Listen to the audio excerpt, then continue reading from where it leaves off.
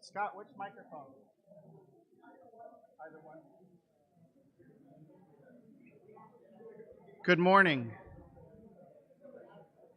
If we'll all start to take our seats, that would be helpful. The cameras are rolling. Good morning.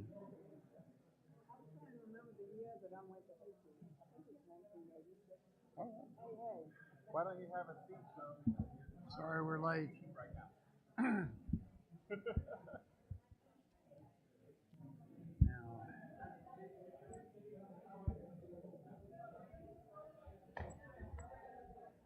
They didn't really listen to me, Paul.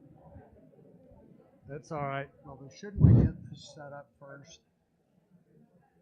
Who's going to help plug this in? Bill Todd was going to, but he's like, okay, that's the projector. You have the cord.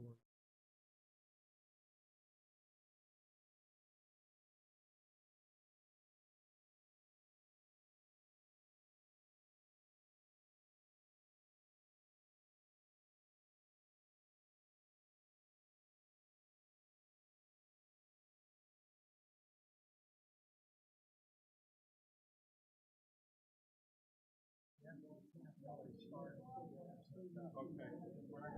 Right. Well, then we need to explain to people on YouTube who are watching. Yes.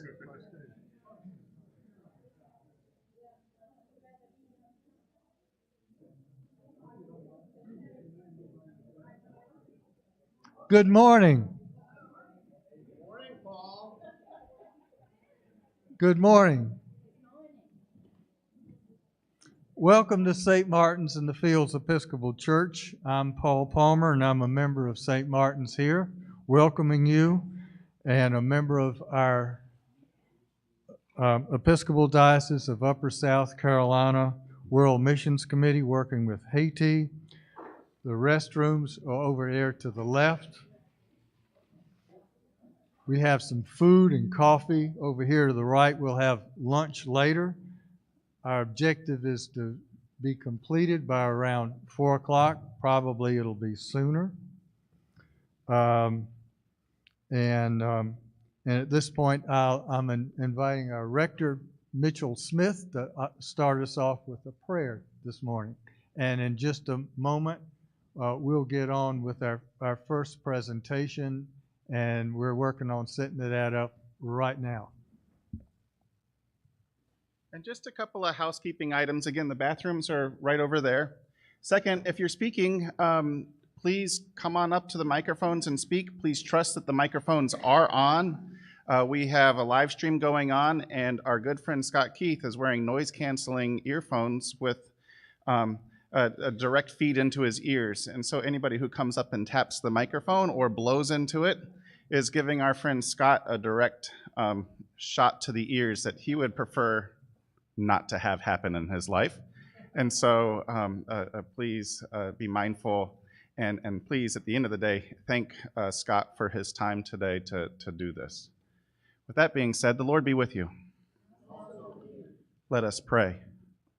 Gracious God, we give you thanks. We give you thanks for the opportunities to be together, to build relationships, to build friendships.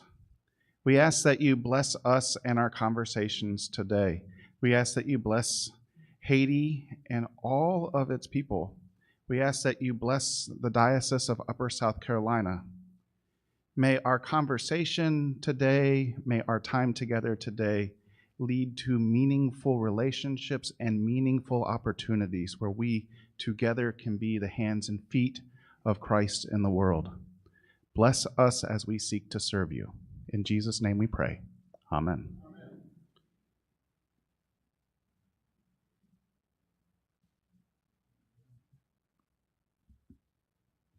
Is this working? First of all, I would like to apologize to this gathered assembly for being late this morning. We had plans to be here at 8:30, and it just didn't quite work out. And then Siri was trying to tell me where to turn right and where to turn left, and she got confused, or at least I didn't understand her fully, so we got lost on the way over here. But We're very happy to be here and very grateful to St. Martin's for hosting our symposium. I don't know, Reg, how many symposiums this is. It's probably 25 or 30. Yeah. Well, yeah, 2,000. So this has been 22 years. It's probably our 22nd consecutive symposium for Heart Partnership Haiti. And we're here to celebrate the legacy and the tradition, 40 years of partnership and ministry with our partners, beginning in Conge and expanding to Corporin, Colusa, Mirabelet, but all in the Central Plateau.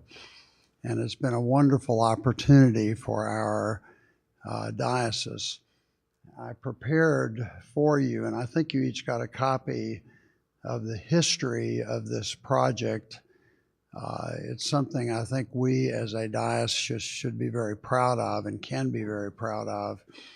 And we've all inherited a powerful legacy that it's ours to continue. This past year was very stressful for all of us with COVID, and particularly for our partnership. We lost some of the founding fathers, mothers, mentors who helped us start this partnership. And I wanted to take a minute, and I'm going to invite Father LaFontante's granddaughter in a minute to remember these people and the people who taught us so much and who inspired us. And we lost several of them this year. This sort of began with Father LaFontante, who was well into his 90s, and I think COVID contributed to his death.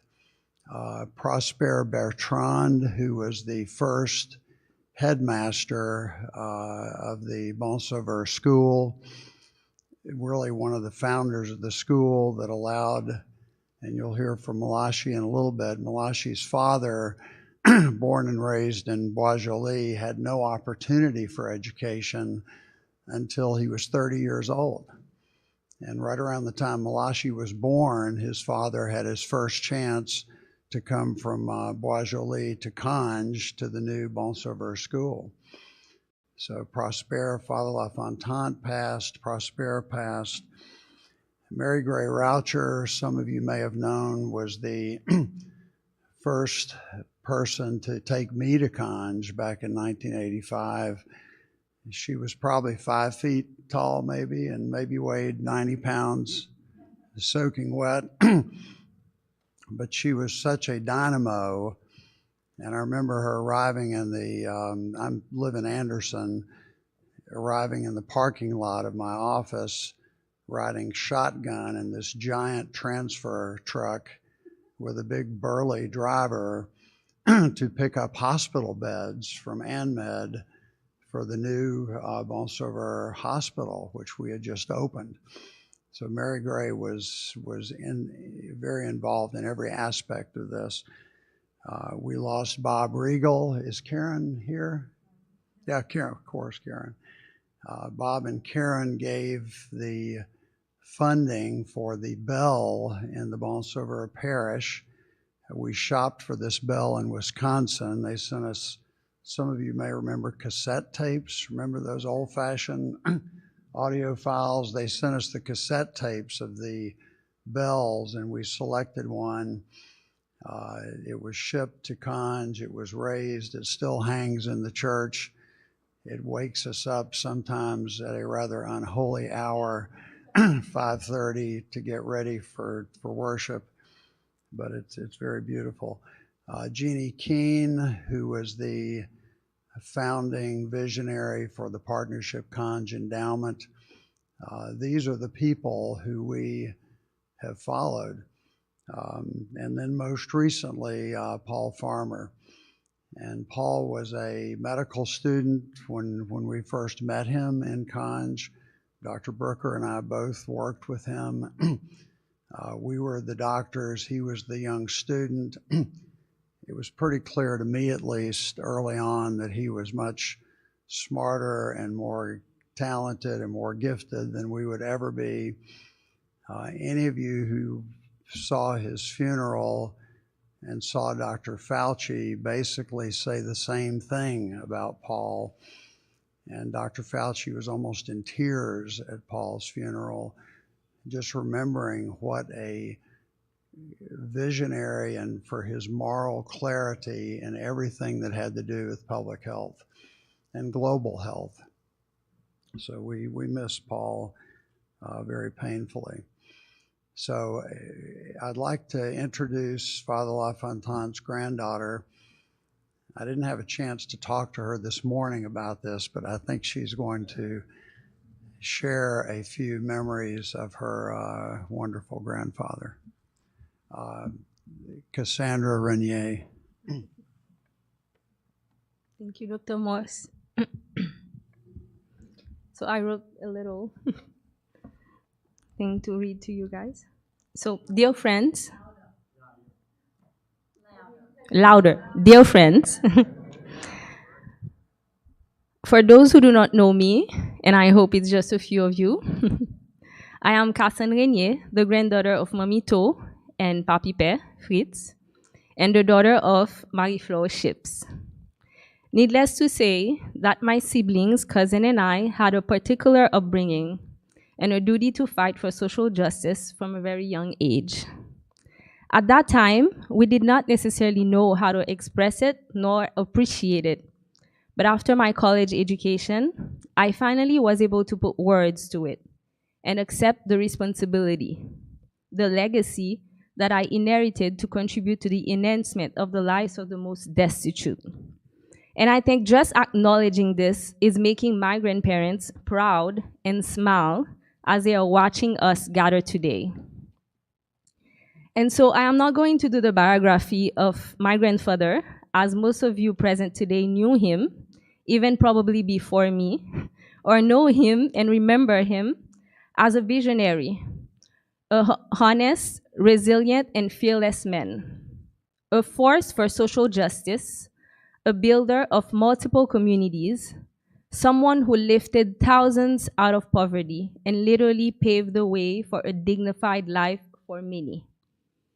What should be told as well is that my grandfather lived a humble life and practiced all his words of wisdom every day of his life until the end.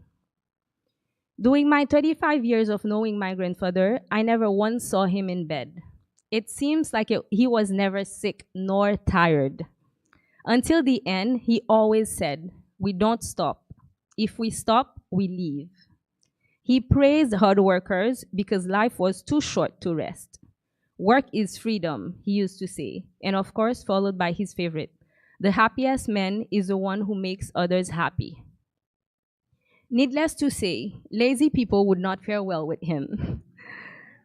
I don't have a memory of my grandfather sick, a memory of him in bed, a memory of him postponing for the next day. He was always positive, confident, and full of energy because everything is possible.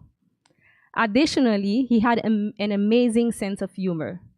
He loved to tease everyone, including his extended family with whom he would spend most of his time, would live among, eat with, and learn from. He would subtly insert a moral lesson even in his jokes. And as a result, everyone working with him or near him has grown and his legacy has expanded. Even in his last days, he had expressions that made everyone close to him laugh, which kept him in control until the end. Papi Pé's relationship with my grandmother, Mamie To, proves the proverb, "Behind every successful man, there is a strong woman." She always balances strong, positive energy and determination with love and extra care. Alas, after so many years of watching my grandfather and Mamie To fight for the voiceless, we can take comfort in knowing that they are now with God, angels and saints, and are united, and we must rejoice in the richness of the heritage they left us. Faith without works is a dead faith. Papi Père often said, There was always a complicity between his action, his divinity, and his faith. We would like to thank you, Papi Pe, for having bequeathed us an education, values, and model of success. Thanks to all of you, communities have been transformed and families have risen out of poverty. Everything you have been able to teach us through your life, we will pass on to our children, be sure of it. We also want to thank all of you for your trust, for the chance you have taken with him, and for your unwavering support, because without this community of support, he would not have succeeded. I have much consideration in the good feelings my memories give me, and the good habits I have learned from both grandparents, which are humility, hard work, commitment, and resilience. Most importantly, to laugh doing it all, because Papi Bear always had a Sue smile, and Dr. Moss confirmed that, as if he knew the secret of life, which he certainly did.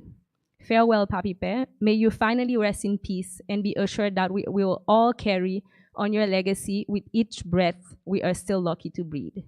Thank you.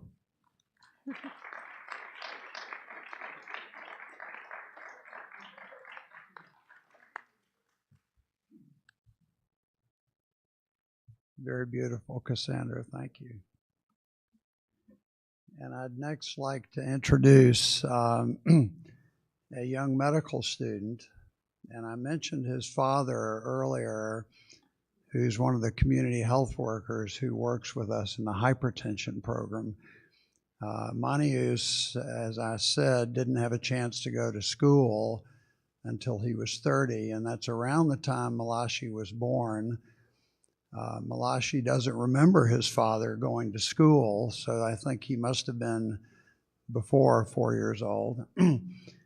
But because of the school in Cannes, Manius left Bois-Joli, and anybody who's done the hike to Bois-Joli, I know Lou Leffler has, it's rather strenuous, and he walked every day to come to school in Cannes. His son, on the other hand, was blessed with living in Cannes and growing up in Cannes. He was born in Cannes, graduated from École Bon Sauveur with honors, and he is now a senior medical student at the University of Notre Dame in Port-au-Prince. So I am extremely proud. We should all be extremely proud of Malachi. So Malachi is going to share a little reminiscence about his growing up in Cannes. And I've urged him to speak slowly and distinctly should there be anybody in the audience who is hearing impaired or who doesn't quite understand the French accent. His French is extraordinarily beautiful, and I wish he could deliver it in French, but he's going to deliver it in his English, and his English is very good. Malachi Saint-Jean, soon to be Dr. Malachi Saint-Jean.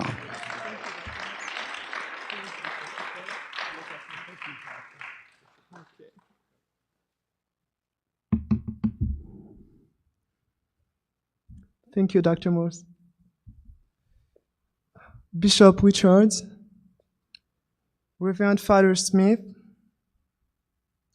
Reverend Father Jack and Mother Susan Adaway, representative of Summit Education and Zami La Santé, directors of Partners in Agriculture, ladies and gentlemen of the Diocese of Upper South Carolina.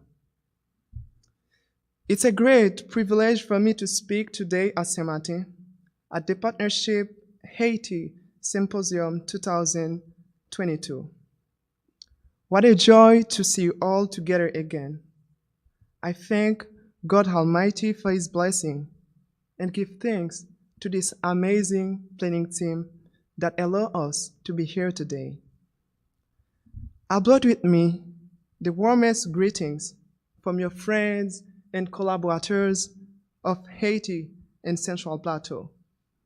Greetings for you and the whole big state of South Carolina that most of the people of Cannes consider as just a community where the longest and forever best friends are living.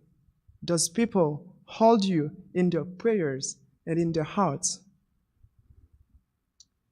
We are going through a tumultuous period in our world's history, hit by COVID-19 pandemic, which had considerable impacts on all of our lives.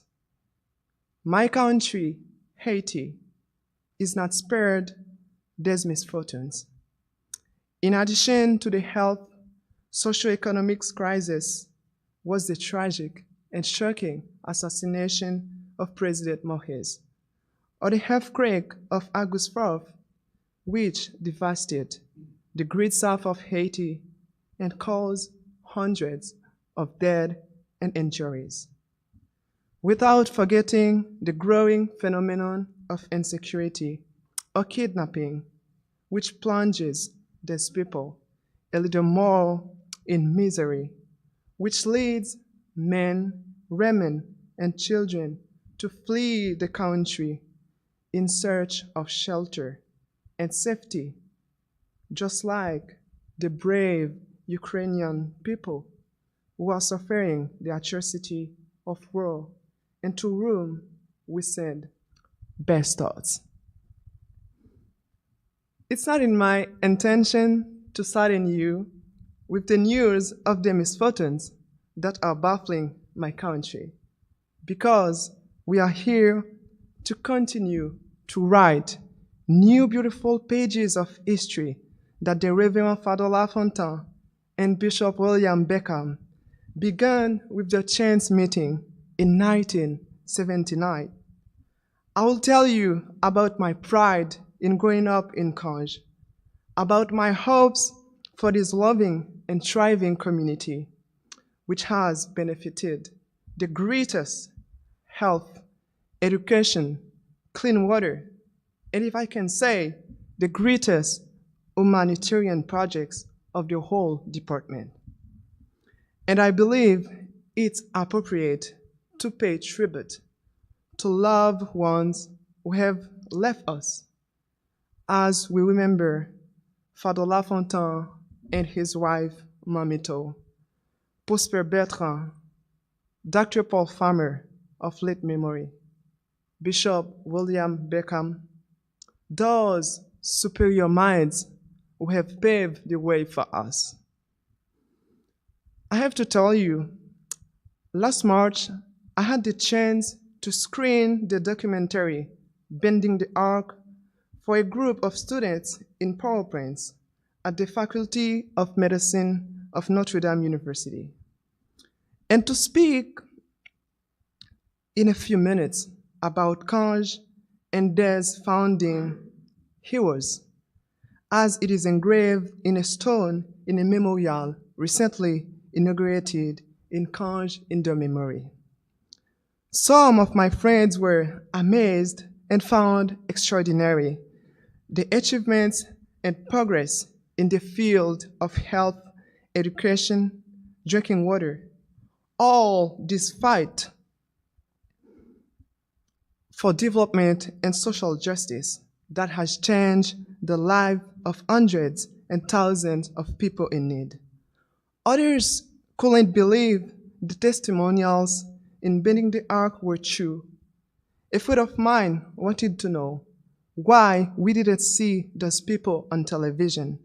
Why aren't they more famous in Haiti and honored as national heroes?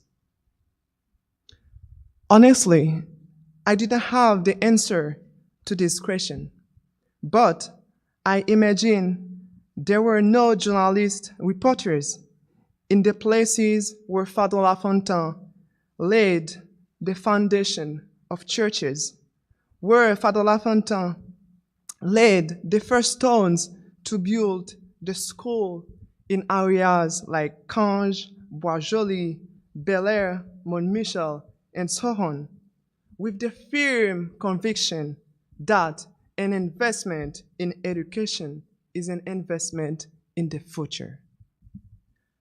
It was not on Facebook or Twitter that Dr. Paul Farmer said, the idea that because you are born in Haiti, you could have died having a child.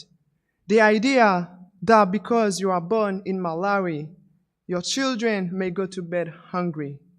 We want to take some of the chance out of that.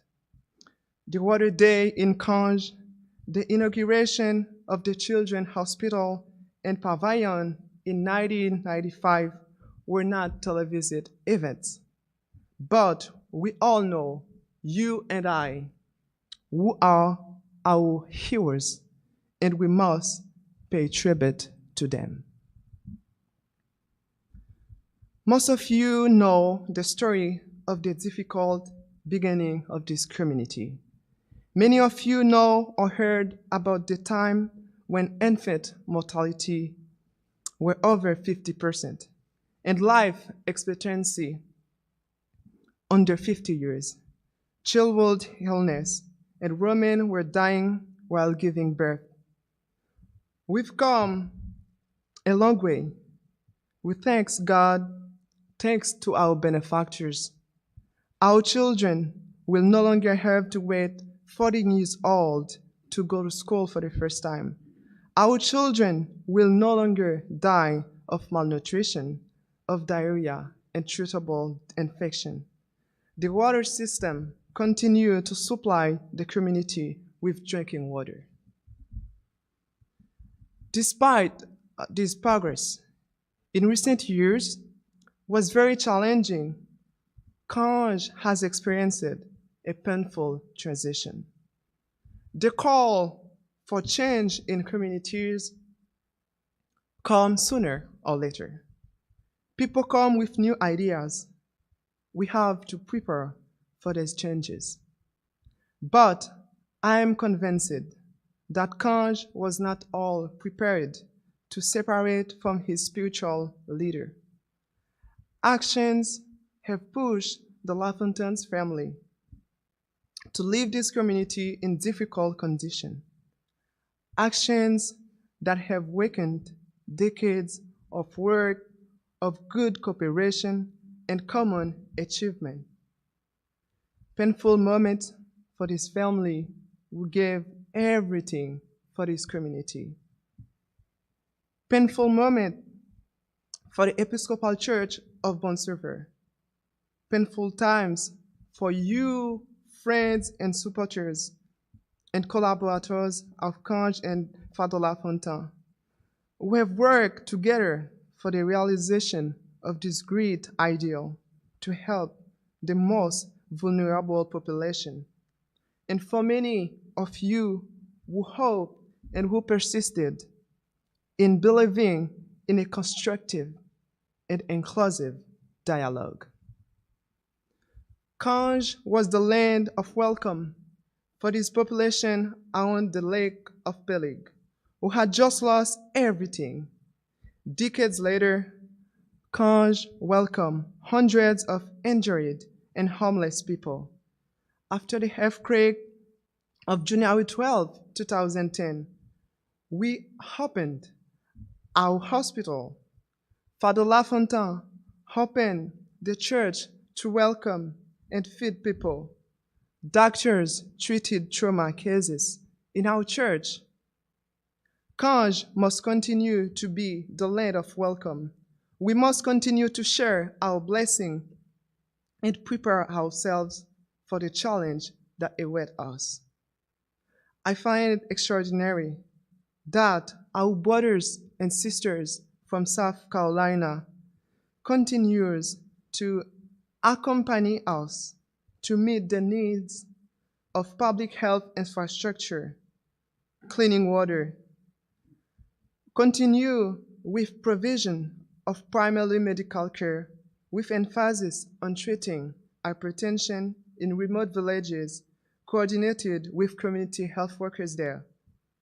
Continue with close involvement with partners in health, partners in literacy, partners in agriculture, CFFL, and Summits Education.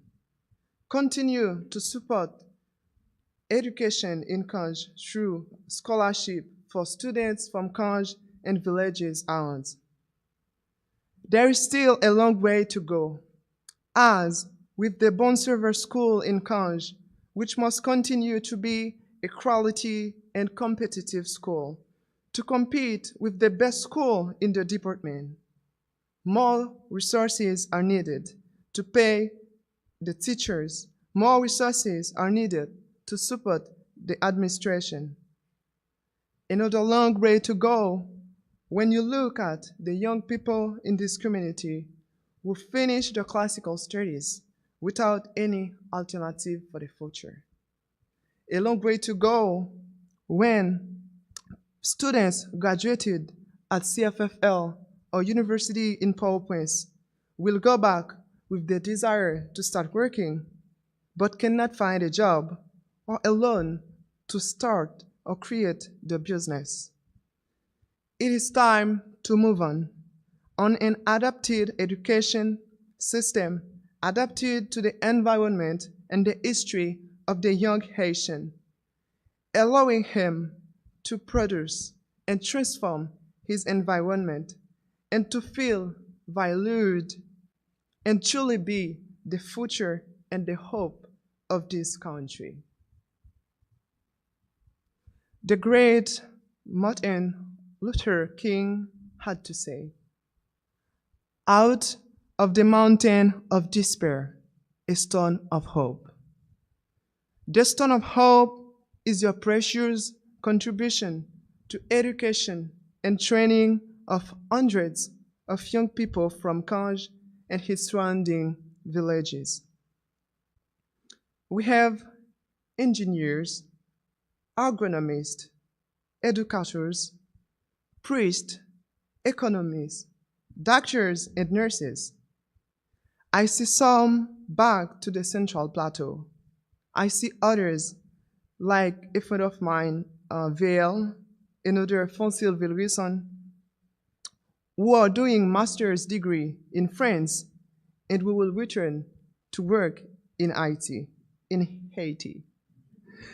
It's our hope to see my friends and roommate, Jean Fido, who will be the first graduate from Kanj at the prestigious Faculty of Medicine of the State University of Haiti.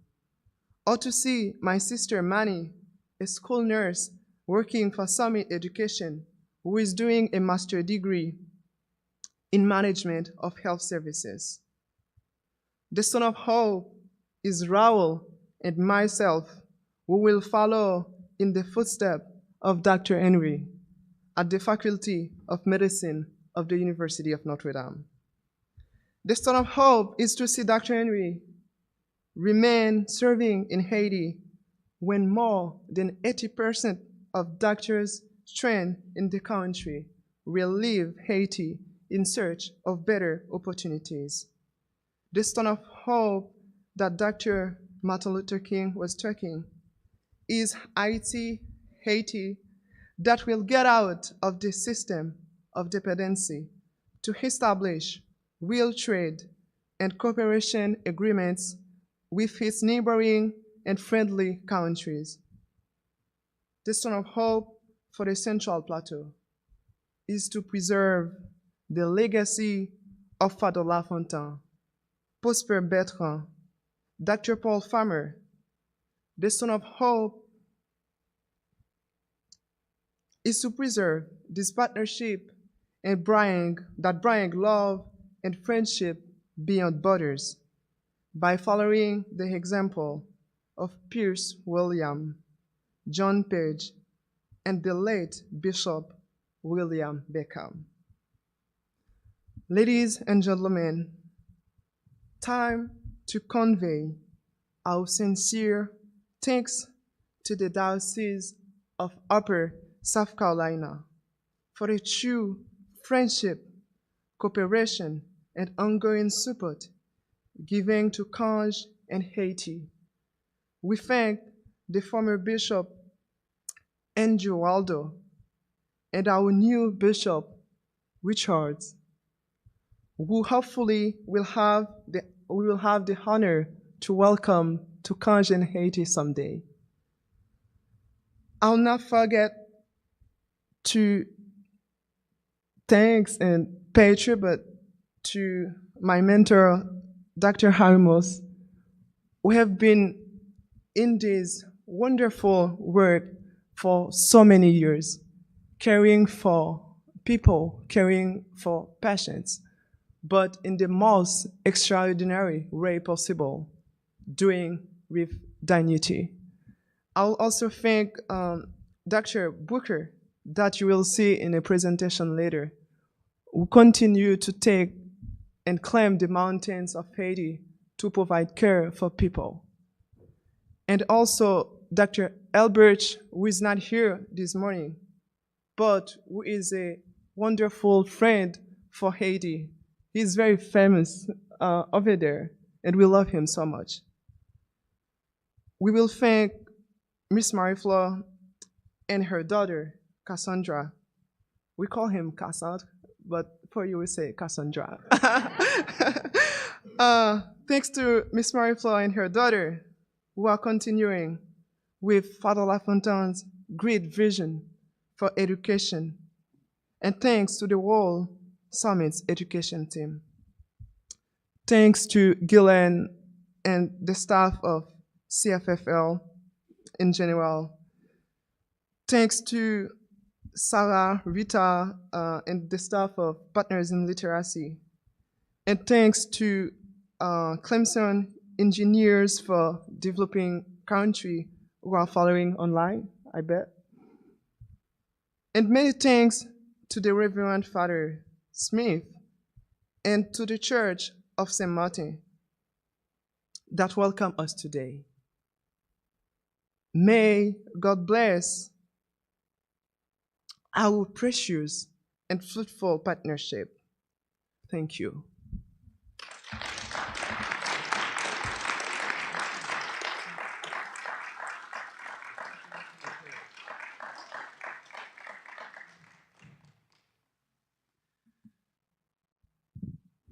So I think we can all be more than a little proud of this Dr. Saint-Jean, soon to be Dr. Saint-Jean.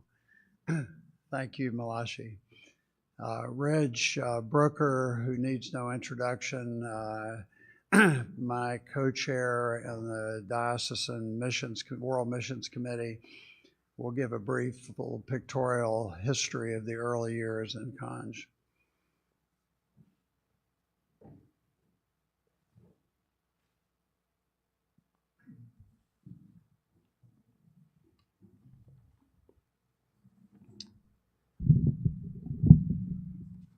Good morning. Good morning.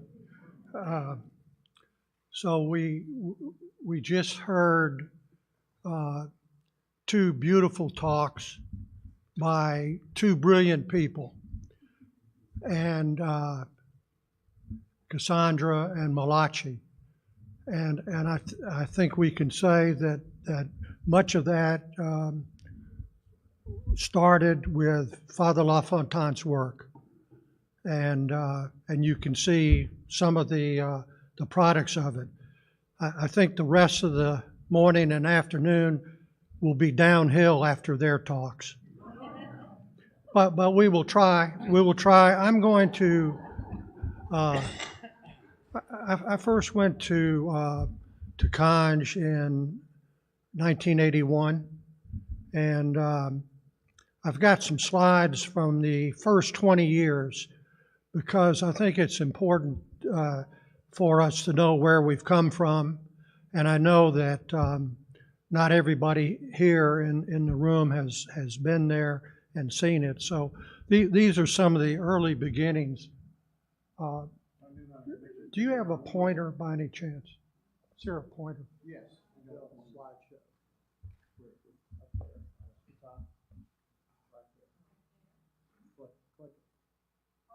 Well, this is the first slide. That was the first slide.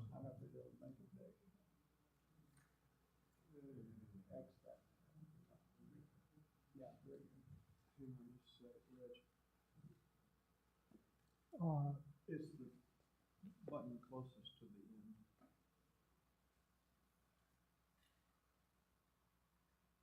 Is it working? No? Want to try it?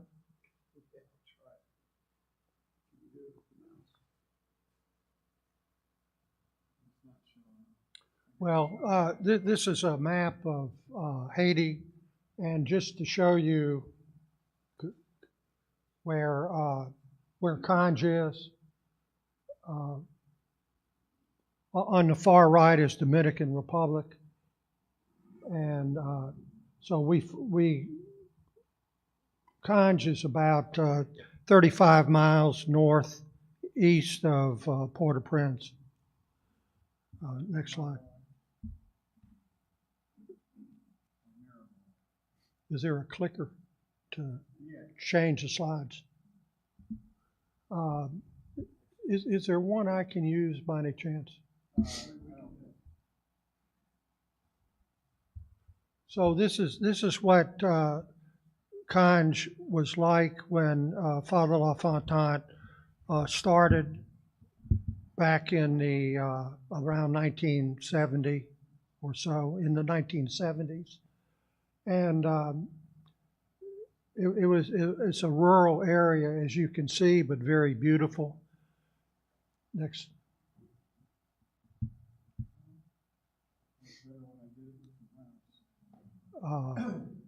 So this is Father LaFontaine on the right, and standing next to him is his wife, Mamita Yolanda LaFontaine. This was Father LaFontaine when he was about 55 years old, and the man on the left was his assistant, Father Val. Father LaFontaine met Bishop Bury in 1979, and that's how our diocese became involved.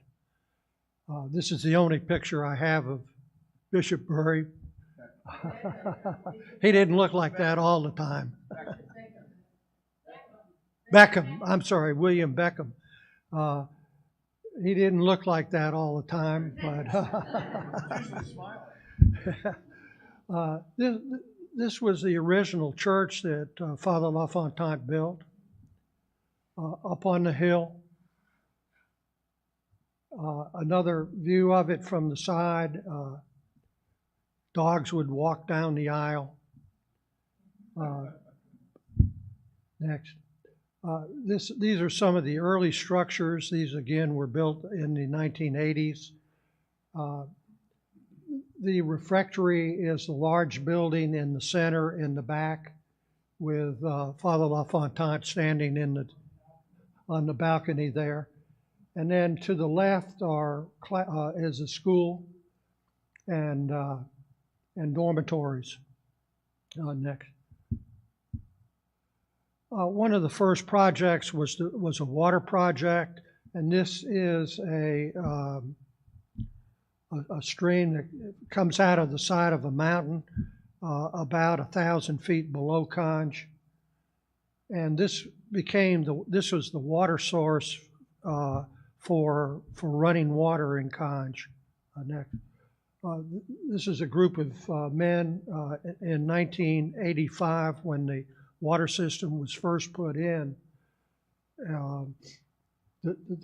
John Page on the right and Pierce Williams next to him were the two local engineers in Greenville. Man in the center from Duke Power, who was the hands-on person that put the water system in. Next slide. Again, you can see some of the work being done. Next slide. This dam was built to get water from the spring. Next slide. Went down in this pump house. That man right there was Earl Birch, and I'm sorry that he's not here, but he has been one of the primary people most involved in our diocesan work in Haiti, and he's been doing it for many years, but he's been ill lately and just I don't think could make it here today. The water was pumped up that mountain, you can see 1,000 feet through that pipe. Next slide. Before you go on, Reg. Sure. As a non-visitor, before the water was pumped up the hill, the folks in the village had to walk down the hill, get a bucket of water, carry it back up the hill. Right. They wanted water. Right. Women had to go down and get the water and carry it back up and carry maybe items that they built. I don't know. So it was difficult, very difficult. And this was taken the day the water started up. And you can see that a lot of people are delighted to have running water up near the village of Conj. Next. When I started, my first trip was 1981, and there's Father Val in the bottom left. But we worked in clinics in Mirabelais. You can see people lined up. We carried medicines with us in suitcases. Next slide. We were also out under trees, and you can see me before my hair turned white right there. But so we worked outside under trees and in different places, even using in a church. We would see folks lying down on a bench with medicines on the altar. Next. Things have changed a little bit, but we have continued with medical work, primarily under the help and direction of Harry Morse with his hypertension clinics. He'll tell more about that later. Next. This is an interesting slide in that's Paul Farmer on the left, a young Paul Farmer, as you can see. Jackie Williams in the middle, if you could go back. Pierce Williams on the right. Just a couple of comments about this. I'm being rude, but I was there, and it seems to me that about then, Paul was just a student at Harvard in the medical school. Yeah. When I met Paul in Haiti, it was probably 1983, and he was a medical student at that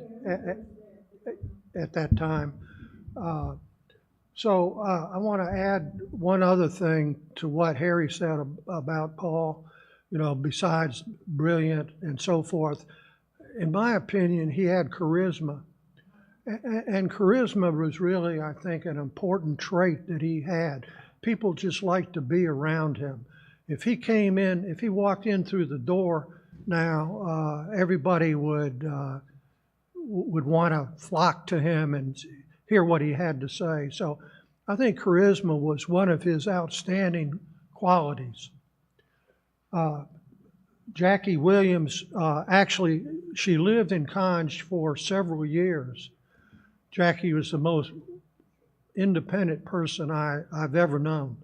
And maybe aside from my mother, who was pretty independent too. Jackie did what she wanted to do, and she was an amazing person. She's alive, lives here in Columbia now, at Still Hopes.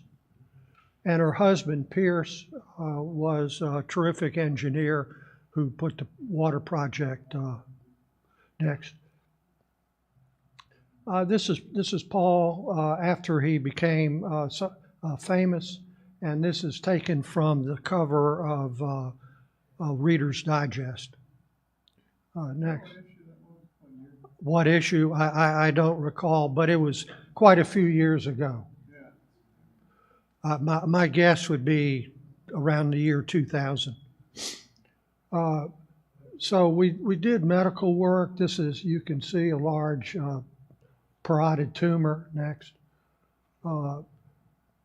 With help from our diocese and from Partners in Health, a hospital in Conj was built, and this is a picture of the inside of it, and we'll hear more from Dr. Henry, who is the medical director now of the hospital complex at Conj, and she is here to speak to us next. I want to turn to education for a moment. This was a school just right outside of the Conj. And just for history, the man in the back is Alan Thames, who did a lot of work in Conch. Next slide. So this is one of the many schools that was built under the direction of Father LaFontaine. I think a total of about 20. This is École Montsevier, the main school in Conge. It's been expanded since then, and but this is in the early days. Next. This is a more recent picture of it, as you can see. It's giving people education, and what that does is gives opportunity. Next. Finally, I want to turn to agriculture for a moment. Ghislaine and Charles Warren went to Haiti. I think probably first time was 1999. I may be off by a year. This photo, Ghislaine, brilliant person, who said to Father LaFontaine, just let me just show you what I can do. I'll need a little land for a garden. So wait. And so this is what she could do. She convinced Father LaFontaine of her ability. Next slide. And so this is the river Artibonite. It's the largest river in Haiti, which provided a water source for a farm. Next slide.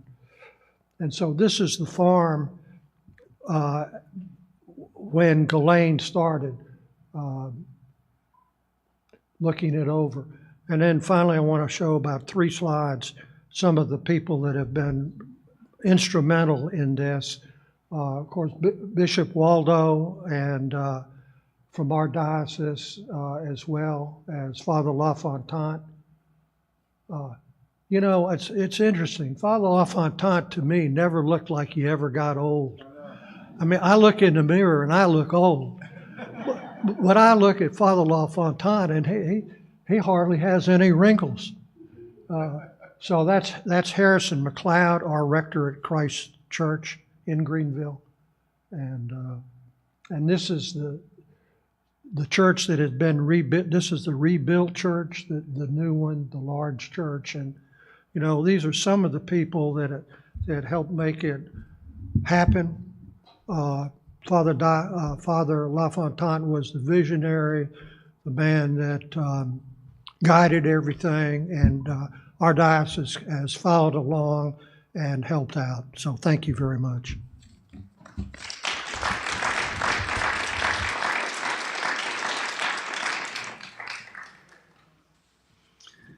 Thank you, Reg. And I'm afraid we're a little behind in our schedule. We're going to have Ghislaine and Reginald come next, and they'll have the little setup. So I think we'll take about a 5-minute rather than a 15-minute break, and reconvene here in 5 minutes. We'll be ready.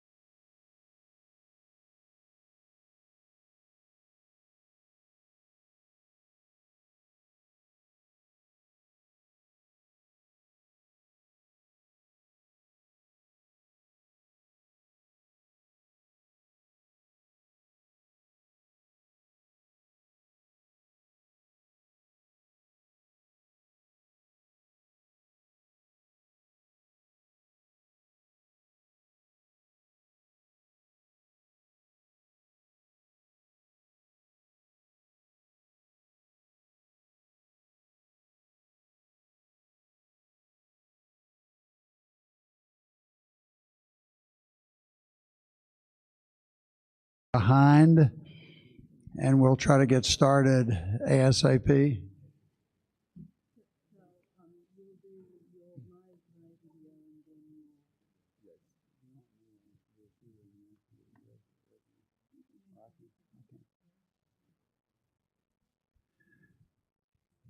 Okay, I think Elaine Warren needs no introduction. Reg already gave her some introduction. The very dynamic godmother of the agricultural projects beginning in Conge and now in the farm in Corporin.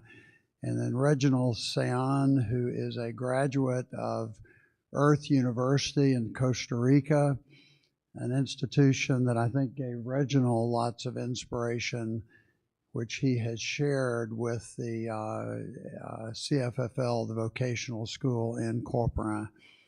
So without further ado, they will give us their discussion of their current work. Thank you, Harry. Can you hear? That's it, good. Get close to the microphone. Okay, I'll try.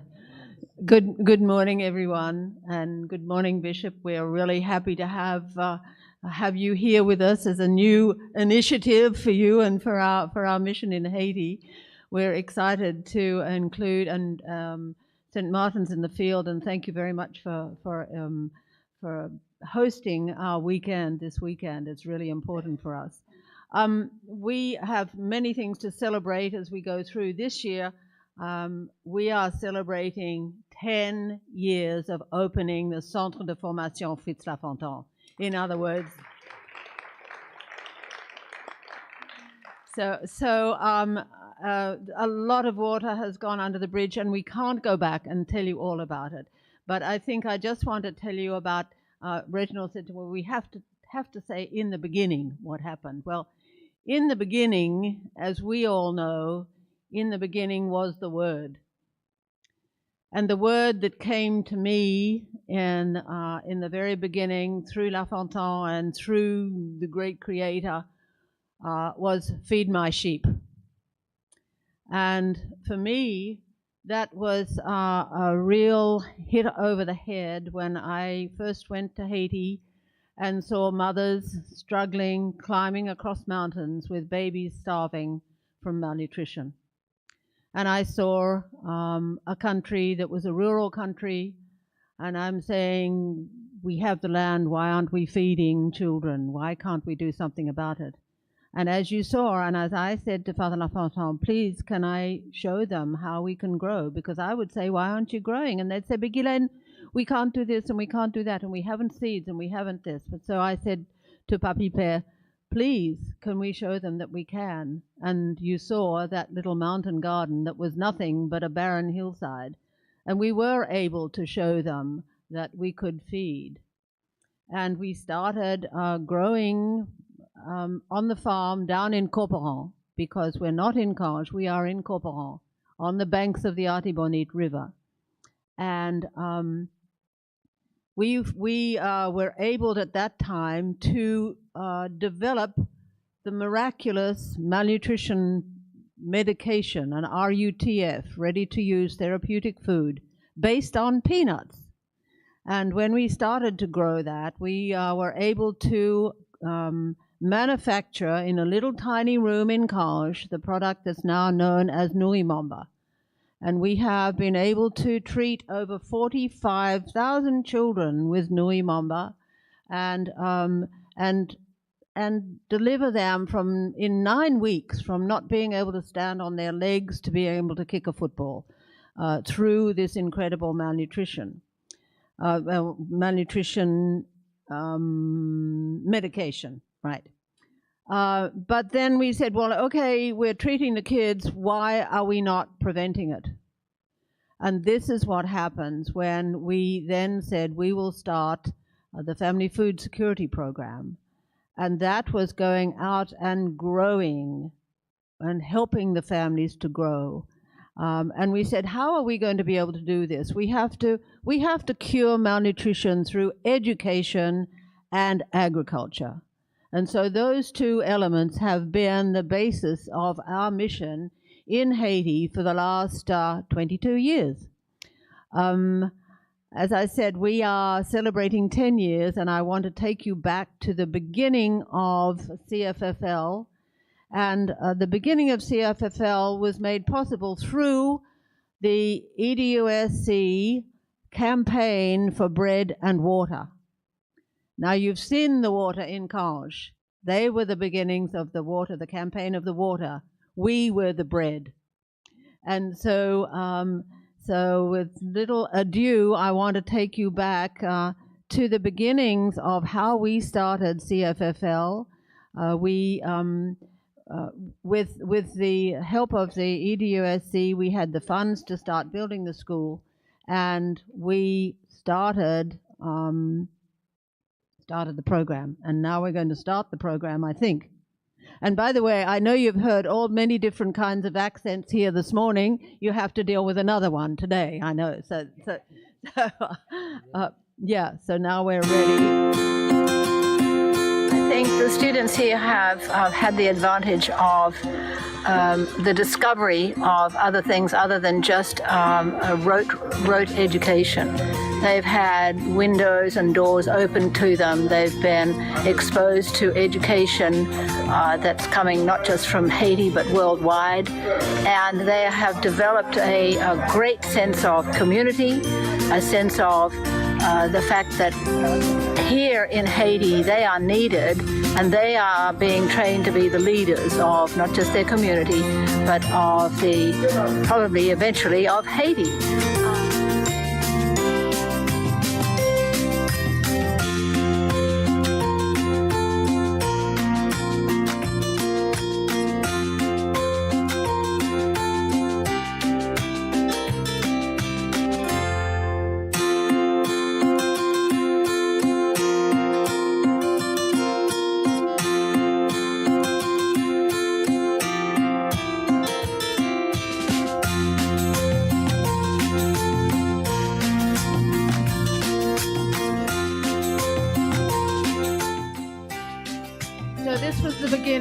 This was the dedication of the land for the building of CFFL. We had an architect coming in from South Carolina who drew up all the plans. We didn't have any tools. All the foundations were dug by hand.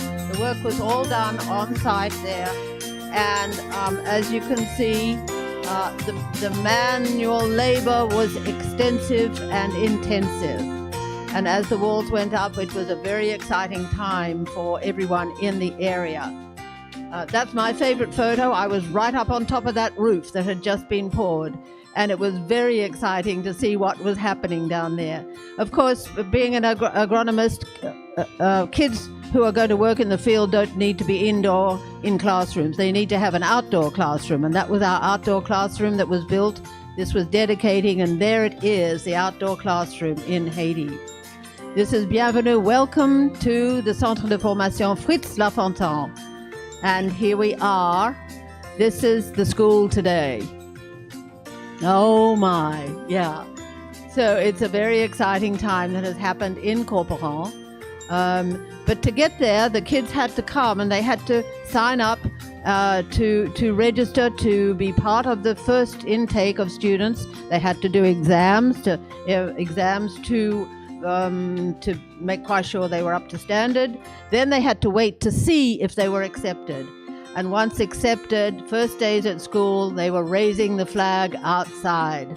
And then from there, they walked up into their beautiful new schoolroom, which is not just a schoolroom, but an incredible building with computer science labs, with teachers, with expertise, with the most wonderful opportunity to move into science labs, soil labs that were all involved in the land. They had to do exams, of course. We had to keep the standards up and make quite sure the students are doing their work. The big thing we were able to do is offer expertise from outside and from overseas as well, and to be able to have classes outside. The minute they came, they had their hands in the dirt. They're learning by experience, which is what's really important for us. They are learning how to manage, how to sew, how to grow, how to present, how different models that we have, and to present themselves in classes outside in the classroom. The students have been enormously successful. These were our woodworking students and their final projects. Rotary International was able to equip the school for us with all the tools. This was another woodworking, and this is construction. These were the tools that Rotary provided for all the schools as well. Unfortunately, we weren't able to continue with that, but once again, once the kids graduate, we have to have a graduation. And so our first graduation was wonderful, with Father Lafontaine being presented with the crook of the great berger, the great shepherd. The CFFL students have their own projects. They are mandalas and urban gardens, and we have in the learning procedure, we have all kinds of different ways in which they learn. We have fishing and fish, tilapia. There's our professor who is teaching the kids the tilapia. We have chickens for them to learn from and through, lots of chickens, and both for food and for eggs. We have rabbits. They learn how to and rabbits are breeding quite happily, like rabbits do, very efficiently. And we have bees and beehives, and wonderful, wonderful honey that comes from the beehives. Here are some of our students with some of the products that we're able to make and present. Honey from the hives, and peanut butter from the peanuts that are growing.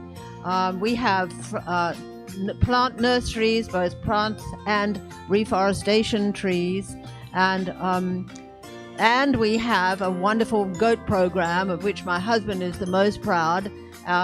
Here is our new goat barn being built. Here it's finished, and I have to say, our architect and construction, here he is a CFFL graduate. And so we're really, really, really happy about that.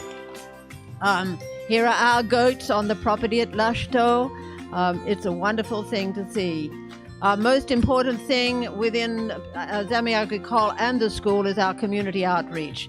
That was, we can't go back, but that was the team, all of whom are CFFL graduates.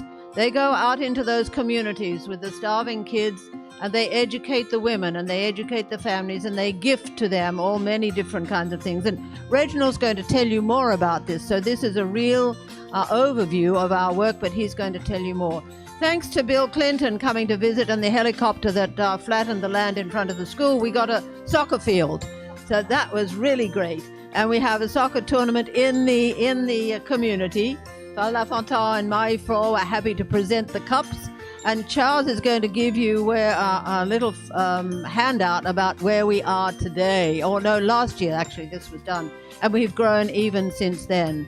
But you will see that we have quite a list of accomplishments that have happened since we opened. And I think the possibility for them is endless.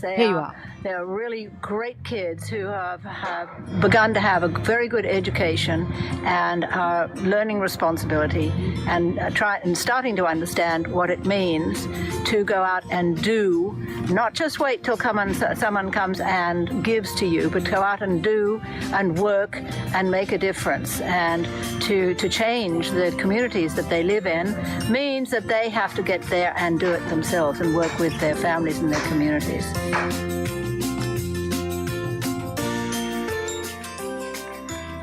Well, we're not quite finished yet, and this is a time when I and all of our team want to say thank you, first of all, to our great Creator, who has given us the opportunity to go and work and to live into His words of Matthew 25 and feed my sheep as well.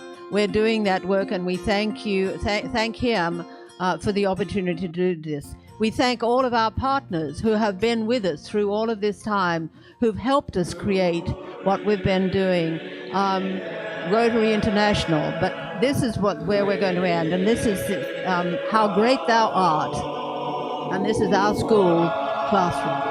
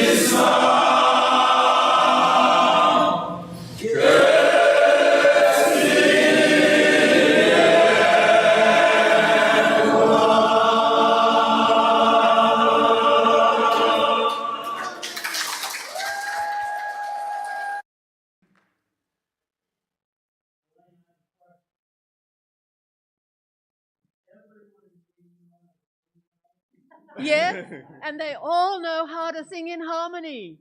They have the most beautiful voices, yes. And the lovely thing about this is that wherever we go, in all of the little villages, they all have their churches, and they all know Dieu puissant. Isn't it, Marie-Flo? Yeah. They all know. So whenever we go, we ask the women to accompany us. Everyone can sing Dieu tout puissant.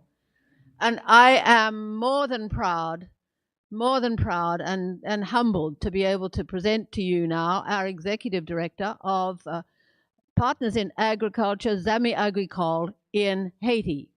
As Reggie said, Harry said to you, Reginald has come to us from Earth University and through also his time at Brandeis University, studying to get his master's in business administration and school administration and lots of other things as well. But he is back with us now and is running all of our programs, which is a huge and massive job that he is doing. He, I think, is going to be very proud to show you the work that he has done and we have accomplished. And I want you all to welcome him to this forum, because he is what is making it work in Haiti for us. And so please welcome Reginald Seon, Executive Director of Zamiyagi in Haiti. Thank you, Guylaine.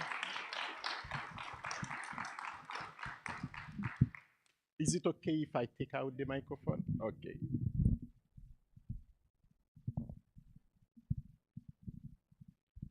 Thank you, Guylaine, and good morning, everyone. It is a such pleasure to be here to share with you what we have been doing, and also it is a time to celebrate. I know if you are watching the news, you know things are crazy in Haiti, things are bad, but we are here to share with you our accomplishment, to celebrate, and to dream bigger for the future. Guylaine has said almost everything. I'm going to summarize what we are doing at Zamiyagi. So our vision, as you know, is inspired from Father Lafontaine, who strongly believe in education, who strongly believe in human development. So our job, our dream at Zamiyagi is to enhance human development. And we do that through agriculture, community development, entrepreneurship. We stand on 5 values. We have science and technology. That's why we have CFFL, that's why we have education. Everything we are doing, we need to do it well. We want to teach our students, the young people. We want also to teach the families in the communities. And we stand also on environment. We know the relationship between health, well-being, and environment. If we cannot protect the environment, we cannot expect to enhance human development. That's why it is a pillar for us. And we are teaching our students, we are teaching the families. We have economics.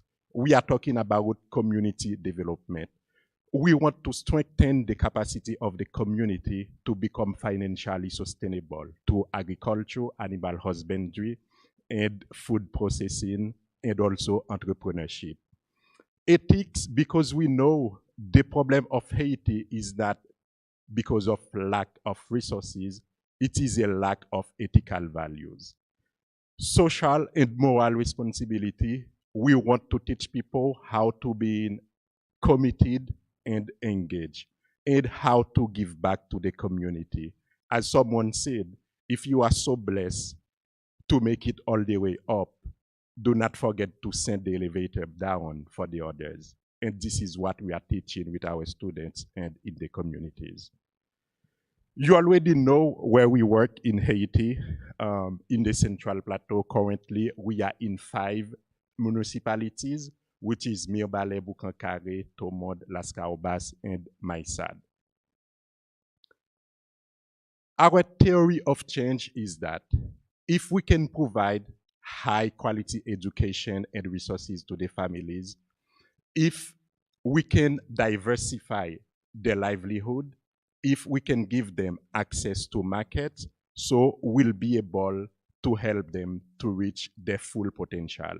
which is our vision. We do that through a portfolio of 3 programs. The first one is the community development, which started everything.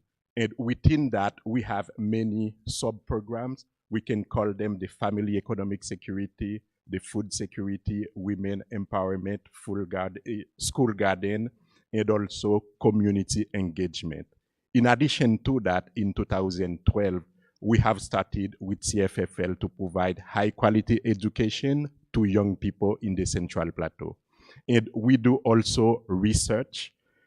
We do micro-certificate program and also entrepreneurship, which is one of the pillars of the school. And we have income-generating activities. We are teaching the families how to plant. We also have farm, and we do animal husbandry, and also we do food processing. Gillian has already said how everything started with the family security program. It was when Zamila Sante was looking a solution for malnutrition, and Gillian came with the idea of Nurimaba, where they provide the children with the Nurimaba. It was a success. And then the idea of the family security program was to prevent malnutrition. Okay, the Nurimaba was working well. It was treated the malnourished children. Now, how can we prevent more children to get malnourished? That's the way we start. So this is our logic model for the community development program. As input, you can see we have financial resources. We have our graduates that go to the field to offer extension services, technical assistance to the farmers.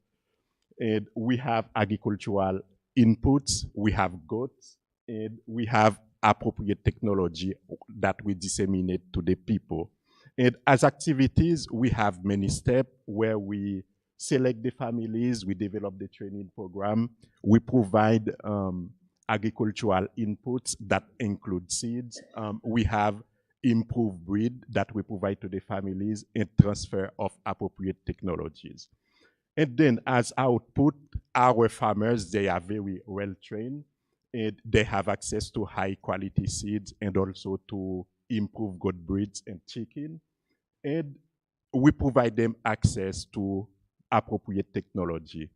Over the years working with the farmers, we have seen short, intermediate, and long-term outcome. For example, our farmers, we have seen an increase in skill in animal husbandry and agriculture. We have witnessed increase in crop production, for example, in Salmader, where after a year, we have peanut increase by 50%. And we have seen increase in food security. And also with the introduction of improved breed like chicken, like goats, we have an increase in genetic biodiversity in the communities. And we do that also with beans, black beans. We have seen tremendous increase in the population of goats, which is about 278% in 3 years, and also significant increase in income from the household. And as a long-term outcome, we have sustained farmland productivity. We have improvement in nutrition, improvement also in health, and decrease in poverty. So our dream, when we'll reach that, we'll close the doors of Zamiyagi. We want all the families in the Central Plateau to reach economic security and really have an improved living standard. So those are the steps of the community development programs. What we do, we start with a survey. We are using the Poverty Probability Index and the Household Hunger Scales. We have a team. Most of our graduates, they go to the communities. They do the survey for the families.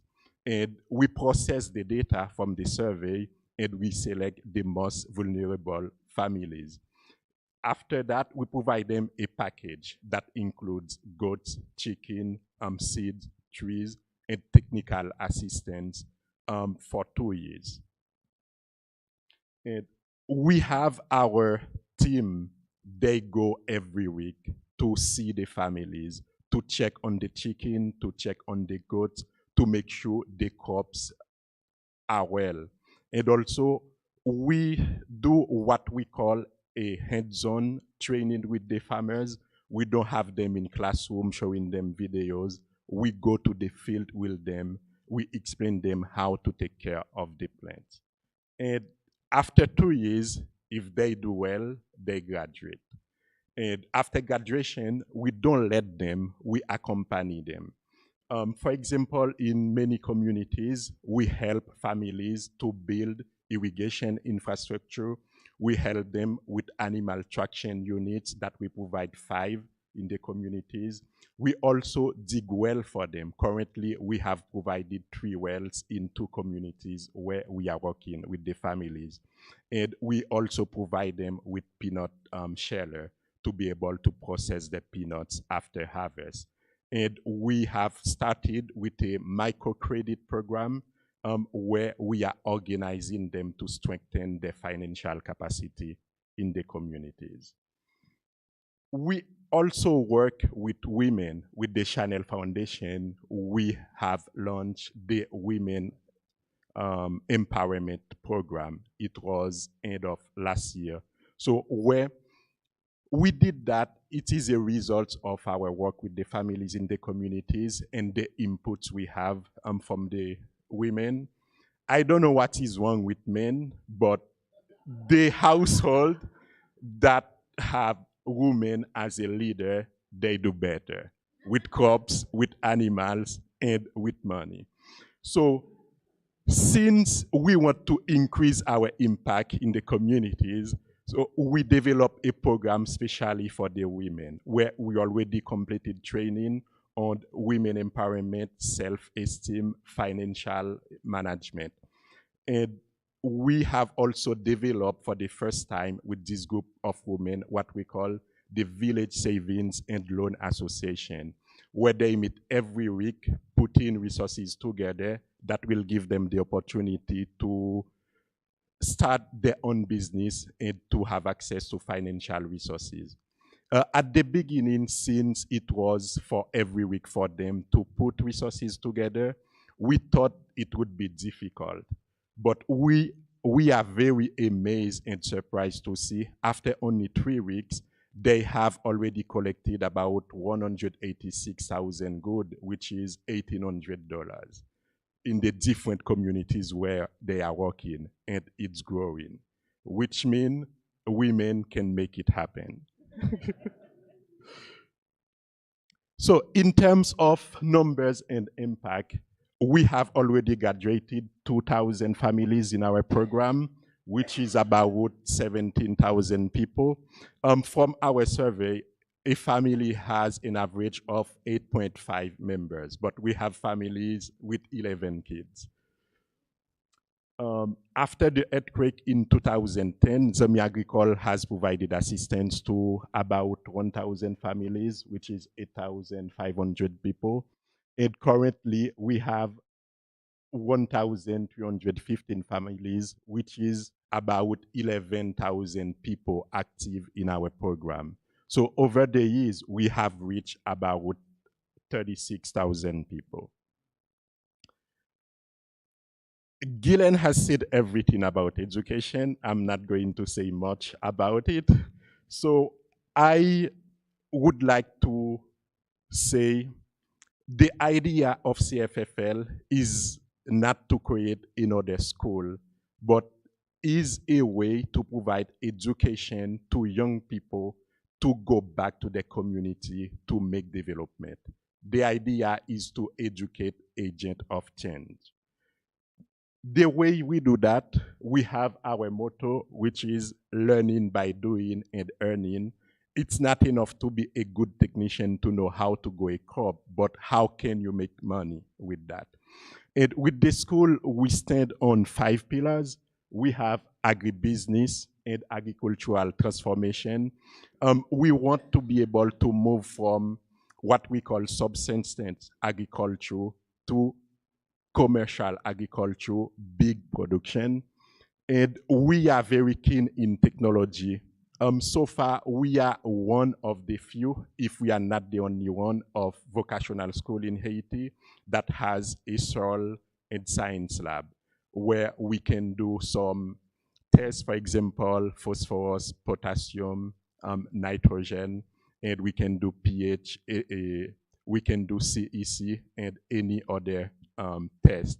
And now we are working to be able to offer complete soil testing. We'll be able to test about 39 elements. We will be able to do that for soil, for crops, and for water. The idea is to put technology at the service of development, where we share the results with the farmers and also we provide recommendations to them based on the results. Agroforestry is a big pillar in what we are doing with the communities. With with the quality of the soil, which is not good, and you have people planting on hillside, so they need to plant trees for them to regenerate the soil. That's why we put agroforestry. And animal health and nutrition, people are working with goats, they are working with chicken, and an animal, goat specifically, is a living bank account for the families. When they have any emergency, they go to the market and sell an animal. That's the way they take care of their families. We are currently working with Clemson University to develop fish feed tilapia. The pilot has started, and what we did in Haiti is being now tested at Clemson University, and we hope to have the results soon. If it works, we will start the production of tilapia feed in Haiti. That will make a huge difference, and I'm sure you will learn more about it when the Clemson team will present. And also, community development. Zamiyagi exists to serve people, to help them have a better livelihood. So everything we are doing with our curriculum is market-oriented, and it is to satisfy the needs of our society and the people we are serving. In terms of impact with students over the 10 years, we have graduated about 200 students. Now we have 34 in class, where we have 86 in agriculture, 42 in construction, 26 in woodworking, and we had some short sessions with 46 students. We have also farm. We work in agriculture. We have 3, one in Corporan, where we have our headquarters, about 14 hectares, and Lashto, the biggest one, with 45 hectares. This is where we have the goats, and we have Lospin with 70 hectares.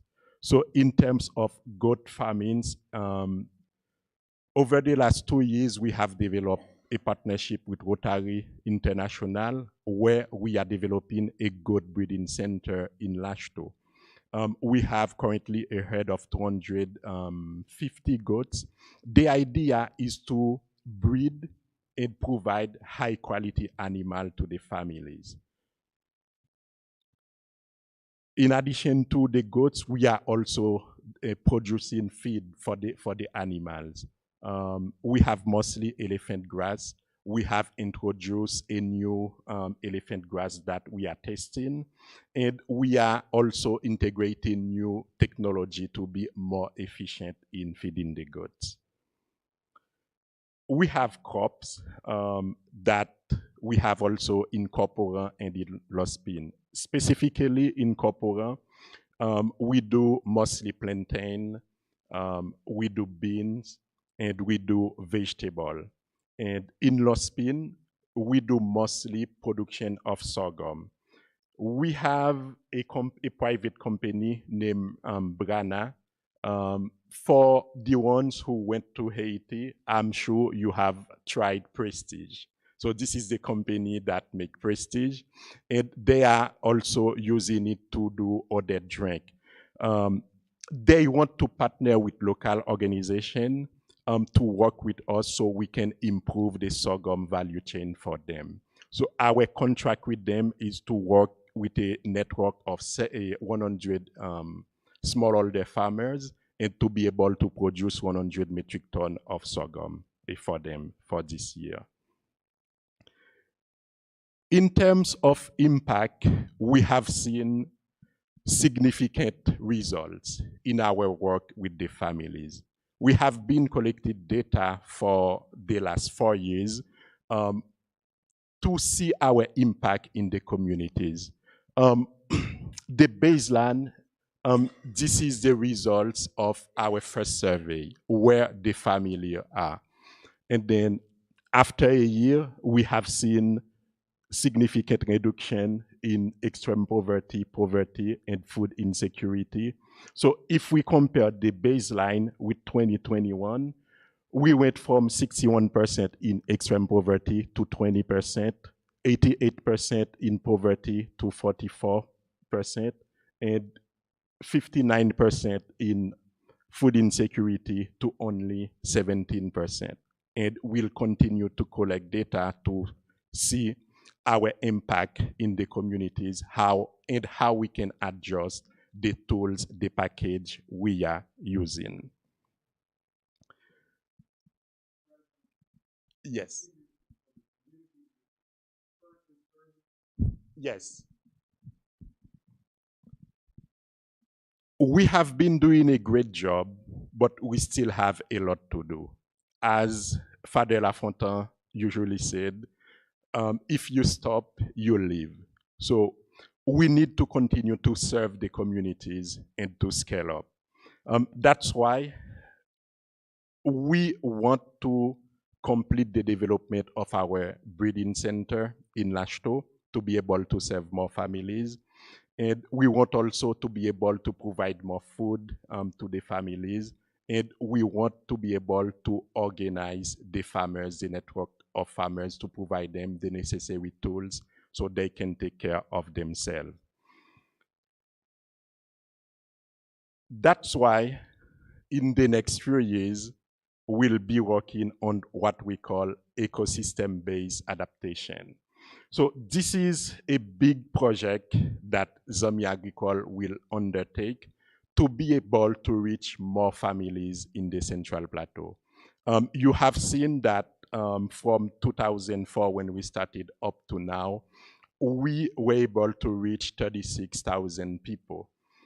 But in the Central Plateau, we have about 846,000.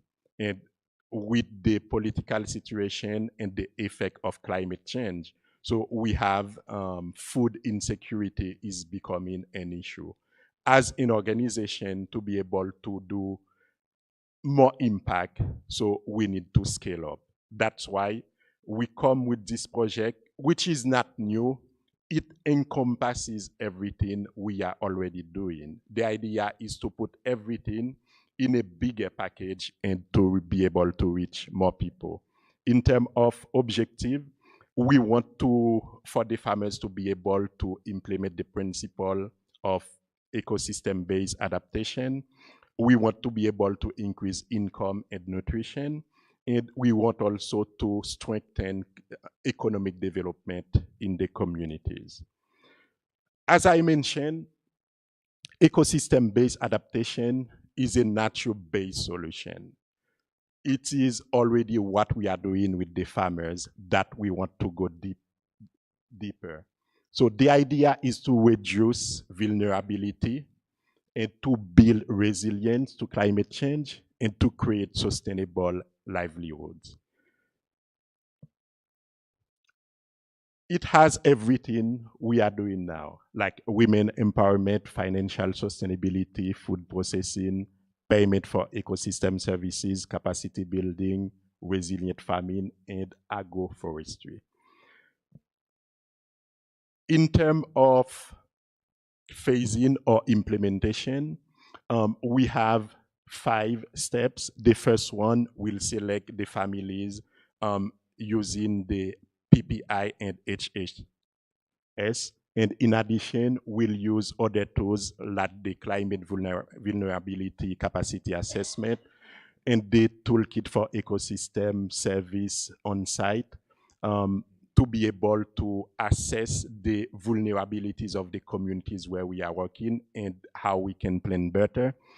We'll go deeper in what we call forest garden, where we'll continue to provide the families with trees, with seeds, and other agricultural inputs. As we go, as they are being successful, we will diversify the gardens for them to be able to produce more foods and make income. And we will continue what we are doing with the women. We want to be able to create more micro enterprises. And we go in the communities to stay, and we want to build the capacity of the communities to be able to sustain and continue the project. We'll have all these elements in the project that are from the framework of agroforestry from FAO, diversity, co-creation, synergy, efficiency, recycling, resilience, human and social values, culture and food, responsible governance, and circular economy. In terms of impact, we are looking to enroll 10,000 families. 10,000 families, it is about 100,000 people. And to be able to plant 1 million trees, and also to be able to rehabilitate 20,000 hectares of land. By that, we'll be able to increase yield by 15%. We already have data in the community of Salmade where we are working. We have already increased peanut by 50%. And we'll create 500 women micro enterprises and increase farmers' income by 30%. So we have been doing good. We have to continue. We have to scale. And this is where we are going in the next 5 years. I couldn't finish without saying thank you to you, to Father Lafontaine that has started everything, Guylaine and Charles that took over, Flore, Cassandre, and everyone who is here some way has contributed to what we have been doing and to where we are. We cherish the partnership, we appreciate it, and we'll continue to work together to change the life of the people in Haiti. It's challenging, but the results are very encouraging, and we want to continue to do that. Thank you so much for your help and support.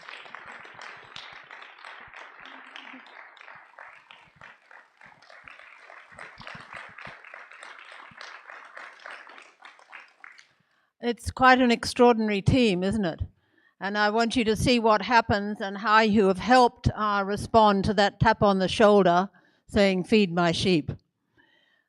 This new concept of incorporating 10,000 more families is huge. And it was just voted on 2 days ago by the PIA board. And we have Scott Dishman here, who is going to be also responsible for helping us accomplish that goal. That's 2,000 families in 5 different villages. And that's a lot of people, and that's a lot of bread. And we need your prayers, we need your support, and we need to be able to continue the incredible vision of Father Lafontaine, to be able to say thank you to all of you who have been able to help us realize the crazy dreams of that silly person here of 23 years ago in Haiti, and to say thank you to the team that we have created now in Haiti and here. The relationship of South Carolina and Haiti will not diminish. It will only grow, and it will grow through your help and the help of extended families here as well. So thank you to everybody. Thank you to you all, and especially to all the special foundations and EDUSC, the Regal Foundation that has helped us as well. You're always in our hearts, and you have helped us make it work. Thank you.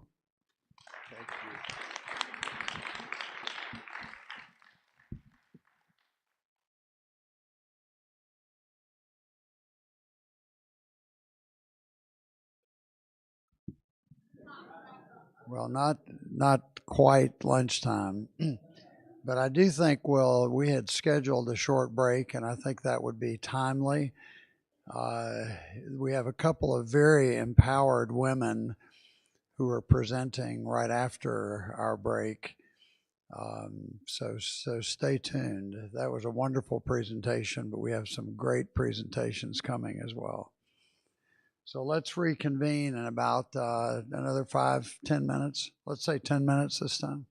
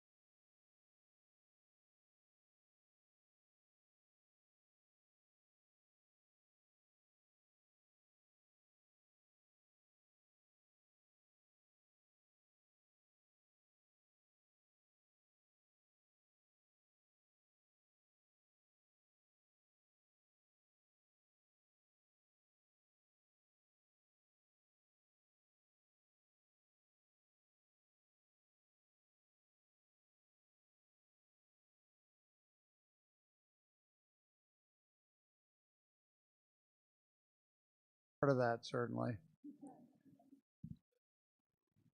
May I have your attention, please? Bill Todd. Oop, I'm sorry. Hey, Bill. Let's take our seats. We have two empowered women, as I said, who are about to present. And I thought I understood. Mary Flor, are you going to start? Mary Flor, are you going to start? Yeah. I think Father LaFontaine has two very talented daughters. Mary Flor was the one who really worked with him most closely and took to heart his mantra, which was to invest in education is to invest in the future. So Mary Flor has founded a independent organization, Summits Education, and she and her daughter Cassandra, who you've already met this morning, will present their program to us. It's a very exciting program.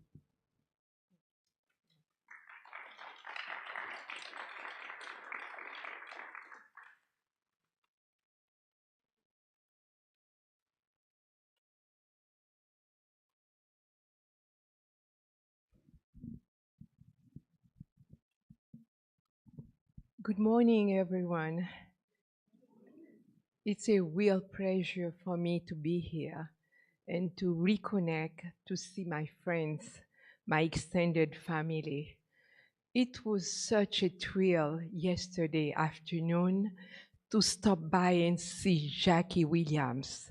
We had a great afternoon with her. And believe it or not, she remembered Casson's name, and she said, Casson, and she asked for the two boys, and we had great conversation.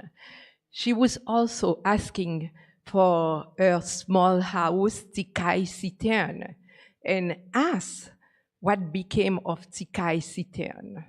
You know, we talk about old time, what we have done together, and Jackie is in her heart. Even she's in South Carolina, we'll never forget the pathway, the work that we have done with her. We remember Pierce Williams, John Page, Bishop Beckham, Jean King, Father Wigal, all our great friends that have gone. I could say it was a tough year for us. 8 months apart, we lost Father LaFontaine and we lost Polo. It's tough. Although they are no longer with us, somehow they remain ever with us. As we are gathering today, only memories from my head of our journey since '89, when I joined Zamiyagi, came into my mind. So many good memories with a lot of challenges. The water project, the school construction, the hospital construction, the surgery strip, the mobile clinics, Jackie Centre d'Art, the scholarship programs, Zami Agricole. I have seen it all. Thank the Lord for this solid mission. We have saved a lot of lives. And many communities have benefited from it.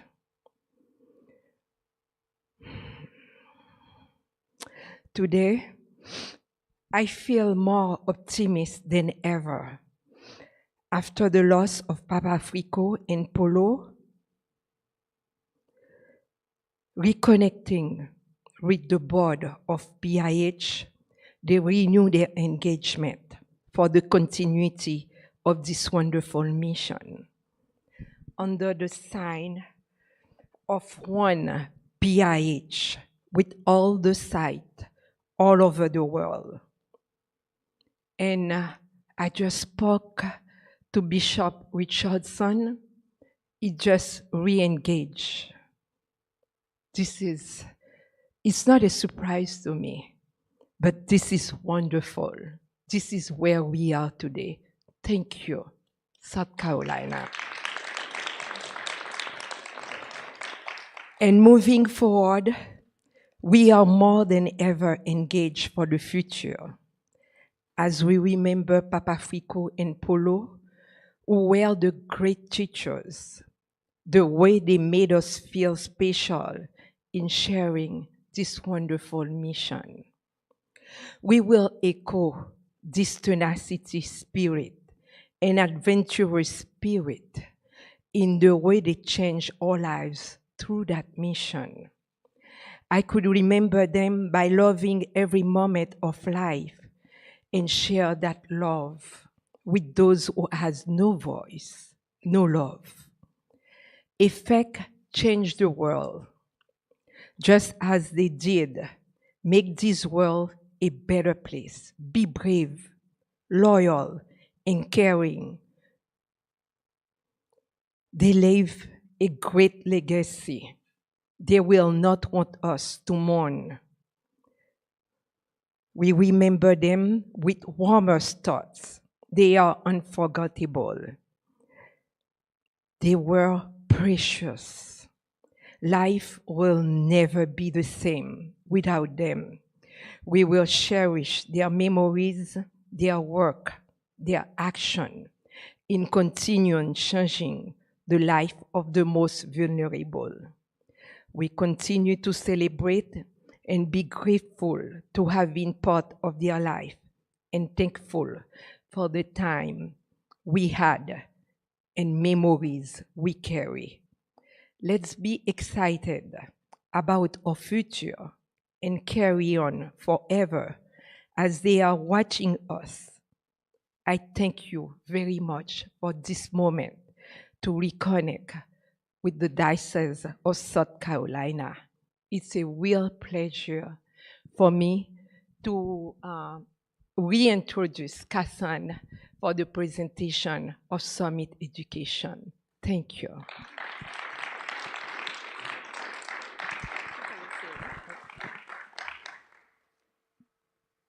Okay, good morning again, everyone. So we're gonna start with a short video to give you some context of how we envision education in Haiti in all the schools, whether they have the financial means or not.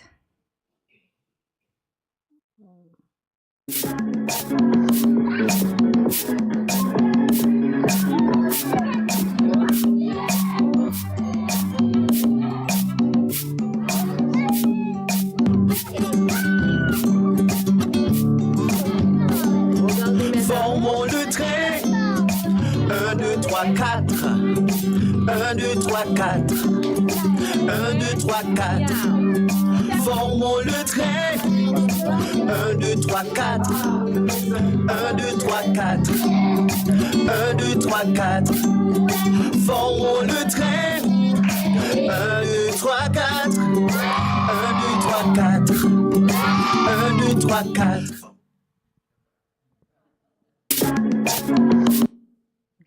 So those are pictures and videos of students in our schools, the school networks that we support.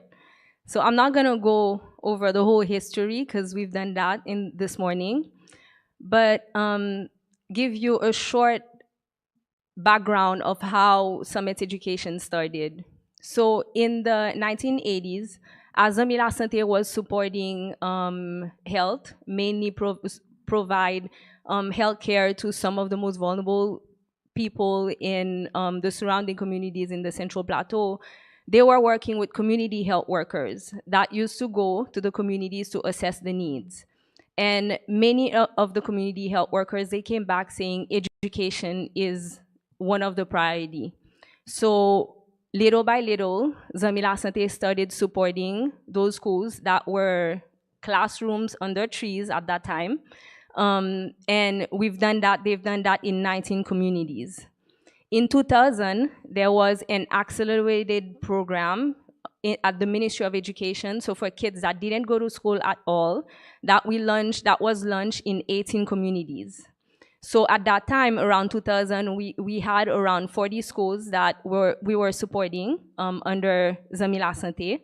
But knowing that Zami La Santé main mission was health, we needed to found an entity that could support education mainly. And that's when we started talking about Zami Education. And in 2015, we founded Summit Education, which is a 501c3 organization based in Boston supporting this network of schools. So our mission is really to provide quality education to some of the vulnerable kids in the Central Plateau, making sure that their basic needs are met, that the kids, they are healthy, they are engaged in their own learning, they are academically challenged, that they are supported by caring adults, and they are prepared to flourish either in vocational school or at universities. So all of our schools are located in the Central Plateau. We have one in the north of the country, but this is a picture of one of our schools on top of the mountain. This is Mouton. Not all of them are inaccessible, but we have schools that are accessible and some that are inaccessible. So if you want to visit, you can choose. Unfortunately, not all of them are built. As you can see, this one, although it requires 2 hours hiking, it's still it's a nice facility, but not all of them have the proper infrastructure to provide the quality education that those kids deserve. So we're not gonna go over all the facts, but as you know, Haiti has the lowest literacy rate, the Central Plateau even less. We have 78% of students that drop out of school after primary. Only 60% will abandon school before 6th grade, and only 1% reach university. And 80% of our teachers lack basic qualifications. So Summits support 39 schools. We have 399 educators, so teachers, principals, and then leaders of the communities. And we serve 10,209 students as of today. Our approach, we support teachers, we invest in teachers, we provide teacher training to increase teachers' capacity and to change the learning experience of students in the classrooms. We make sure that kids' basic needs are met. We know that those kids, those parents live with less than $2 per day. So we make sure when they come to school, they at least have a meal, and I'm gonna go over that. They at least have a meal. If they are sick, it can be identified and they have basic care. The teachers, the parents, they have the qualification to be able to make sure their needs, if they don't feel well, they are supported. We work very closely with the community because without the community engagement, those schools cannot be sustainable. We have, for instance, a school feeding at each of the schools. The parents volunteer to prepare the meals. We also have a school council in all of the schools. Also, through collaboration, we've been able to do many activities. We've been able to improve the education. We've been able to provide the services such as healthcare, infrastructure needs, learning environment that we are seeking to do. So as we said at the beginning, we invest a lot in teachers' capacity in the quality of education. Summit Education started in 2015. So at the beginning, in those communities, the teachers didn't have the capacity. You couldn't find a teacher that was qualified, that had the education really to teach. So we started with an assessment in 2015 and started giving professional development to the teachers. And then at one point, we had to renew our staff, some of them that didn't have the capacity. Some of the teachers went back to school to complete their education or even do a master. And then we started doing little pilots to improve and supplement the curriculum of the ministry, because we work closely with the ministry, and continue the professional development. Summits became a leader in that area, in training teachers, especially in the Central Plateau, and working very closely with other school networks in the Central Plateau. So Summits have 40 schools, but it works closely with other networks that are around 200 in the Central Plateau, and we became the leader. Currently, our pedagogical team is developing modules, training modules to train other school teachers. So now we are at another level. Not only we've been able to pilot new methods, new pedagogical tools to improve the education, but now we are developing our own modules to be able to support other networks of schools to improve the education, especially in the Central Plateau. So this is a picture of our teachers finalizing a training. We increase our coaching ratio to teachers. Now we have 10 pedagogical consultants. They are on the field regularly. As we said, the schools are not accessible. So we have a coach that goes regularly at the school to support either the teachers, either the principals. So we increase the ratio. Now we have 10. So 1 per 5 schools. We increase the number of trainings that we provide on a yearly basis. And we also created a career pathway for the teachers. Now we have teacher leaders. Now we have teachers that could coach. Now we have teachers that can help in training sessions. And like I just said, we're also creating our own modules for trainings. So our educators, like I said, really it was an experience since the beginning. Currently, 56% of our teachers went to École Normale. And we are hoping to increase that percentage, although we do provide very intensive training to our teachers on a regular basis. We also very committed to understand the situation, the reality of our teachers, to understand how we can help them reinforce their capacities. So we track their attendance, we track reasons why they don't come to work on a regular basis. And as you can see, one of the main reasons is because of sickness. Our students, we are very data-driven, and we've been collecting data attendance since 2016, as you can see. And for last year, we've improved students' attendance from 83, now we are at 85%. I know it doesn't look very big, but in reality for us, it's a huge accomplishment, because now we have tools that can tell us really what's the reality. And this is a good reality to see, whereas in the past, it was data that we collected from the teachers, from the principals that weren't necessarily realistic. So now the data are more realistic, and they really give us the picture of the reality at the schools. So kids, they attend school, and when they don't, it's really because mainly the main reason as well is sickness, which is one of the reasons why we need to talk about health at the school health. So our vision is that all of our schools are safe and they are, healthy schools. This is the reason why in all of our schools we've established a school feeding program.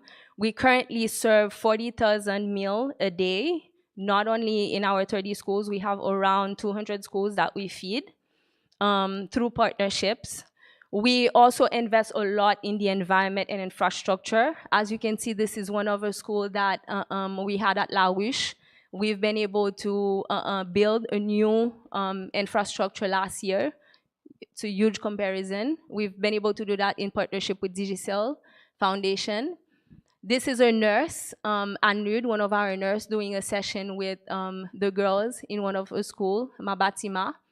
And this is, for instance, a picture of one of our preschool. So we work a lot in increasing access to health in the schools. We currently have 4 nurses that go at the schools on a regular basis. They provide deworming medicine. So the kids at Summit Education receive twice a year treatment for deworming. We have a referral services, so we send the kids to a health center or a hospital when they are not able to treat certain disease at the schools. And we have, through partnership, we've been able to do hearing and vision screening as well. So you can see the difference in the health of students. In the past, we had a lot of cases of malnutrition. The first picture that we have of the kid crying, it was in the past when they first diagnosed her suffering from malnutrition, and this is the picture afterwards. From 2018, we had 16% of kids with normal BMI, and in 2021, we have 57%. We still have a lot to do, but still for us, it's an achievement.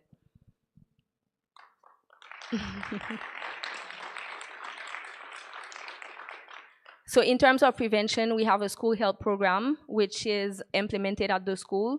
So the nurses are able to do this education at the schools on once a week. This is a slide that I took out, but I put on again, just realizing that there were so many doctors that would be present today. Just to show, for instance, from last year and this year, we've done an assessment to see where we were and the changes of number of cases we found at the schools. So for instance, for deworming kids, we've done a lot this year compared to last year. So 3,000 kids have been able to be dewormed. Number of cases that we referred, 28 compared to 72. For us, it's a sign that kids are healthier. Number of malnutrition from 46 last year to 13 this year. And it's only 6 months within the year. So we had a lot of skin disease. Thankfully, we've been able to receive medications and everything. So we had 272 cases last year. This year, we only detected 51. Number of cases of sarcoptose, it really reduced. The one cases, I think, that showed very diminished number, which is not necessarily because we don't have cases, but it's something that we need to address, is the dental cavities. It's one of the need at the schools. A lot of kids have a lot of cavities, and this is one of the aspects we would love to improve and address in the coming years. Finally, one of the programs that Summit Education has is a scholarship program. So all of our schools start from preschool to 9th grade. And then at 9th grade, there are not necessarily a lot of secondary schools in the Central Plateau, in the areas that we serve. So the scholarship program is able to provide kids that are vulnerable, but that are extremely deserving a path to do their secondary schooling, but also go to a vocational school or university. So currently we have 396 scholars. We have 44 females and 56 males. This year, we're supposed to have 59 graduates. And in that graph, you'll see all the different fields of study. But the most is medicine, of course. We have 112 students in medicine.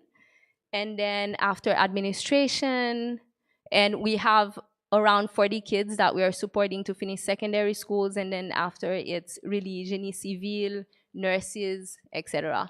This is a picture of Fritz Raoul and Jeff. We went to a conference in Tennessee 3 years ago. So they attended and we presented for the scholarship program.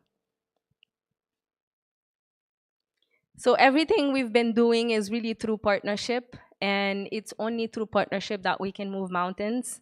Those are all the current partners that we have for all the programs. Mary's Meals is a foundation that helps us with the school feeding. Digicel Foundation for the construction of the schools. Kellogg Foundation, we receive a lot of our funding through grants as well. Kali's Foundation for the health.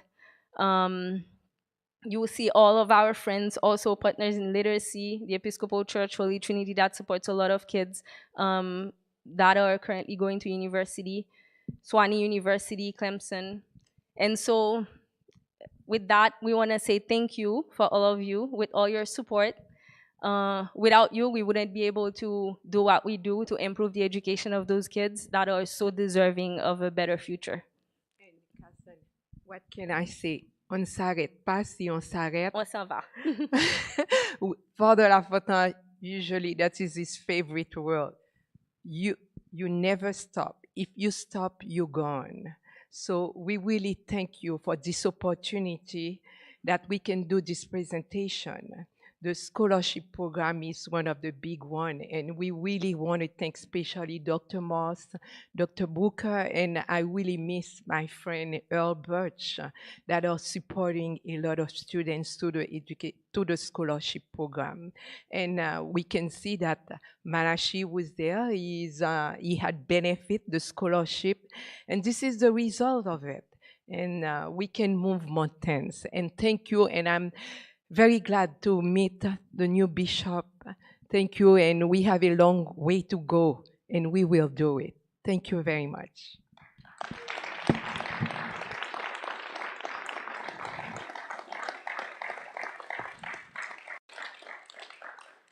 There's a question. Yes?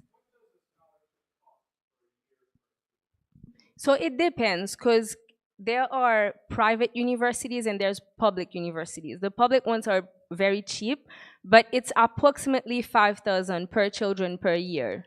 This is the average.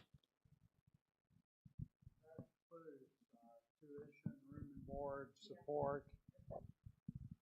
And last time I checked, Clemson, University of South Carolina cost a little bit more than that. So I think this is one of the greatest investments you can make, and that back to Father LaFontaine, our visionary, to invest in education is to invest in the future. You see Malachi, a product entirely of our Episcopal school in Conge, and then Notre Dame University with the support of Summit's Education. So I think that will be the future of this beautiful country of Haiti. Now, Sarah Mansbach is our last speaker of the morning. Sarah has founded the partnership Literacy Haiti, works a lot with Summits in coordination. They are starting libraries and providing reading material for children in school that are culturally appropriate in Haitian Creole and with kids in the picture books that look like them and things that are appropriate.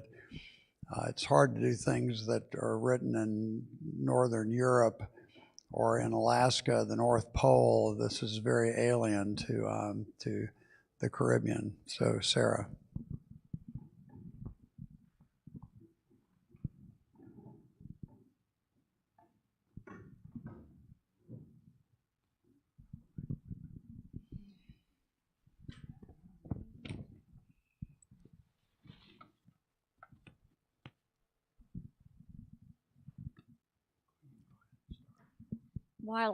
While he's finding our PowerPoint, I would like to introduce two people that I've brought with me from Greenville. Well, one from Newbury and one from Greenville. Rita Yarborough has just gone off of our board of Partners in Literacy Haiti. She has been our treasurer for 11 years, and she's now still serving on the committee with us. She is a retired businesswoman and a Rotarian from Newbury, and she is totally committed and has been with me to Haiti about 8 times. I myself have been about 12 or 13, and is just a real worker bee, a wonderful person. I also have with me Patrick Gay, who has been involved with our committee. He's now sort of an advisor to us.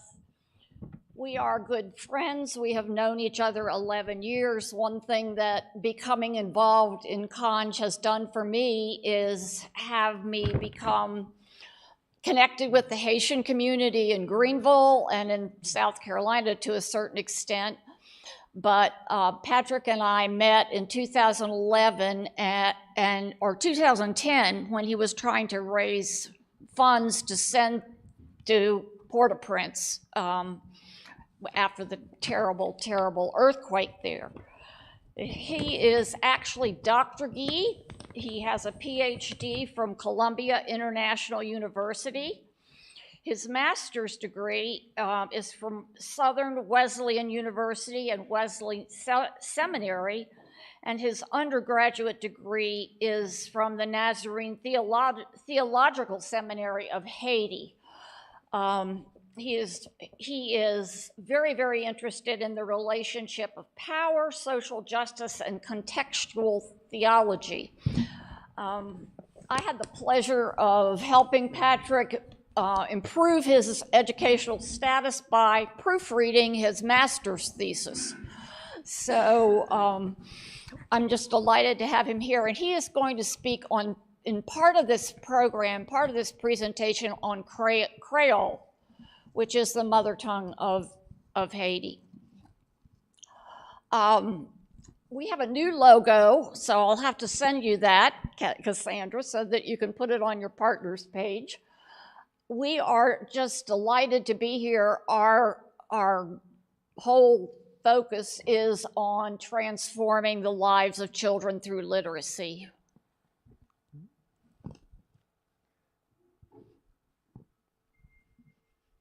Somebody's blocking that. What? Okay,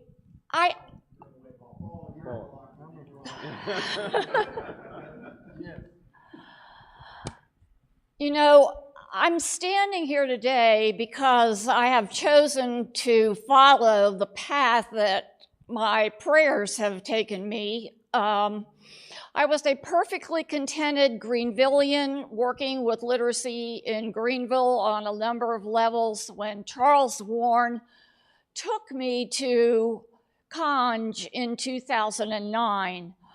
And I was a perfectly happy person working in the Conge library when suddenly I was whisked out of the Conge library by a set of circumstances that I, in my wildest dreams, could never have imagined. And so I really believe that trusting in the Lord and following the Lord is very important, and that has been the direction my life has taken since going to Conge.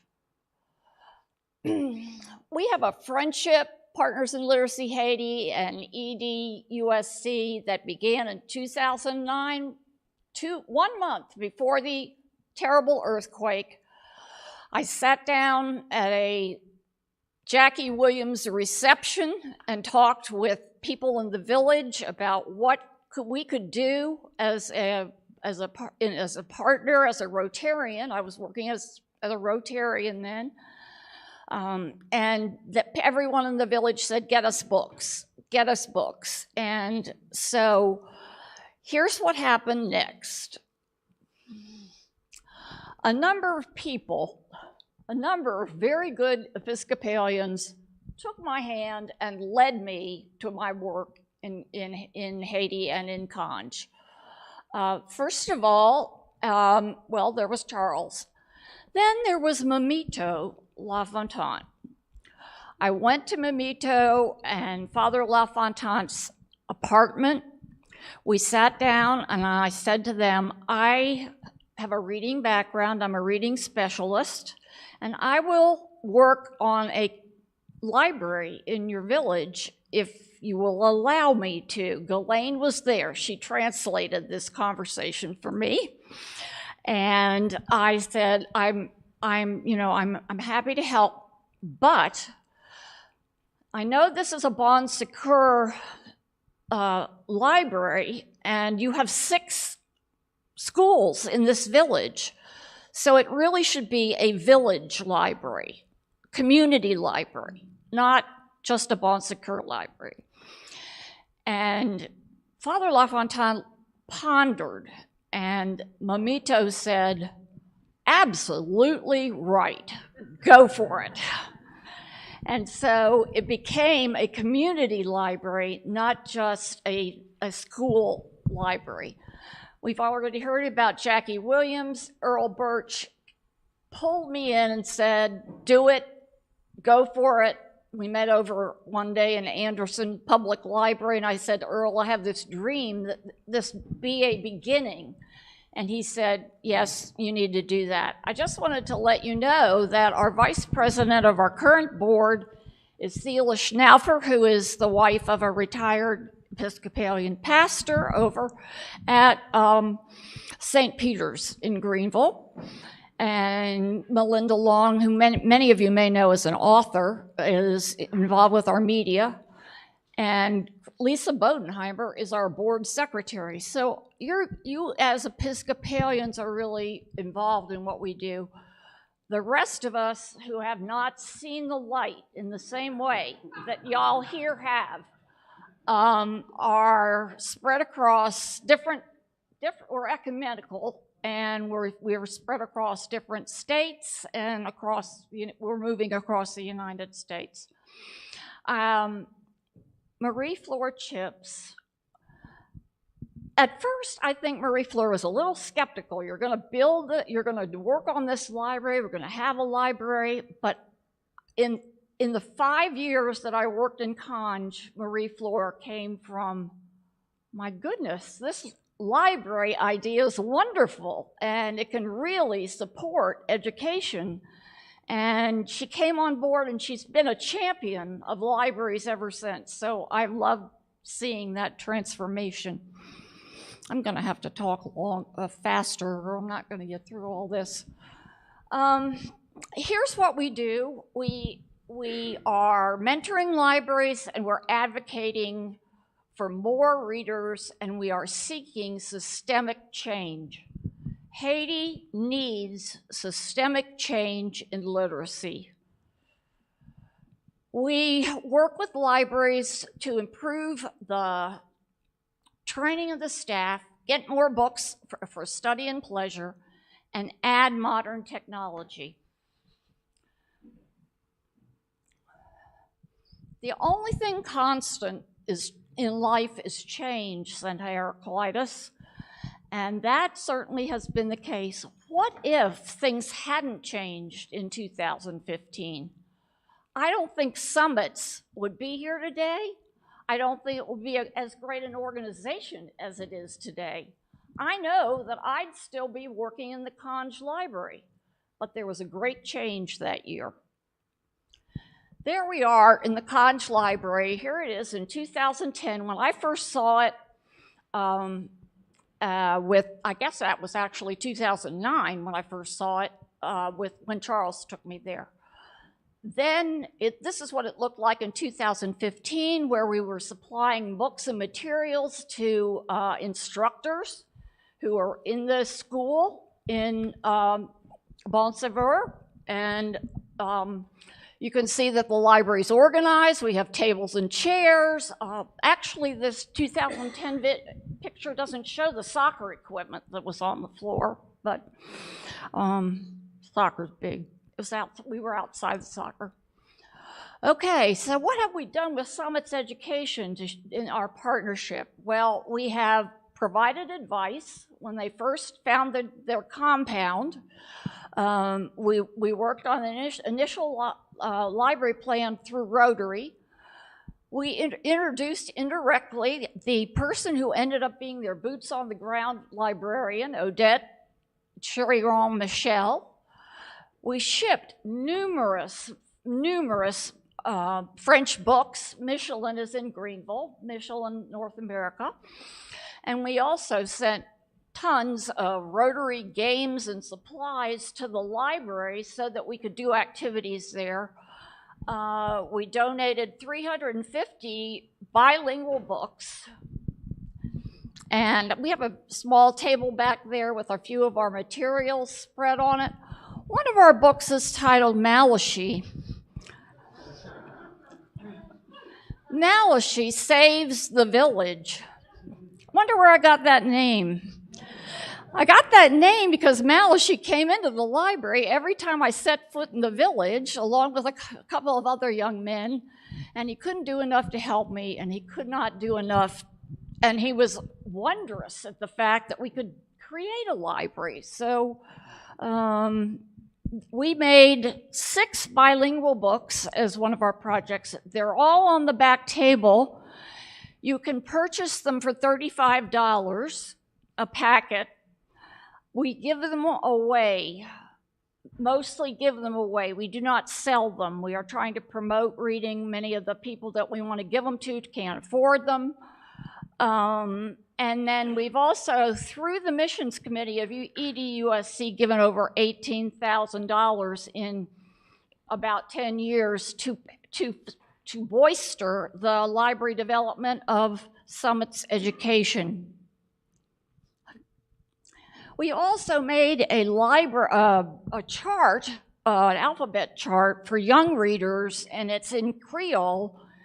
And in a minute, Patrick is going to speak to you about that. There I am, looking younger.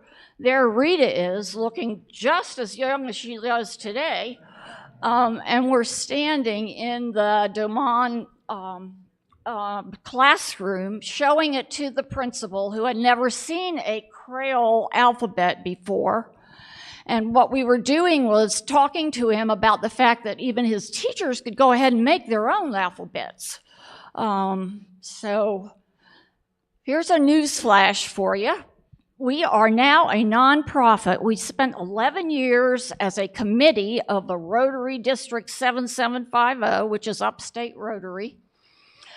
11 years, and we are independent. And that means we can start raising money, we can hire people, we can go from beyond being an all-volunteer organization to having one, at this moment, part-time paid Haitian consultant.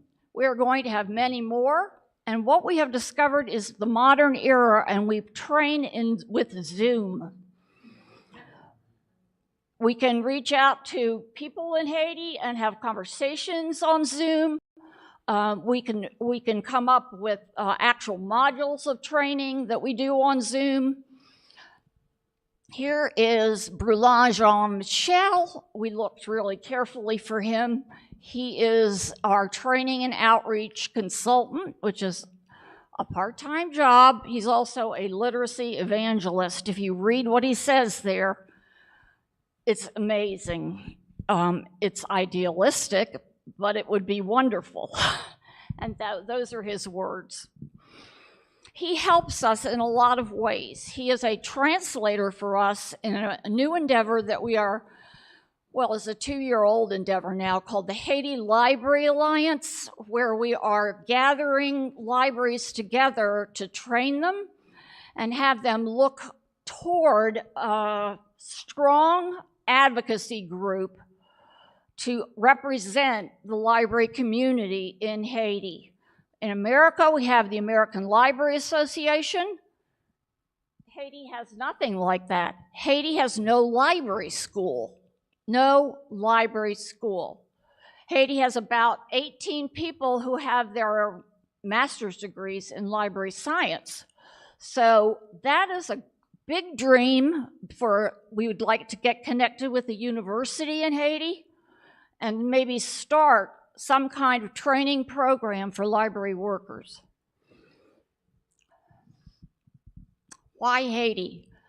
Systemic illiteracy persists in Haiti. Its illiteracy rate is 52.9%. Cassandra's already told you it's the worst in the Western Hemisphere. Enrollment rate in primary school is low. She's given you some statistics about that. And we've got secondary schools enrolling only 20% of eligible age children. So with Brulan's assistant, it's nice to have someone who's trilingual. Americans tend to be monolingual, which is very embarrassing, really. We have done several projects, and these are some of the recent projects we've done since October when we became a nonprofit organization. We've done a project to help the people who were decimated by the August hurricane or tropical storm Grace and the earthquake. We gave away 600 of our books to 3 disaster relief camps spread in the South. And there you can see the children looking at our books. They're mostly sitting on the ground because the school was destroyed by the earthquake. And they have nothing. They had nothing. So this was a sort of a psychological. Reading is a cathartic experience, and that was what that was used for. Our books were used for. The books are being kept in those 3 areas, and we hope to have reading rooms in those 3 sites. Just rooms to start with, but we're working with other folks to do training. We've done Creole book training in La Chapelle, which is in the Artibonite area, and with 3rd and 4th grade teachers. You see them here, and we have written manuals to train them, alphabet manual and a how to share books manual. And we've had a great response with that. We did the first training, and the second day of the training, more people showed up than had been invited. So we really have to work on that. Currently, we're working on a national Read-Aloud contest, which is open to anyone 18 to 21 years old in the entire country. The object is to read aloud well and have presence, and people are trained to read well, and they're trained to present themselves as public speakers. We had 150 people enter the contest nationally, and they are now, they've had the semifinals already, and we'll have 3 finalists who will win the prizes that are indicated there, 1st and 2nd and 3rd place. The Goods are listed there, and of course we are a sponsor with other prominent people in the country. I'm going to show you now and this is not like Elaine's video, it's not like Cassandra's video, it's like we're low budget still video. So don't get seasick looking at this video, but this is our latest project. We are in Duplon. That is the main part of Duplon. These are some teachers talking. I'm going to give you a little tour. This is the main area. They're unloading food for the children. This is a Methodist church, a village. It's located about 10 miles north of Pétionville. There's their clinic and their pharmacy. These are the steps that lead down to what is now their library. That's their librarian in the pink pants. As I said, it's kind of wiggly. You come into the library, you'll see that they have a great sign, have very old books, very old computers, an attempt at a library, but not there yet. What we hope to do here is rebuild their collection, just what we did in Conch. At least they don't have soccer balls in the middle of the floor. And provide them with equipment, computers, and give them activities and train the 2 library workers so that they'll be part of a true library workforce. As I said, it gets jigglier as it goes along, but sorry about that.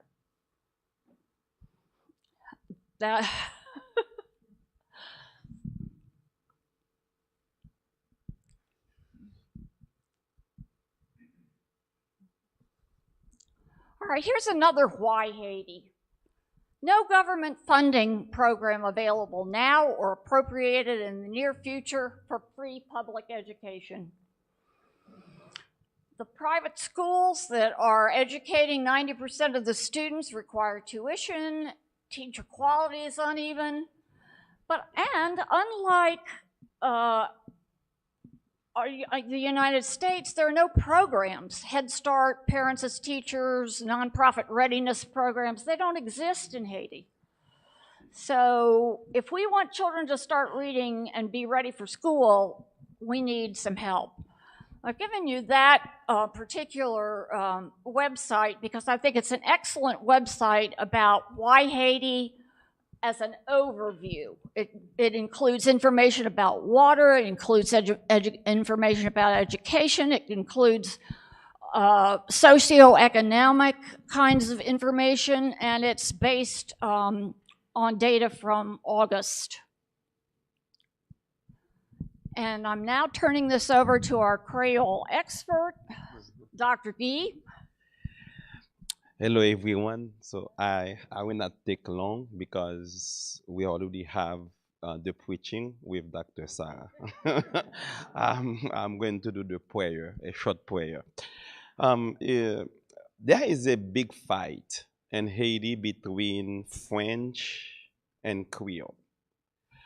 Because some people, they think if you speak French, you are very knowledgeable. So they do not understand language is a vehicle of communication. It is not about knowledge. So some people also think Creole is not a language, but non-speaker, people who speak French very well cannot understand Creole because we have our own grammar, we have our own structure. So when you speak Creole, Creole is the mother tongue. Most of the Haitians do not speak French, but all Haitians speak Creole. So educating a child in native language is better than using another language. If I speak French to you, you will not be able to understand me. If I speak Creole, you will not be able to understand me, except I do not know if the bishop has the gift of tongue, so when I speak, he will translate for you. So, so to be able to teach, you teach someone in a language and the child doesn't understand the language. This is the reason most of the Haitian people, they start school and they cannot finish school. Sometimes it is not because they do not have money, but because they do not understand nothing. So when we speak Creole, it has value the cultural heritage. Kids can speak, can interact with their parents. When we speak Creole, it helps master the learning of second language. So you know your own language, so you will be able to speak French better. And also, it helps with critical thinking. So the mother tongue is better than everything. So 97% speak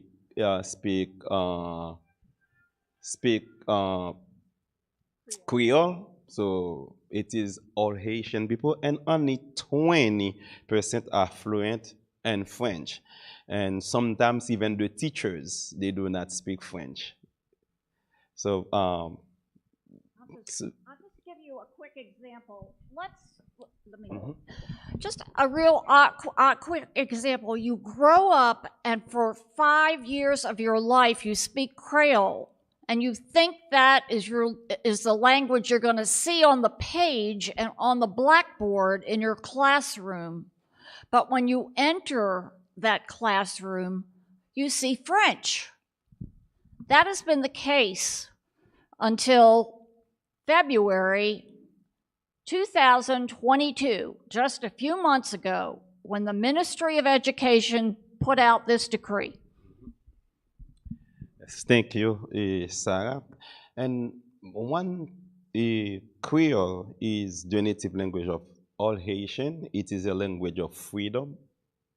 So like French is not a language of freedom. So they keep the upper class, keep the lower class in poverty and slavery. So the best way to exploit the people, you will speak French. So, and also the Haitian student, they feel discouraged when they have to learn in French. So fortunately, in 2015, the government decided to rule new policy to teach in Creole. And we didn't have, because the Catholic schools, some private schools, they are so powerful and they keep teaching in French. Now, this year, I think the Ministry of Education announced that for the next school year, 22-23, teaching in Creole will be mandatory for first cycle. So children will be able to learn in Creole. So we have so many reasons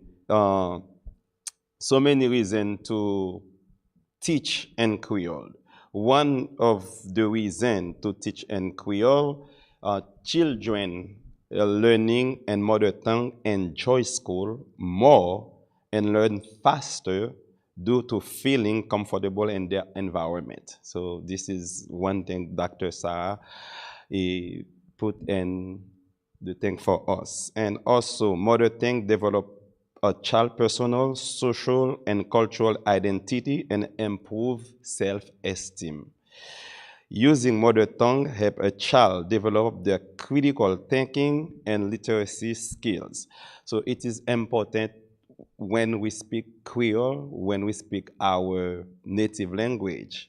So parents also can help children at school, in the house. So most of the parents, they do not speak French. And the kids come in the house with a lot of stuff in French and ask mom or dad to help, and they do not speak the language. The children ask for explanation.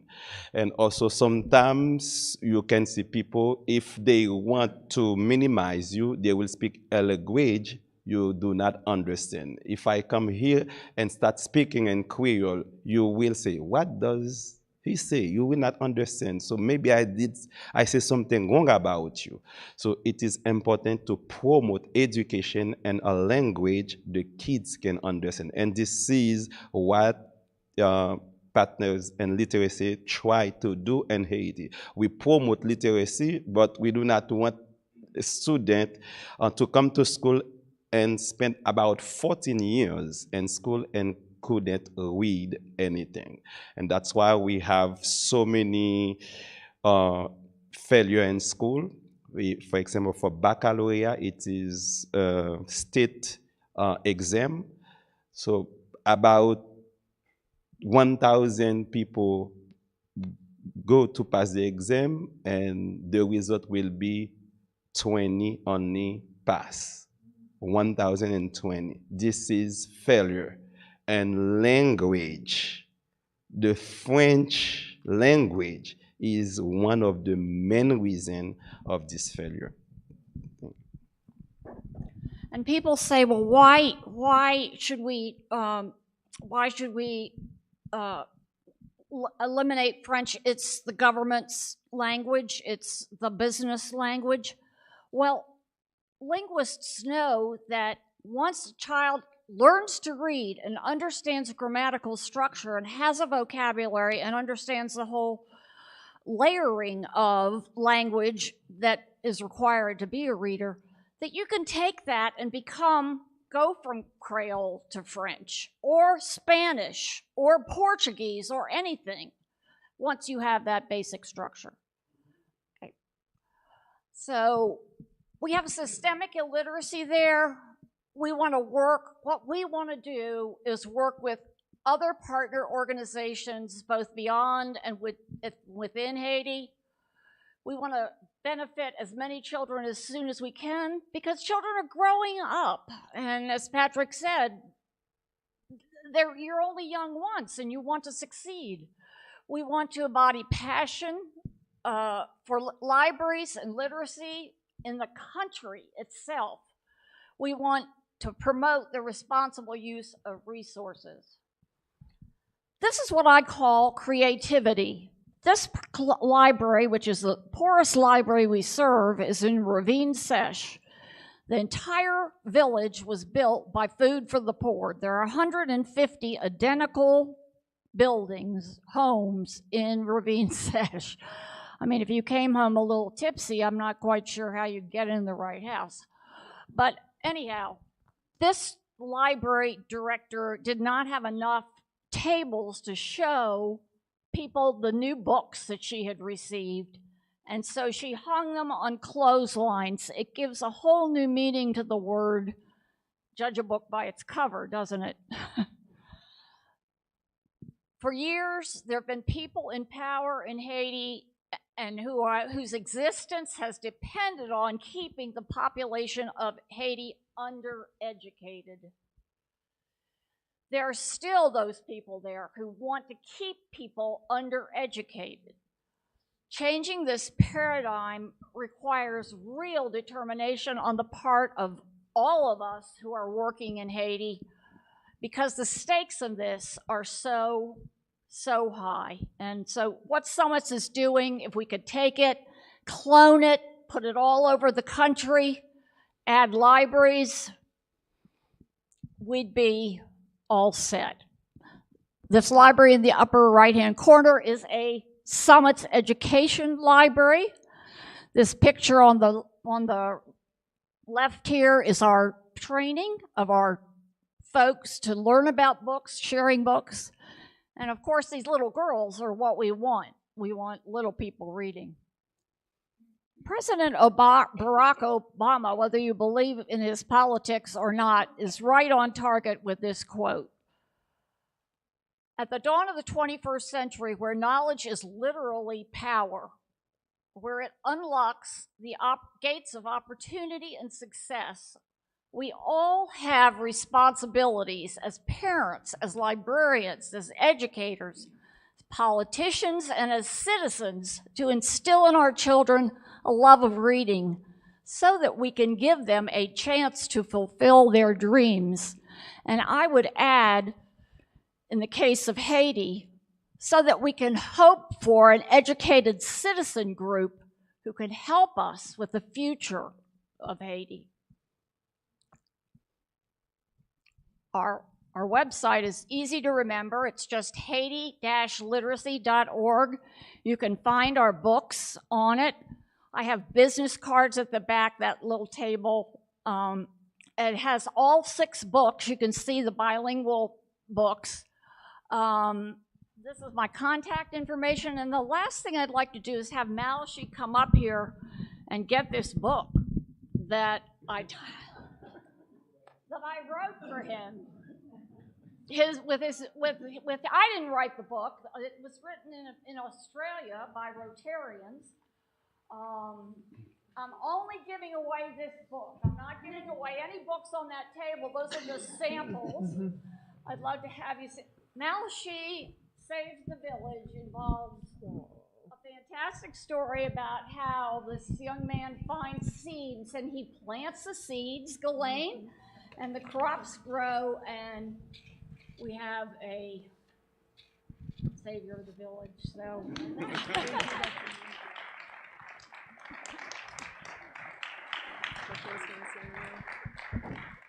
Thank you, Dr. Mushbag, and I don't have words enough to thank you for introducing me to books too. It's one of my passions now. Thank you so much.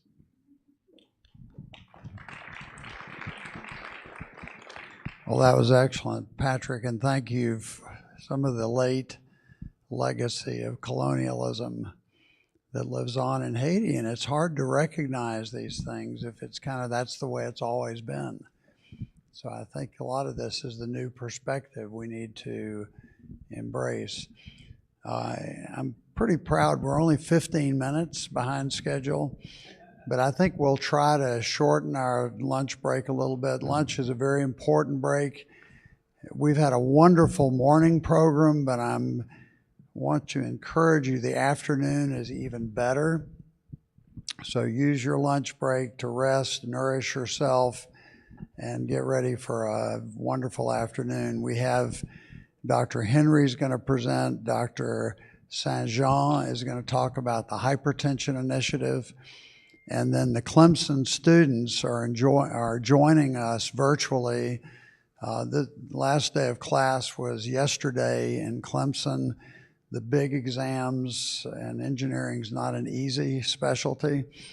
Big exams start on Monday, so they couldn't join us physically, but they will be with us virtually to discuss their tilapia projects, maybe some things about the operating room that Dr. Henry's very interested in. So please stay with us for the afternoon session, and we'll try to get started a little after 1. Thank you.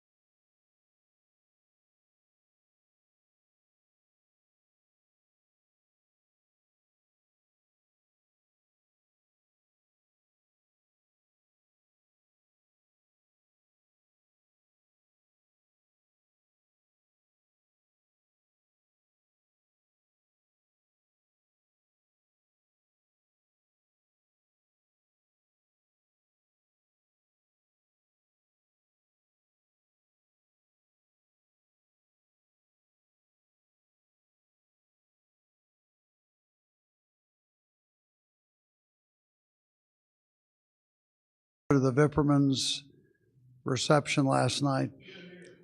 It was lovely, and Jonathan's eldest daughter gave us a concert and mastered the art of harmonizing with the barred owl.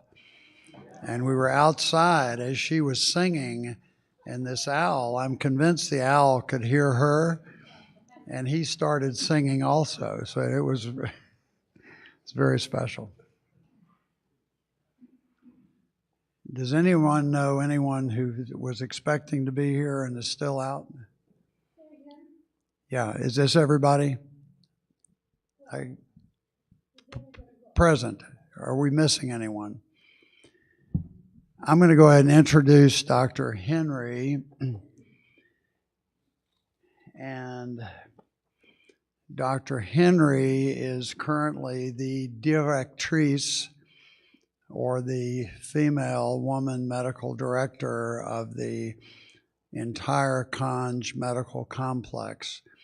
And that includes an increasingly busy hospital and a very large, busy outpatient clinic, a women's health center, a dental center, and an emergency room. And I think it's very impressive to me, especially, that a very talented young woman is in charge of the program there. So I had met Dr. Henry a few times, but I didn't really get to know Dr. Henry until her visit now. She is a native of Port-au-Prince. She is the eldest of 7 children. You have 6 smaller? Yeah. So big family in Port-au-Prince. She went to medical school at Notre Dame, and Malachi is working very hard to follow in her footsteps at Notre Dame. Impressive to me there is that when the catastrophic earthquake of January 2010 devastated the city of Port-au-Prince, she was living there. She was in medical school then, and she was one of the medical volunteers that did what she could to help. And I personally, I went down maybe 6 weeks after the earthquake, but I can't imagine what it was like to be a first responder in Port-au-Prince on January 12th and 13th. This was an afternoon event, and probably 250,000 people died pretty close to instantly with that event. So I admired her greatly when I learned that about her past. She did her residency in San Marc, and then she did her, she came to Conj. Let me think, hang on. No, she did her social service in Gonaive. That's required in Haiti, that all young doctors do a year of social service. And she went to Gonaive, and then she was at San Marc for a 3-year residency in family medicine, and she's board certified in family medicine. She came to Conj in January 2020 as the assistant director at the hospital. And then shortly after that, she was made the director.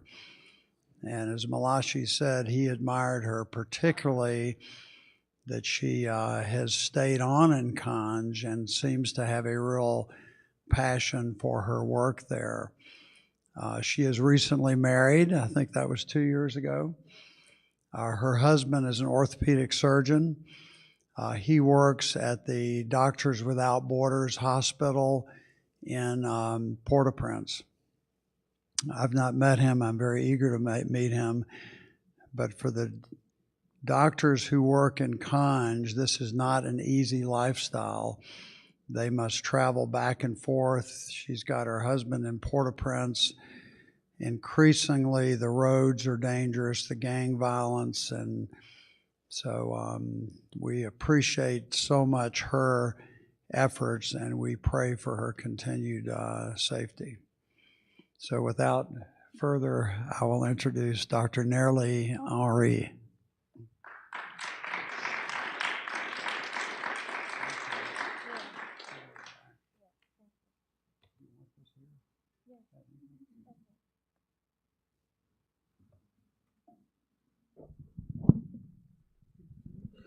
Can you button this to your shirt? Go ahead. Yeah.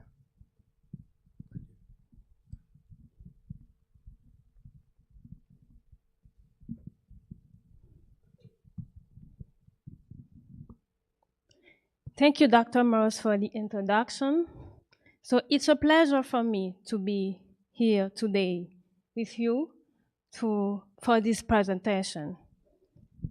Before starting, I would like to take just a moment to honor all the PIH founder, the first PIH founder, Father Fritz Lafontaine and his wife, Mamito, Dr. Paul Farmer, and Father and other PIH founder. Because if I could talk about this presentation today, so without their hard work, I couldn't talk about this.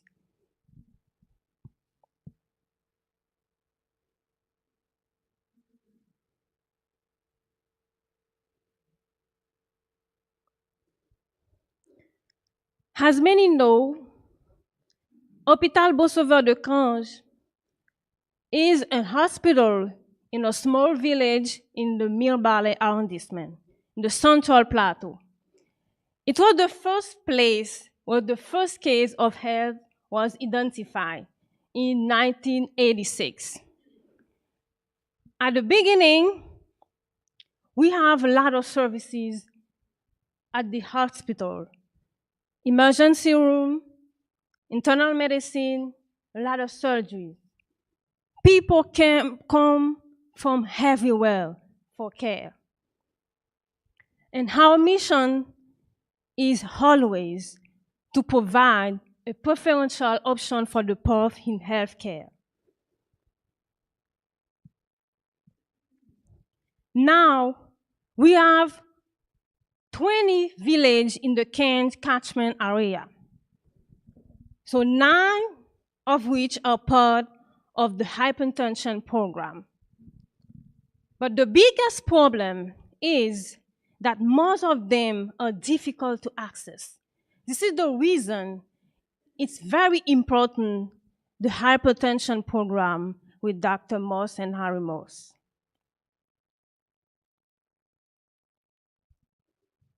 After the earthquake, Zamiyagi Santé decided to build a new teaching hospital in Mirebalais.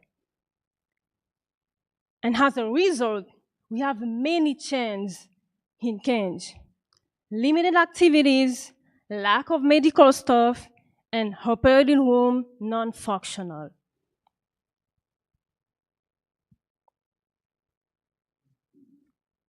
In this picture, we can see it. So this is the pediatric ward in Cange. But after years, this new teaching hospital became full because we have a lot of people for coming for care. This is the reason after Zamiyagi Santé decided to return with another services with Cange. And now you can see in this picture the new pediatric ward. So now we can save a lot of babies.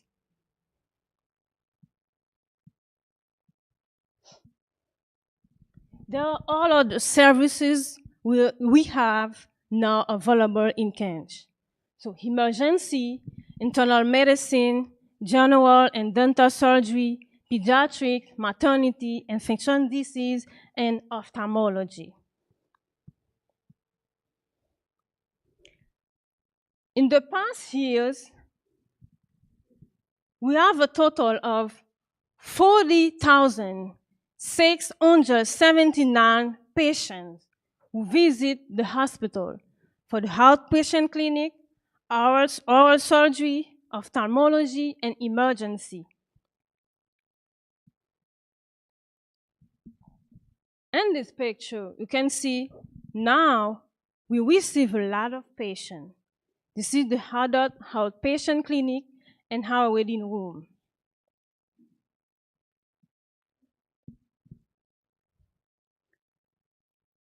This is an overview of surgeries for the past years. We performed a total of 2,538 surgeries. General surgery, C-section, gynecology, and ophthalmology.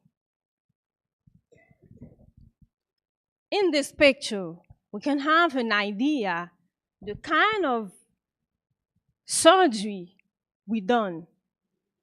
So all of this are benign mass in uterus. You can imagine a woman with this big mass in the abdomen. So she has limited activities. She cannot work very well. But after surgery, she's very fine. So this is our success in surgery now in Kenj. In this picture, this is another patient in surgery who has been treated for hydrocele.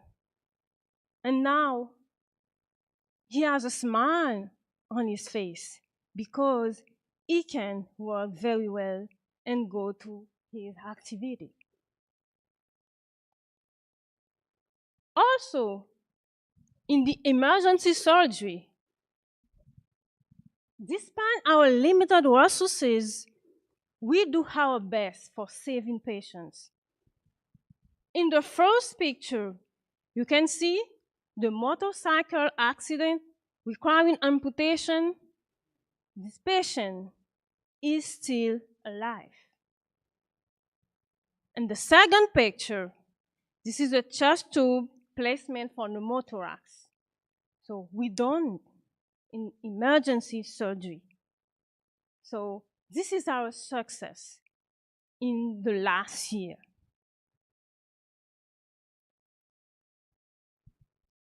Also, we have inpatient. Internal medicine, the last year, we performed a total of 362. In blue, we can see 45% of our inpatients have heart failure. And 75 of this due to untreated hypertension. This is the reason the hypertension program is very important for us to extend in all of the areas.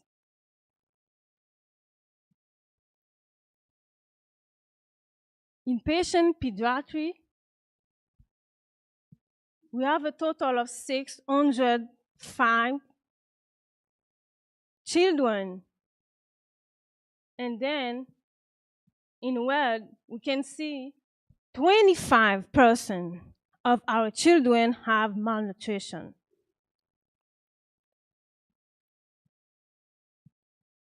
In this picture, you can see our success treatment for malnutrition. In the first picture, this is Jonas. He has 3-year-old before admitting. And you can see it after 3 months with no remember. So this is a success for us when you can see the child after. It's a natural after 3 months.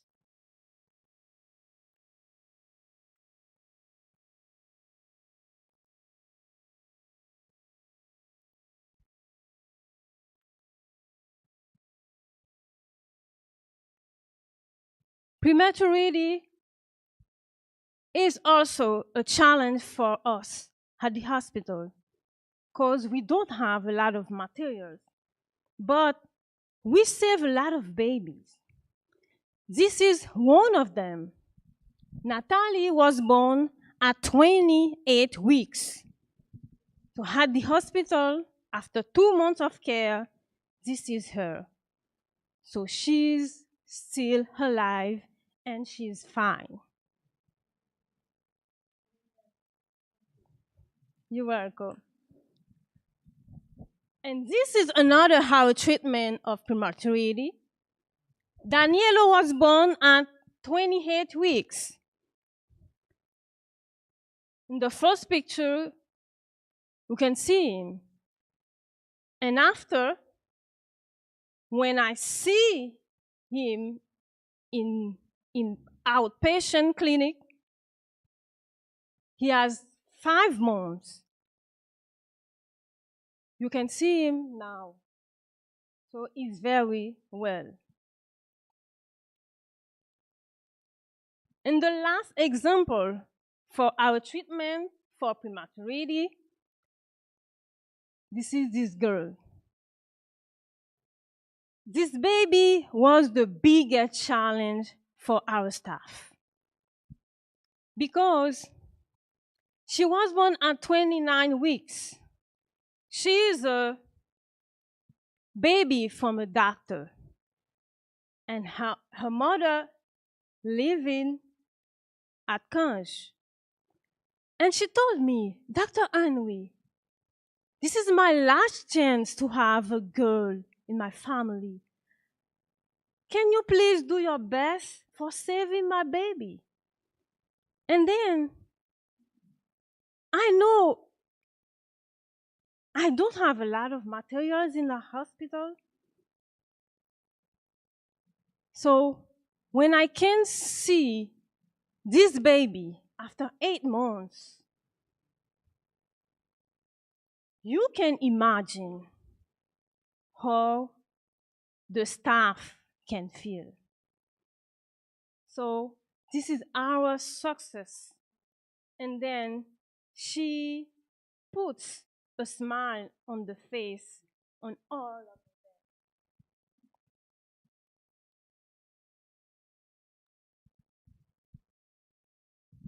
And also, Cange now is a teaching hospital because we have a lot of residents from the residency program in Zamiyagi Santé, gynecology, pediatrics, internal medicine, emergency, from Mirbalais and Simmer.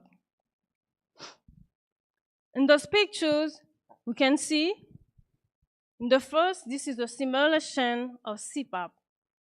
You can do it when patient can breathe very well. So the second picture, this is the course of ultrasound. And the last, this is the resident's presentation.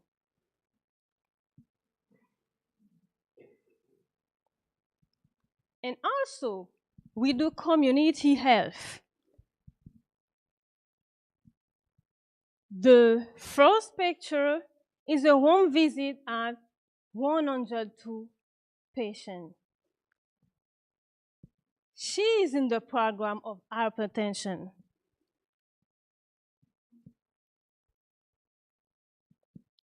Sometimes it's very difficult for us because we have a lot of old patients.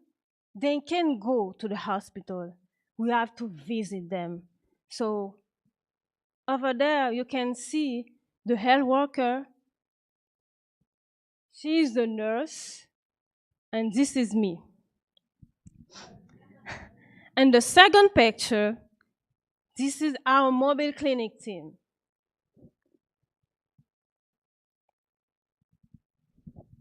And also, you do social activity. And the last year in December, it was a party for children in pediatrics. And the boy you see in uniform is a lab technician.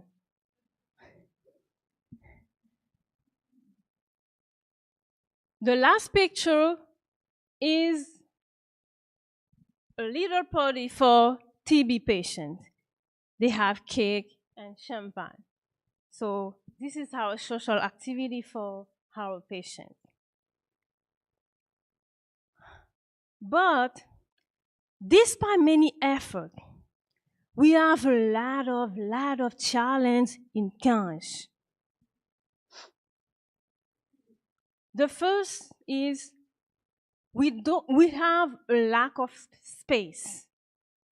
For example, in maternity, sometimes we have to deliver pregnant women on the floor because we have only 11 beds. Now, due to insecurity, people come from everywhere. Yes.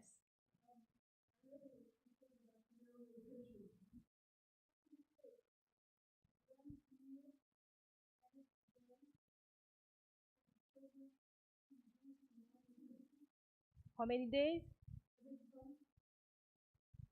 How many days?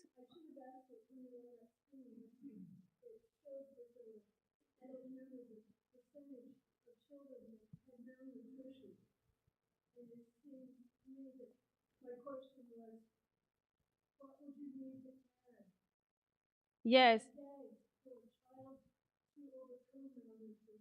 Yeah. Firstly, you have to put him on milk, and after on Nuimamba.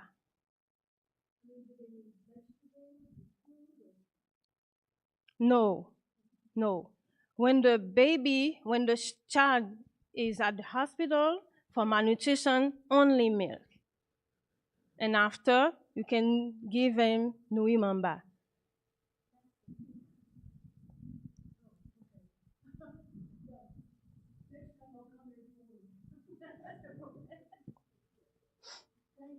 You're welcome.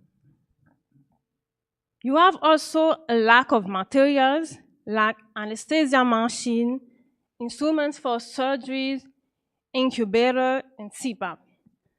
And all of the babies with prematurity we saved, we didn't have incubator for them.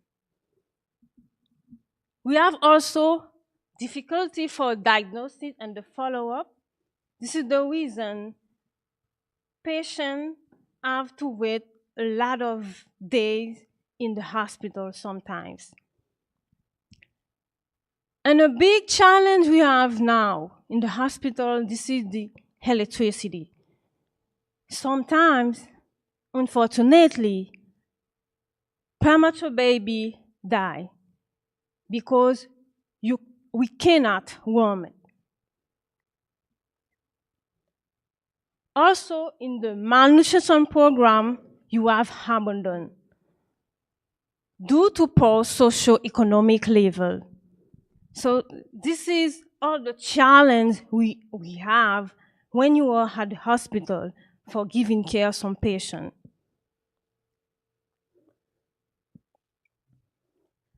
We have a lot of perspective, but I put some of them. So in the future, we would like to put solar energy in the hospital and also increase the capacity of the maternity. Because you would like to save more children and more patients.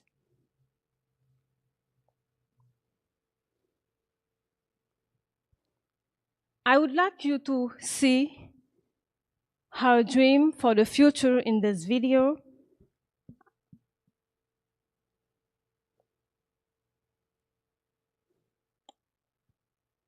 This is our project for increasing the capacity of the maternity.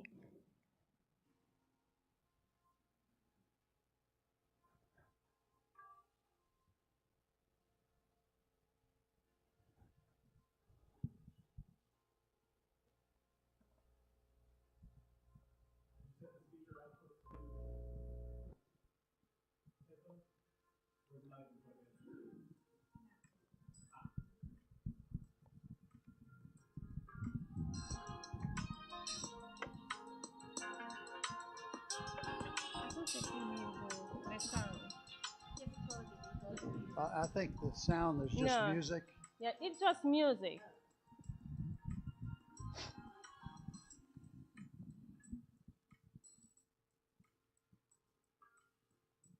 This is the simplest when you have now the maternity.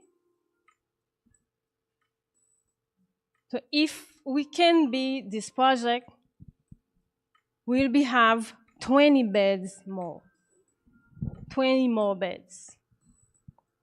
Are these real, this is a model, or are these real pictures?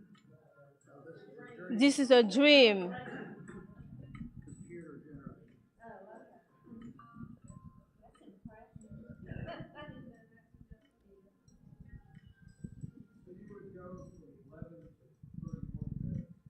Yes.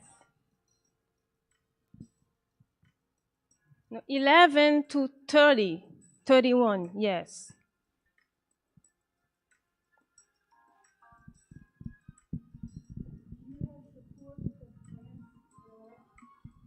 No.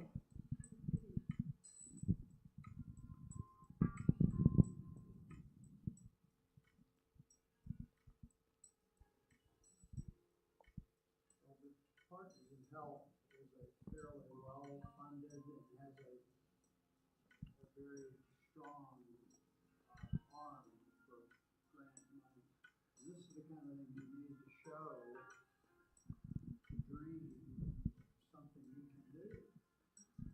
When you think of where we started with no hospital, we dreamed of having a hospital, and now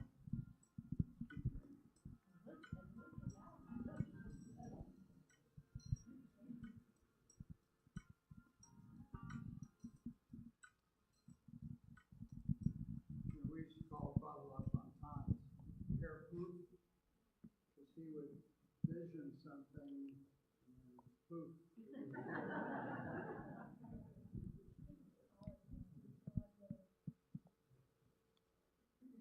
And the additional perspective is for us to decrease frequency of complication of disease, especially hypertension at the hospital. Because in the previous slide, I show you, we have 45% of heart failure at the hospital.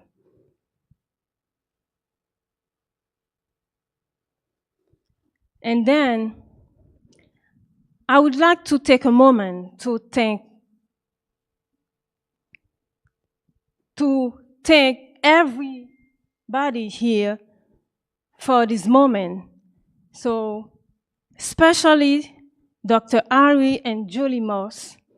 So today, I would like to take this occasion for give them this plaque of honor for their work in Haiti in this hypertension program. It's very important for us because I told you the areas are very difficult to access for patients. And then they work with health workers in the community. This is the reason today I would like to give them in the name of the community of Kange to thank them for all the work they did. Thank you so much.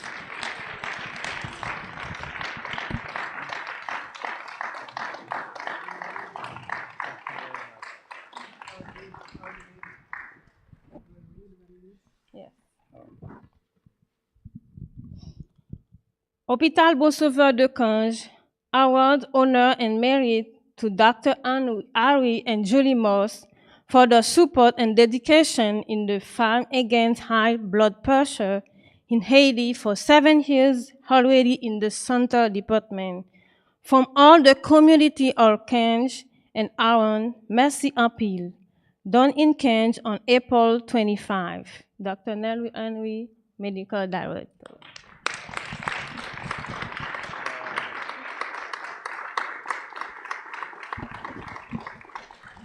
And I can only accept this on behalf of the Episcopal Diocese of Upper South Carolina and our World Missions Committee, because I think everyone has shared in this vision.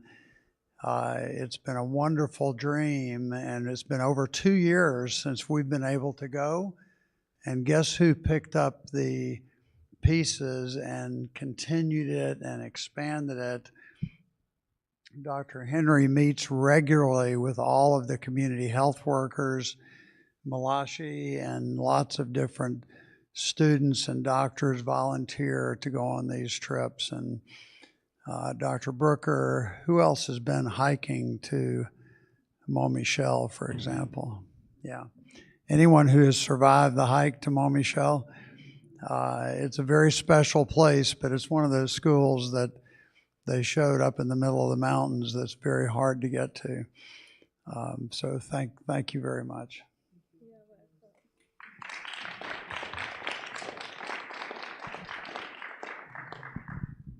Now to discuss next, any questions real fast for Dr. Henry?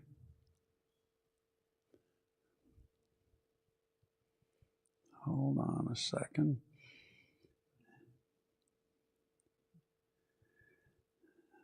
Oh, I'm sorry, you get to see my family. That's not supposed to be up there, but now is this it?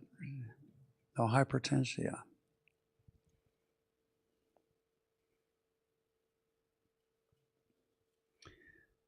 Dr. Malachi Saint-Jean, senior medical student, University of Notre Dame, Haiti. Haiti.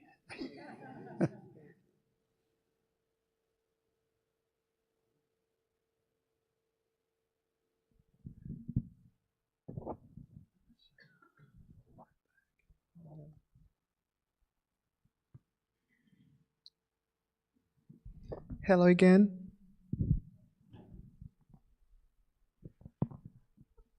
My presentation today is about the hypertension program, our challenge in working in rural villages in Haiti. Our goal is, objective today is overview of hypertension, prevalence and importance of treatment, and challenge of treatment in a country with poor resources and community with poor resources we are working in Haiti, and also our plan for the future. According to the Joint Committee, North American Joint Committee, the reference on hypertension, their classification for adult from 80 years old and older will have a classification of optimal blood pressure, normal blood pressure, pre-hypertension, and hypertension, stage 1, stage 2. In the villages where we are working in Haiti, it's proved that more than 40% of patients with hypertension are suffering from accelerated blood pressure, higher level of tension. Our first approach in the villages where we are working is an automatic screening. We see all people from 18 years old and older. We do screening. We do blood pressure checkup for them. We bring monitors and get a checkup. And our first approach usually should be a diet, the lifestyle modification. We recommend our patients a low diet in fat, in sodium, and low, decrease their calories intake. And in the other end, we encourage a diet rich in fruits, nuts, and vegetables, and also an ideal weight and exercises, which is not really a problem in Haiti because much people are using their food to go in their activities. And the other approach is medication. Once you are suffering from pre-hypertension and hypertension, it's required a prise en charge. And the prise en charge with medication, we use different classes of medication. We have the diuretics like the hydrochlorothiazide, the calcium blocker, and the enzyme enzyme converting enzyme de conversion de l'angiotensine, I tell you in French, which is a medicine that act on the vein and arteries to decrease the blood pressure. And it is proved that those medicine, they work well on the villages that we are working, mostly on people with African American origin. You see, this is a symbolic photo of Kanj and villages Hound. But we are not talking today about this beautiful view of the lake that we are seeing. We are trying to address a strong response to the problem that Dr. Henry exposed later for a while. More than 45 patients that they have been seeing from last year at Bones River Hospital have suffered heart failure, heart complication. And 75% of these people with heart complication were related to bad monitoring of blood pressure from hypertension. We want to address a strong response to this problem, which we consider as a public health problem. We all know the cause and the risk factors of hypertension, but we are most interested in the modifiable factors because we can act on them. It is a fact that Black African American are more likely to suffer from hypertension and its complication. It is a fact that with age, people are more likely to suffer from hypertension. But we really can act in the salt intake that those people, in the consumption of salt that those people are taking. We can advise them, recommend them to decrease alcohol. And the stress activity, I don't know if we can do much from it, but we can advise our patient. We can help them know what's the impact of this on their health. And of course, social economics, there is so much that we can do. 2/3 of adults over 40 years are hypertensive. In rural Haitian generally, lean and fit, only 4% of patients are overweight, which is a good news, I can say. And cardiovascular complications, stroke, heart attack, heart failure are increased by 3-fold. And Haiti have the highest rate of stroke in the North American country, more than double the rate in the Dominican Republic. We have to do something. All risks go baseline rates with treatment. And this is why in our program, we are trying to address proper treatment and care for these people. There is another fact that I would like to address. According to the World Health Organization, adults should consume less than 5 grams of sodium per day. According to the World Health Organization, data sodium intake is 5 to 6 times higher than this in rural villages in Haiti. Excess of Maggi is like a bouillon cube that most Haitian use in their kitchen. According to them, I'm sure that it's a meat that makes food more tastier, which is not a problem. But a single cube of bouillon cube Maggi contains 2.4 grams of sodium. Adding to the salt that they will add in the food that make it much more, 5 to 6 times higher than the recommended level of sodium that they should take daily. And although in our program, although in the hospital, doctors and healthcare professionals, we are trying to aware people of the importance of decreasing their salt intake, it is not enough because Haiti owns 3 Maggi Cube manufacturing plants. This problem should be addressed at the highest level of the state. A decision should have been taken to stop maybe importation, change the formula of doing this product. This picture could be a typical representation of a seller at conch market. You see three to four different kind of Maggi cubes that people will usually come and take and consume. Adding to the spicy that they will prepare to put naturally in the food that already contain salt, that is too much. And it is a serious problem. If we act on that, that will help the monitoring of blood pressure of many people. Other than the Maggi fact that we've just addressed, there's the socioeconomic problem. Haiti is considered to be the poorest nation in the Western Hemisphere, with about 80% of its population living below the poverty level. Haiti is also stricken with a dying public health care system. This is particularly severe in the rural Central Plateau, where diagnosis and therapeutic services are non-existent.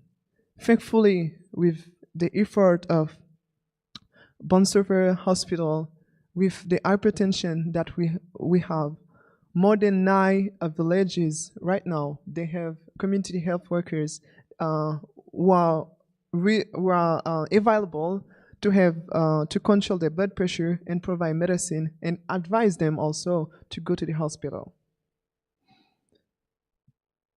The goal of our program is to determine the prevalence of hypertension by controlling, making checkup for our patients in those villages.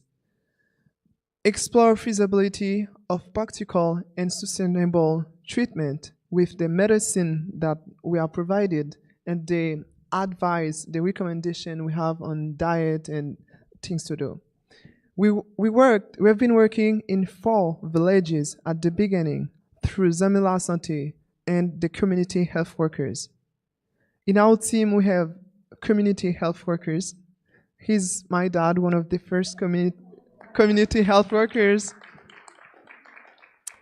In the team of Haiti, at the beginning, it was the community health workers. And now we have a better connection with Hôpital Bonsover, with the medical director. In our staff also in Haiti, we always have a very large staff that we help the doctors. Previously, it was Miss Marie-Flo will organize all the logistic.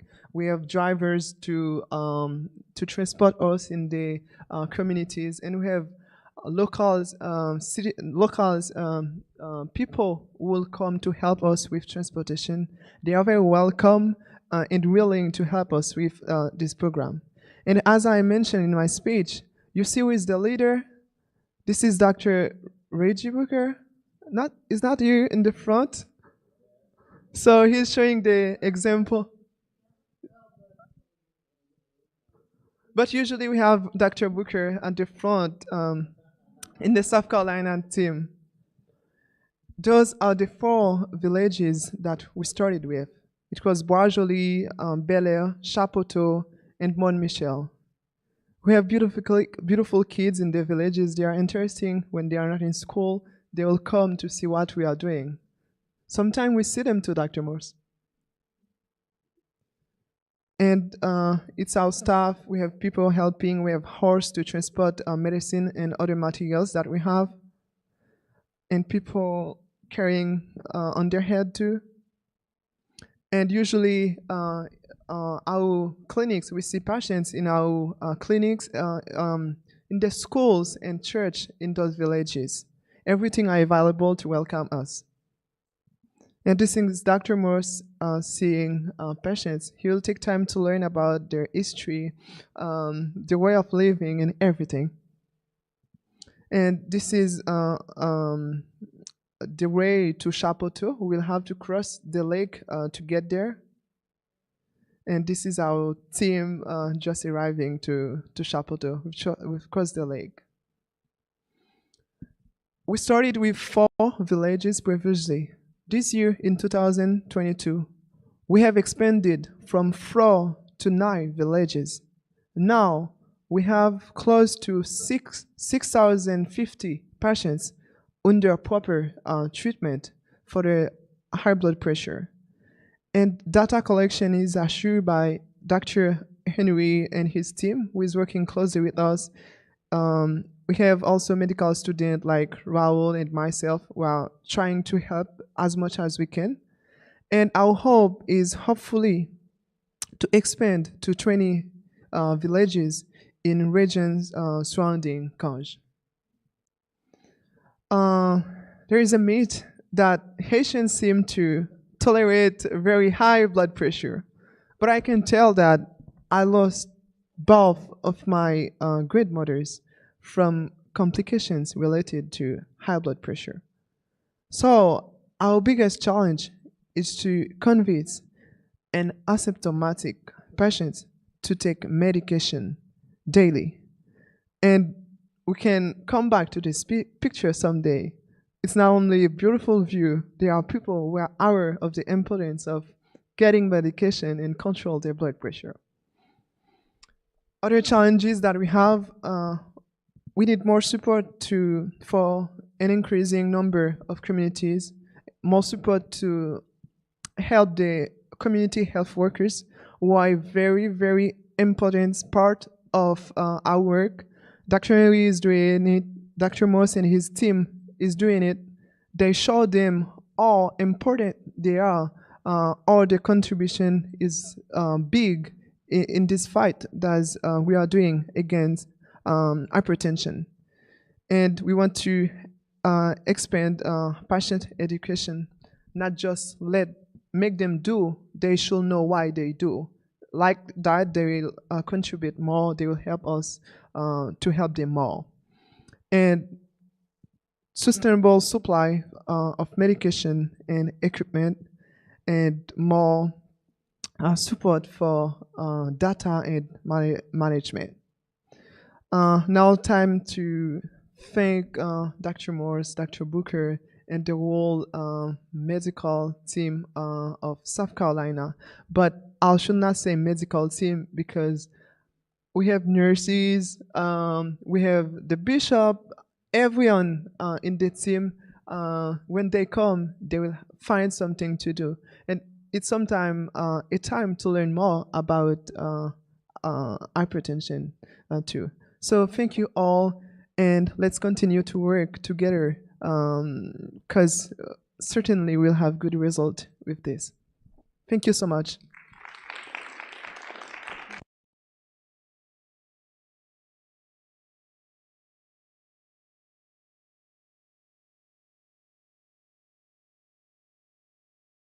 I think it turned it off. Very inspiring presentation. And just, this really is low-lying fruit because these drugs are very inexpensive. There are 3 medications. I imagine some people in this audience may be taking amlodipine, which used to be called Norvasc. That's a very commonly used antihypertensive in our country.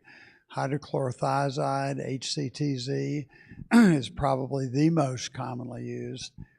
And we buy this in large quantities in Amsterdam and have it shipped directly to Haiti, pennies on the dollar. And the challenge is diagnosing the people in the village. And as an added benefit for those of you who have stayed for the presentation, Dr. Saint-Jean, you have a chance to be treated free of charge by Dr. Malachi Saint-Jean, he will check your blood pressure at the break. And I would encourage those of you who have a blood pressure any higher than 140/80 to see your doctor and get treated. I did this with some of my medical students at a medical meeting, and I'm not kidding, about a third of the doctors in the audience had pretty dangerous high blood pressures. And guess what? None of them had seen a doctor. So thank you. We'll take a break. The Clemson students are going to join us in about 15 minutes. And come get your blood pressure checked.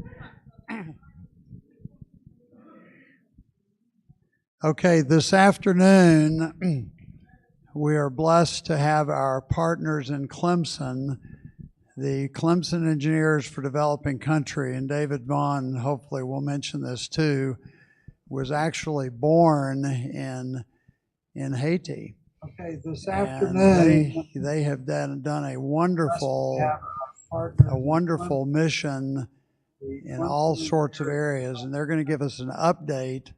We want to especially thank the Clemson students. The last day of class was Friday. Final exams start on Monday. And so they've taken a little break from their studious work of the final panicky cramming weekend to join us virtually and discuss some of their ongoing projects. And Chris Classing is going to be our contact person.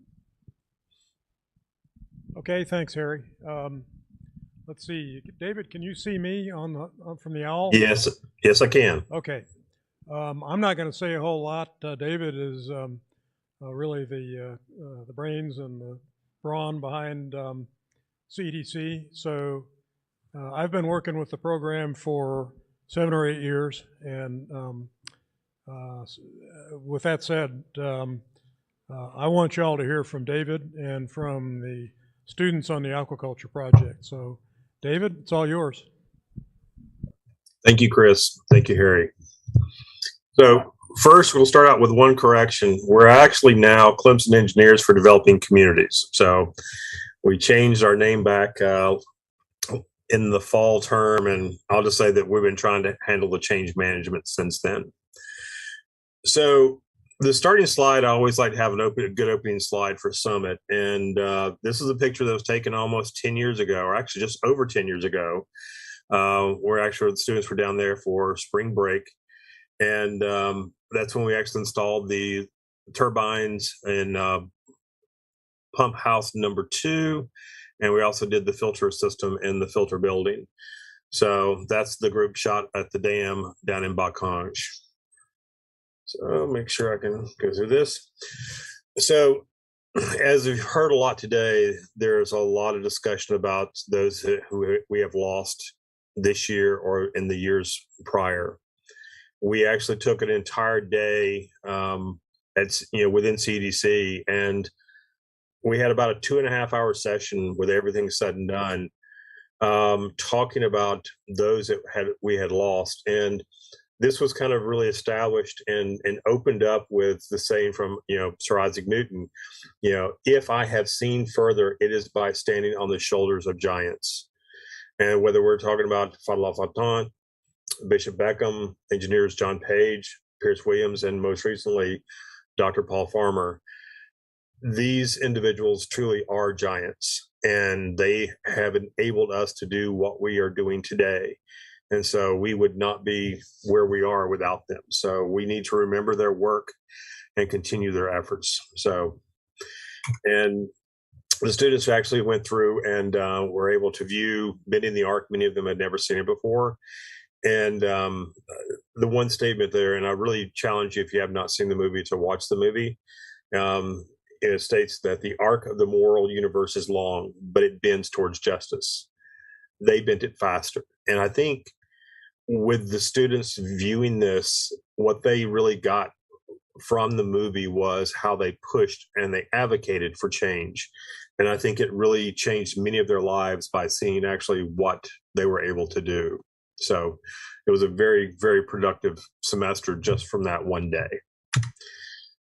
So just want to do a quick year in review, and this is what we went over the summit. I had to, a lot of you could not make it there yesterday, but we did have a lot of good Haitian food. So we had rice and beans and pickles and plantains and a lot of good time together. But right now, I'm just going to go over what's happened in the last year. So one of the things that we've done within CDC is a lot of collaboration lately, and our collaboration is growing in a lot of different ways. And the fruits of that labor is actually paying off in many different ways, such as earlier when I actually got to see the video of the hospital that was done by Sansan Markindi. And he is actually the architect student who was doing the 3D models while we were down there, and we're able to get him to actually go through and become an architect. So we're actually seeing the continued efforts there, and the collaborations are kind of growing from that. So one of the things we've done to kind of increase collaboration, even within our team, is actually we switch over to a platform called Microsoft Teams. All the students have to actually plan their work, and so this is a typical schedule where the students are actually planning, their work through the week, and when we have different meetings. We finally have our makerspace that stood up. It's in a building that we are able to actually build different devices, and so you'll actually see some of those today. But what it does, it gives all the tools that they need, but it's based upon the concept of what would you find in a developing environment like in Conj. But we have the tools and equipment and materials there for them to build things and make these things happen. We had just moved in March of 2020 into the building and brought everything in there. COVID hits, everything stops. So we've only been in there working for about the last 6 months diligently, and we're making a lot of progress. And soon this will actually be open up to the entire university. A couple other things is that we've really revamped the classroom to where we actually have students with 1 to 3 credit hours working simultaneously with interns and also with graduate students. So we've been able to increase our throughput and collaboration even on the campus. One thing that's happened, and this was partly through some of our advocacy, but enhancement plan, they've actually determined on just so that environment fall of 2022. One of the first courses to be approved, we're actually going to as well or see our enrollment increase, and we're going to be able to projects. I mentioned before the name change going to Clemson Engineers for Developing Communities. We've had great success, but of changes we've had to make different locations on the website, and I'll just say a few battles as things simple. We've also now that we're basically running some work through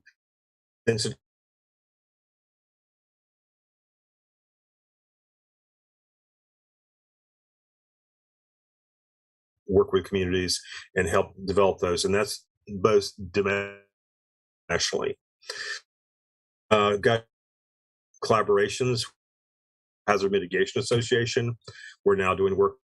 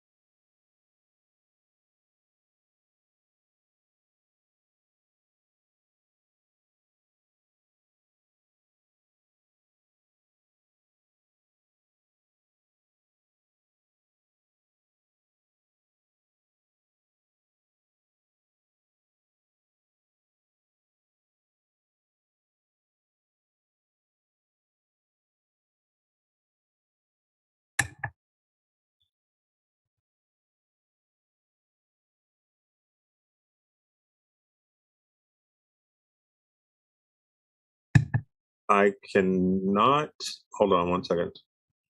I'll go back to gallery view. Okay. Okay. You can hear me? Okay, good. Okay, they lost the internet connection for a second. We're gonna restart.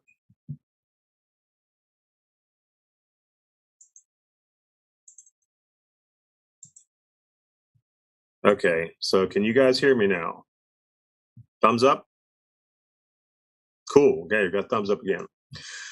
Okay, so I think I was talking about, Chris, I was on Clemson University's Language and Health, or Language and International Health. Okay, I'll finish with that.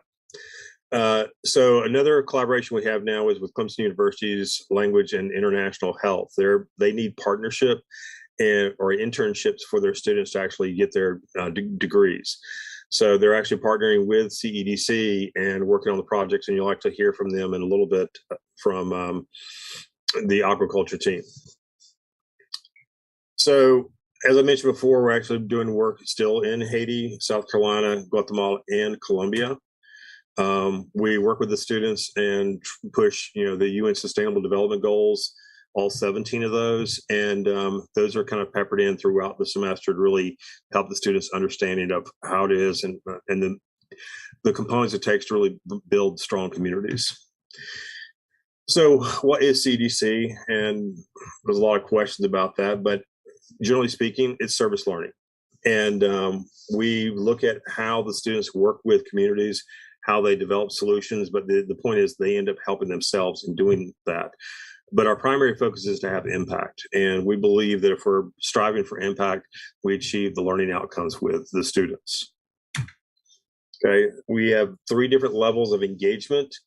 And the first is in the classroom, working on projects. And one of the things that, the second one is actually where we're doing the site visits or the trips. That's where we're actually trying to get back to. And with COVID going away, hopefully we're going to be traveling soon. But we're also looking at, hopefully the travel advisory for Haiti will reduce below a 4 soon. And then the internships. Right now, we've got actually a lot of internships in Clemson. The last 2 semesters, we've had about 15 different interns involved on different projects. And so we're actually getting funding for them. The other piece is that a lot of folks don't realize is that CDC is not just a class environment. We actually operate as a corporation, and the students run the program. They come in as group members working on the projects, and if they bring value and show leadership, they can move up to a project manager position. And then from there, they can actually move up into a director's role. They can run the entire program. And so you can actually see kind of the division of how the projects are set up and managed throughout the organization. And then also we have, as you can see, the advisors to the right. So I'm going to go through really quick on just program management and some of the things with that.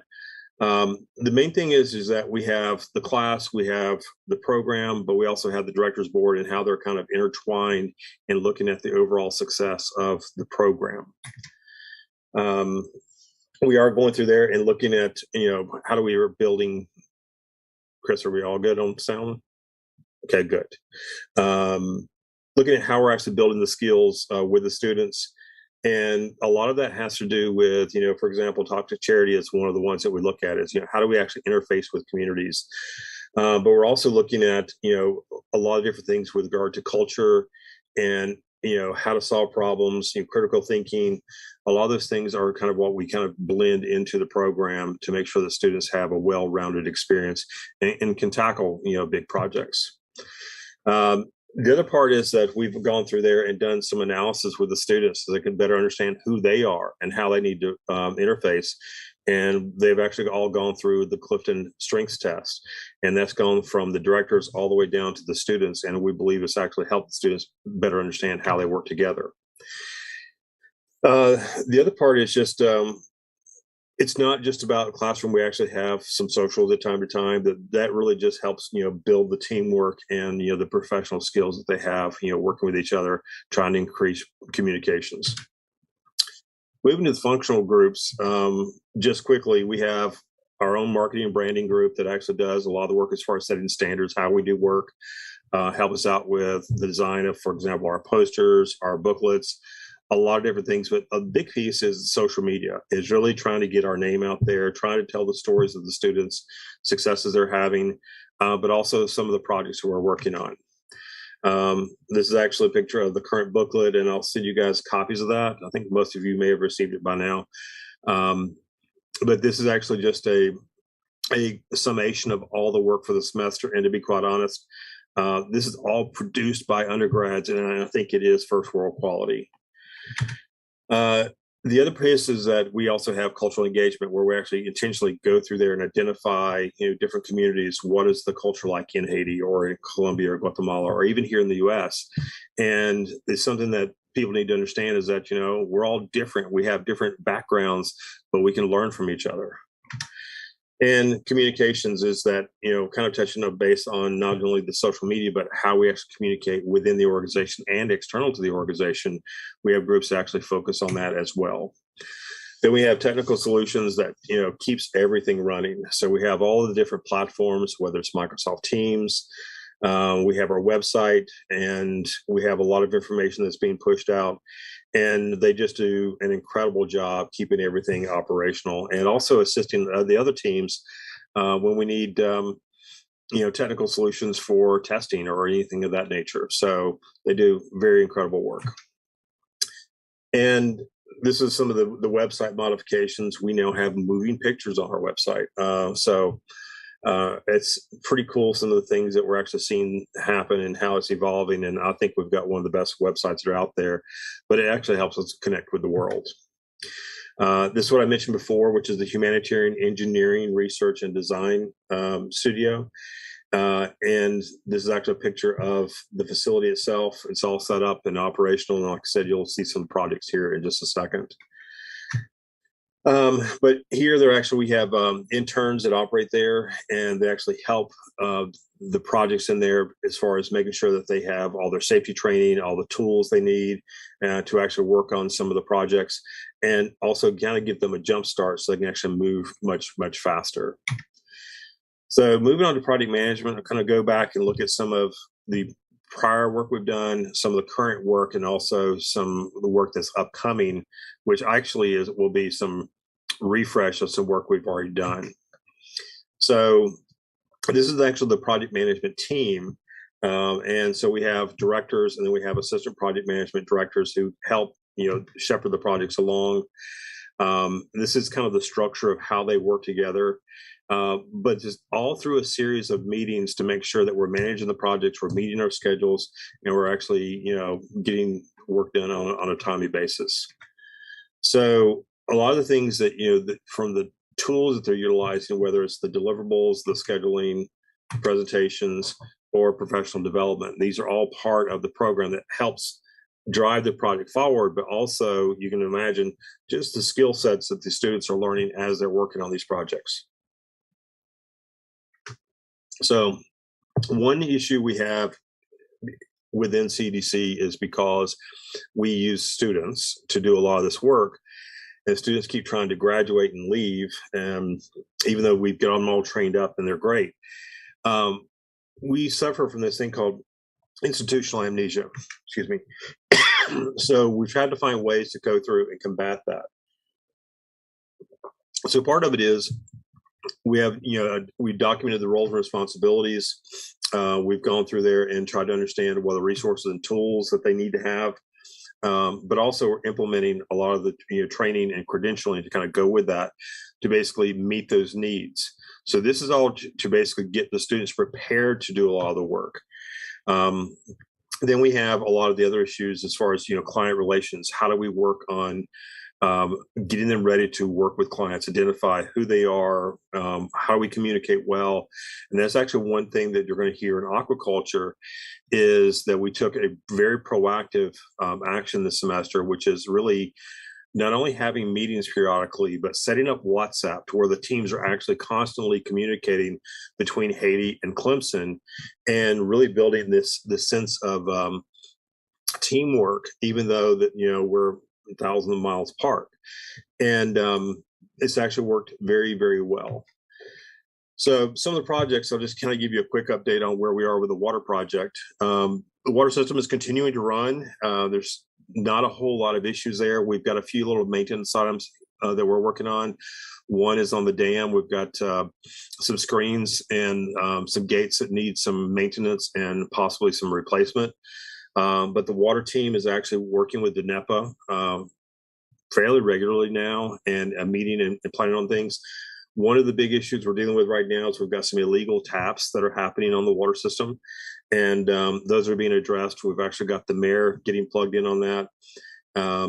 But there's also we're having a lot of conversations right now on how we can actually move to get this water committee established and start setting standards of how things will be done and how things will not be done.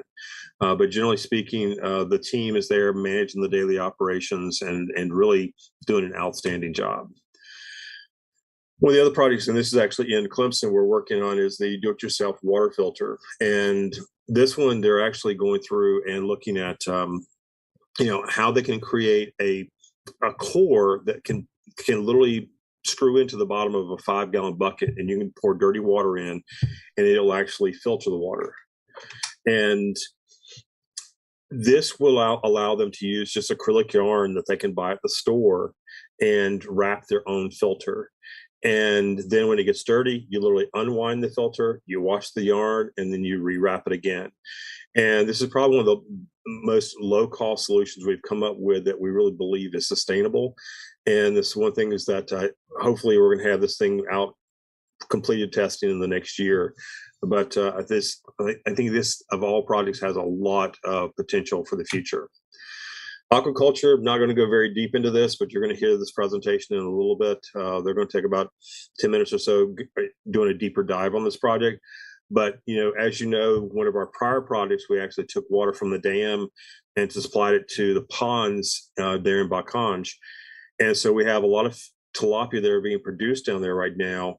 So this is the next stage, which is actually looking at the fish food for the tilapia. And when this project gets underway, there's another one we want to start looking at, which is actually how do we get fish to market. So there's a lot of good work, but I mean, of all projects, this one has huge potential for the country of Haiti, not just for the Central Plateau. One project we're actually doing here in South Carolina is in the PD region. We're actually looking at the critical infrastructure. This is where they suffered a lot of flooding back in 2015, 16, 17, and 18. And we're actually working with South Carolina Emergency Management to identify the critical infrastructure, looking at flood models, and trying to help everyone in the community to understand what their vulnerabilities are. So we actually have students working on this as well. We're looking at broadband across South Carolina and how we can actually assist the state in moving forward on the broadband issues we have or the lack of broadband in certain areas. Anderson Community Development. This is one project where we're working on where we're actually looking at homeless issues and how we can actually help with those. And so we've got some partners that we're working with down there, and Hope Missions is one, but also United Way is another. And part of this is just looking at how can we start to understand what's happening with homelessness and how do we actually address that. Another research project we're working on is Origami Emergency Shelter, which is, similar to what happened January 12th of 2010 when there was the earthquake that hit Haiti. A lot of people were displaced, and we've got a lot of the tents that were deployed, and those became ragged very quickly. Is there a better solution? So we're actually looking at Origami Emergency Shelter, and so these are some of the concepts that we're actually working on at the moment. But it's actually using FRP, which is fiber reinforced plastic, to do this, and they're going through a lot of testing to see is this actually something that could work and would work. Herd Solar, this is a project where we're actually looking at where our makerspace is and how we can actually operate that all solar. But it's not just about the production of electricity for the building. It's also, we're trying to turn this into an educational project where we can actually bring people in and show them, how can you actually build solar and try to make it to where, in lay terms, everyone would understand how to do this. Another one we're working on is actually a ram pump. And this is a little bit different technology than we used in Bacanj, where we're actually using a turbine, but we're using water to move water. This uses water, once again, to move water. And what this actually does is allows us to take falling water in a pipe, run it through a ram pump. And what it does is if you ever had the pipes in your house rattle when you close a valve too fast, that's actually that shock wave is what we're using to actually move water up the hill. This technology is literally hundreds of years old, but has a tremendous potential benefit for farmers that need to have water moved to water crops or whatever it may be. So it's a very cool system. And this is actually a more detailed view of the do-it-yourself water filter. I should have had that up front. So new projects coming up, and these actually aren't that new. So we actually had a team working on the community health surveillance back a couple years ago before COVID. And these are one of the ones that we had to kind of put on the back burner waiting for us to get back engaged. So we're back engaged now. That is one of the projects we really want to start up in the fall. And we're really looking forward to some of our partnerships being able to lean into this and take this to the next level very quickly. The other one is that we've actually done a lot of design work looking at the Conj Hospital operating room, and we can actually share a lot of where we are thus far. I know we heard some discussions about that today, but also talk about how we can actually take it to the next level. And plus, since we have Sansan on the ground and Conj, I think we actually have another potential partnership because we have an architect on the ground that actually can help work with us on these things. So with that, that's my part of the presentation. And what I'd like to do is see if you all have any questions to start with, and then we'll move into the aquaculture presentation. Any questions?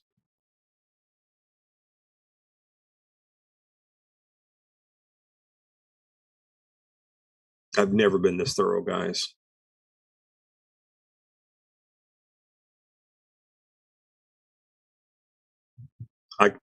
Harry, I can't hear you.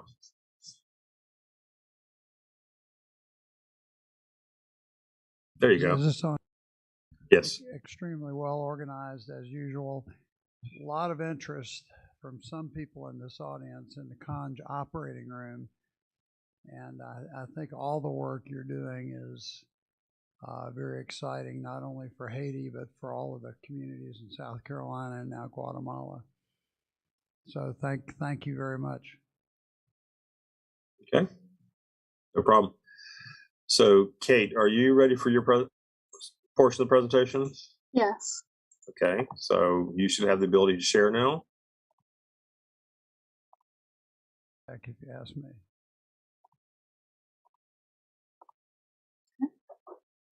Can everyone hear me? Okay. So we are aquaculture. My name's Kate. I'm Daniel. I'm Karen. I'm Casey. I'm Courtney. And our problem is that in Haiti, half of the population experiences food insecurity, and 1 in 5 children are chronically malnourished. Significant strides to fight malnutrition started with the introduction of clinics through Partners in Health. Years later, founders of Partners in Health identified that the cause of malnutrition is food insecurity, and through that, Partners in Agriculture was born.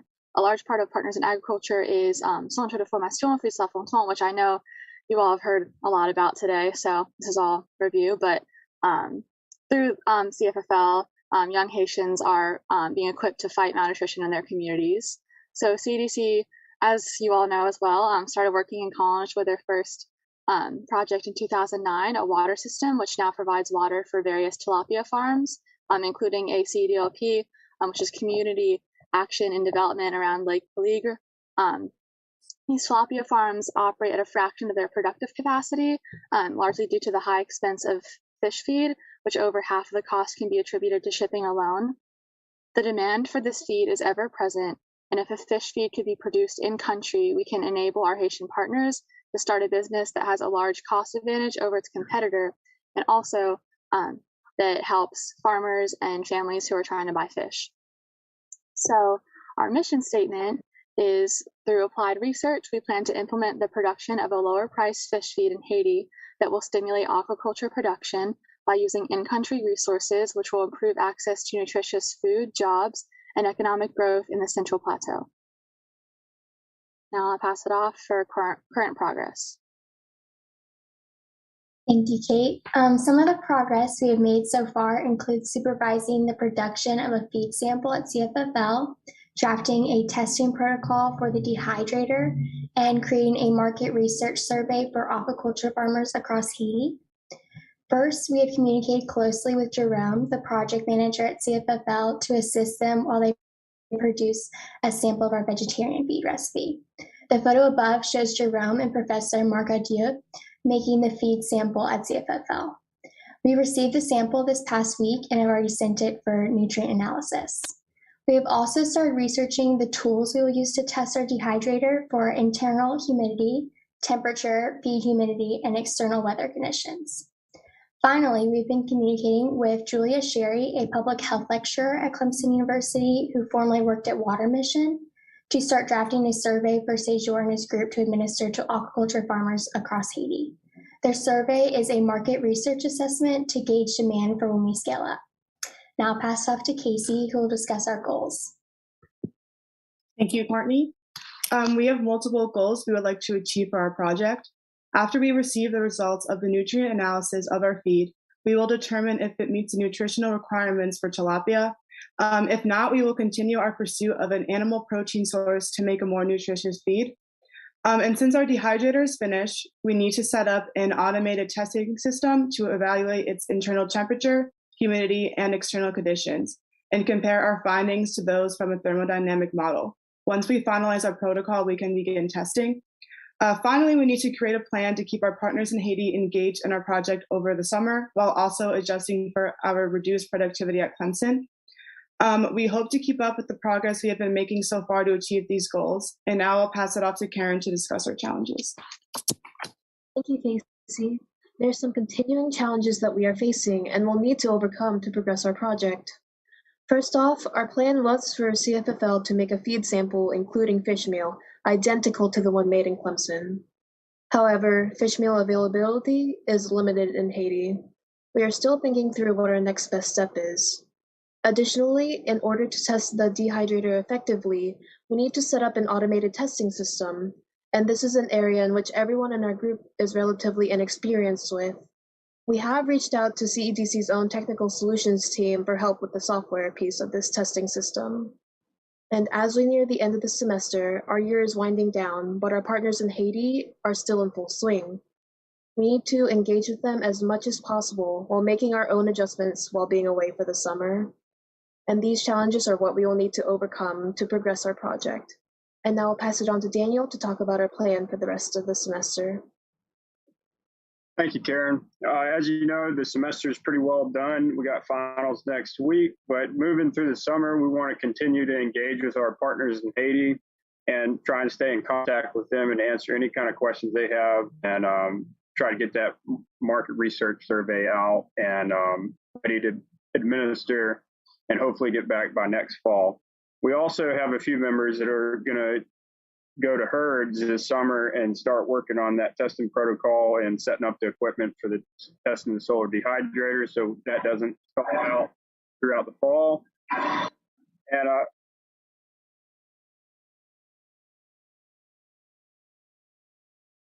can y'all hear me? Did it cut out? You cut out just for a second. If you could restart. Okay, my bad. Yeah, so when we get that equipment up on the dehydrator, and hopefully, like Karen was saying, we're going to try to automate that, and the summer will be a good time since not a lot of us have experience with that software, so it'll be a good time for us to learn how to do that. And but hopefully we get that survey out through the fall, and once we get that back, we can start to look at scale up, and I'll pass it off to Kate to talk a little bit about that. Thank you, Daniel. So for scale up, there are endless variables associated with scaling up our project, such as determining how many crops, like the peanuts shown in this picture, we will need. So while we wait on the results from the fish feed analysis, we need to be thinking through our next steps so that this project can turn into a business. First, we need to evaluate demand for the feed by analyzing our market research survey results, which we have previously discussed. Next, we need to determine the best place for a production facility at CFFL. There needs to be adequate power and cell service to maintain the facility, as well as easy access for farmers and distributors. Finally, we will work with our industry advisor, Chris Claysing, who you all know, as well as industrial engineers at Clemson to start planning our production processes. And altogether, we are excited to finally see scale up and work towards turning this project into a profitable business. So in conclusion, we've had a very busy semester as we continue to work on dehydrator testing, communication, and the next steps towards scale up. We are reaching a turning point in our project and hope to see great progress into the next semester. Well, thank you, and if there's any questions, just feel free to ask. Kate, if you could do one thing, I would like for you to talk about the meetings that you conducted with the team at CFFL and how language and international health students, how you all participated on the project and your language skills were utilized on the project. Okay, so I'm sure I'll start off, but perhaps Courtney could speak to this as well because she's a language and international health student. I'm just a French minor and engineering major, so I'm not technically in the program. But yeah, so the meetings that we've had started last semester. We had one meeting last semester, but this year we've had 2 or 3. We have a WhatsApp group chat where we send each other updates, we plan meetings. That's more of a free-flowing communication, so anyone can say anything, anytime. And then we'll also send emails when we have documents to send out or more important things to make sure that everybody can really look at. And then the Zoom meetings are fun. So we have sometimes 3 languages going on during the meeting. We would not get through it without Reginald, who's fluent in English and French. Courtney and I, we have a decent grasp of French, but we're not fluent yet. So we appreciate Reginald a lot. Then we have David, we have our whole team, we have Chris, we have Ghislaine, and we have Sejour, who's the director of ACDOP. It's a good time. We have to make sure we speak in French, and then whatever I say in French, I have to say in English and vice versa. So it can be kind of crazy. Okay. Anything else you want me to cover, David? I think that's good for now. So do we have any questions from the group? And actually, you can stop sharing so we can just see everybody's smiling faces. Yeah, David, can you hear questions from the audience? It's hard to hear. Okay, I don't hear anything from the audience. Jonathan Vipperman was wondering what the timeline is going to be for production, I guess, at CFFL. Do you have a dream? So that's a good question. So what we've done is the initial testing of the fish food in Clemson. We've got samples now that we're testing actually that were produced in Corporon at CFFL.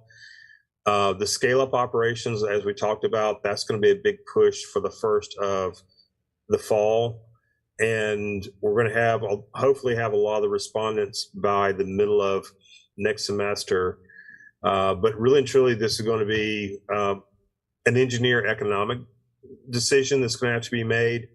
I think it would behoove us to work with Zamiyagi on how we would do scale up and try to figure out from a funding standpoint how we might be able to scale up and do this. And it might be good for us to start out with just a small local production and then scale up. But the point is that one thing I don't know that we brought up or really emphasized in the presentation is the cost of the fish food or the fish food in Haiti.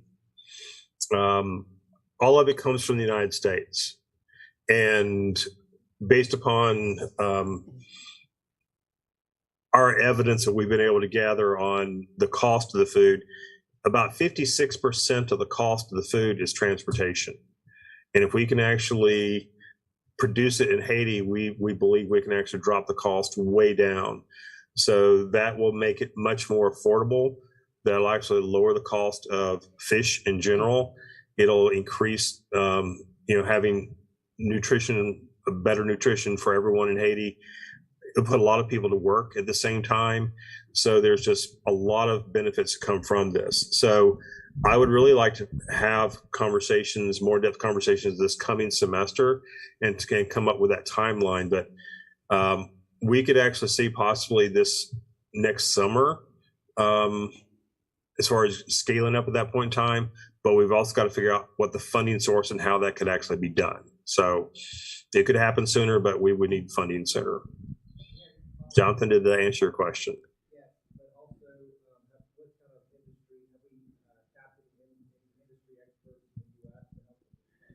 Do we have any industry support from companies, I guess, in the U.S. who have experience doing this. Of course, they may have some competitive interest in our not doing this, but are we in touch with some of the current manufacturers in the United States? We have had some conversations with Cargill, and we've also, with our agriculture group at Clemson, there's actually some feed production facilities we're going to be visiting in the next semester. So, but as far as partnerships go, we actually were not necessarily looking at a partnership because it may be a conflict of interest. So. Yeah, other questions? Malachi? Yeah, the test that Reginald brought down, were you all happy with that? Is that information he brought? So we just submitted the feed samples to Clemson's nutrition analysis lab to be analyzed. We haven't gotten the results back yet. We should get them back in a week. Now, Kate, I had a real quick, this is kind of a basic question. How is there a dwell time that the feed has to stay in the cage? Because I assume if the feed all drops out of the cage, it will no longer be accessible to the tilapia. That sounds like an engineering problem to me. That's what I'm asking her. That's a good question. So at CFFL, they did a test like that on the feed sample they made, and it does sink. Apparently the fish eat it up super fast, so our side project is continually updating and improving our feed recipe, and that will definitely include efforts to make it more buoyant. Bill Todd.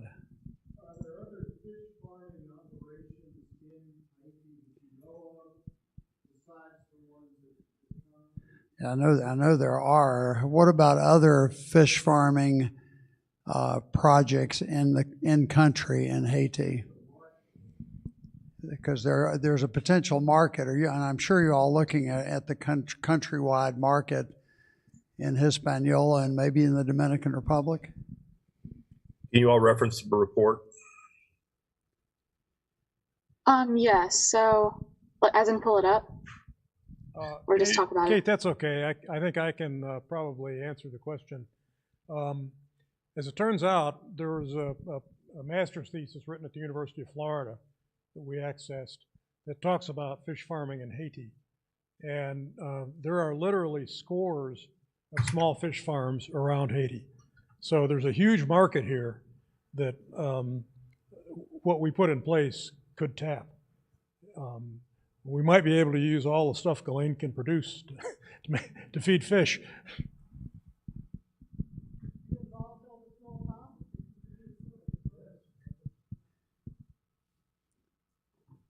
Other questions, Malachi?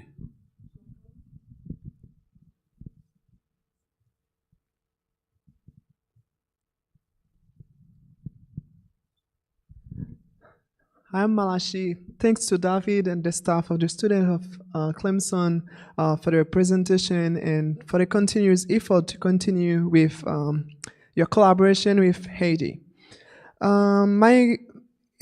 This question is not from me. It's from a young man living in the locality of Gamsolda, close to Cange. Those people, they don't necessarily have close near access to water. Their nearest water fountain is the water fountain close to the Baptist church. Especially this time, they don't really have, they don't have water often. It's difficult for those people to have clean water sometimes. One of the young men in this area was trying to get in touch with the Clemson CDC and David. So I thought it was an opportunity to express this concern for them. I know it's a difficult time to ask for that. If there is not a plan to build a water fountain near to this area, could you set a plan with the Haitian team to like provide water in this fountain near the Baptist church more often to provide those people current access to water. Now, I know this is the tilapia fish team, but do you all? I can address it, Harry. Okay. So what I'd like to do is figure out, because one, we don't have interns there at the moment. But I would like to figure out is how we could actually continue working with CFFL and possibly have engineers, like for example, Sadrach on the water team is from CFFL. He's the engineer over the water team. It would be interesting to see if we could actually have students who may be interested in water and water distribution and clean water systems, where we could actually have a team formed at CFFL that could work with a team in Clemson, and then they could go and do assessments in the field, and we can help them with solutions, and then also seek funding opportunities to address some of those issues that you brought up, Malachi. Does that make sense? Okay, other questions? I think this is a very exciting project from all sorts of angles.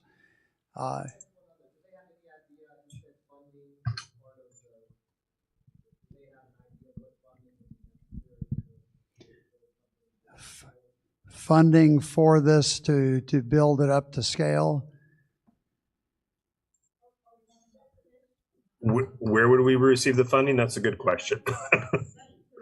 So we'd like to talk to Zamiyagi about potential options for that. Because the thing is that I think that we're talking about the upfront capital to get the project going. But honestly, you're talking about putting hundreds of people to work, and then there's also going to be a return on the investment. And especially if you start thinking about all the different fish farms across the country, and if you create the supply chain network to go with that, this becomes self-supporting very quickly. So it really is a no-brainer.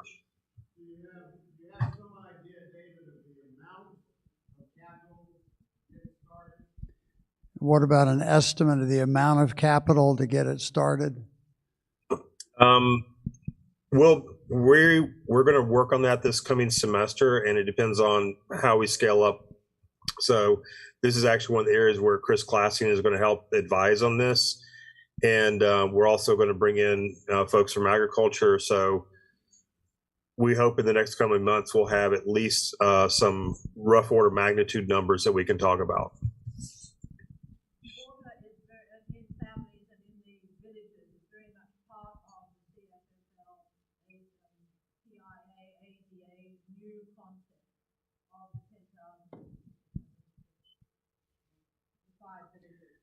Yeah, Ghislaine, can you hear David? I don't think you can. I could not hear. Could you repeat the question? Ghislaine was just commenting that a major project that CFFL is addressing, I guess the question Malachi had about water availability within the village and within the surrounding villages in the greater Conj area, the suburbs. And they'd be very eager to work with, CFFL would be eager to work with CEDC on this project. Good. We would like that. Okay. Thank you very much. Now you have another group that's going to discuss something? No, that's it for today. So keep in mind, we wanted to bring this group there because it's very pertinent to what we're working on in the Central Plateau. And everyone else is studying for exams. Well, I certainly want to thank the Clemson students. Can you all still hear me? Yes, barely. Okay. I want to thank all the Clemson students and wish them well. We will be praying for them. When Episcopalians pray for things, that magic happens, that you will do well on your exams. Okay. Thank you. Thank you. Thank you. Thank you. Oh. Thank you.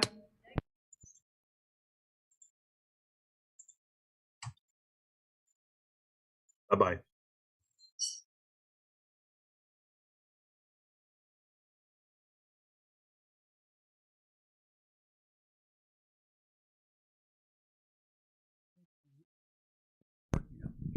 I think we have reached the end of our symposium. There are a few things just in wrapping up that I wanted to say.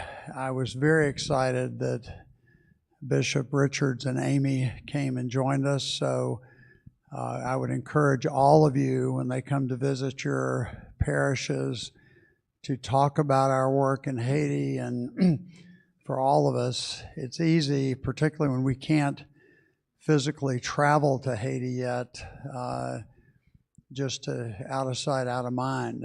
And I think Haiti, we're pretty much joined at the hip with this project for lots of us for many, many years, and my prayer is that that will continue for many, many years to come. Speaking of the next trips to Haiti, lots of people ask about that. I think we don't know the answer to that. Last time Mary Flora and I talked about it, she said she would forbid me from coming to Haiti, and she's pretty much my boss in Haiti, so when Mary Flora says, I think it's okay to come, we are eager to come. We will pray for the security and domestic tranquility to return to this wonderful island.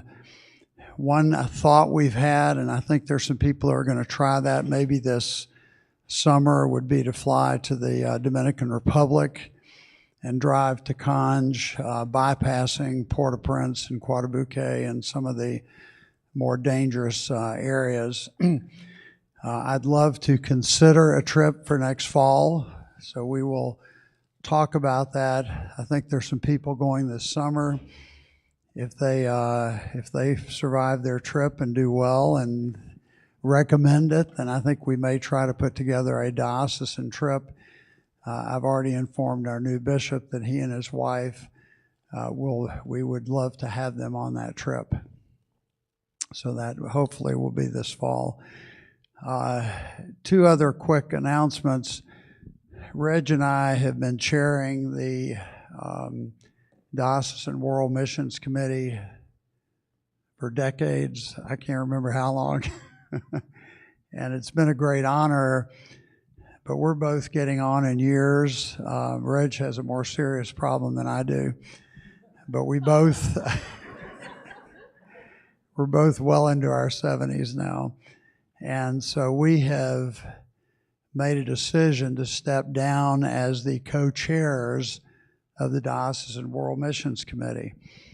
And we are pleased to announce today that effective, I think we agreed in October 1.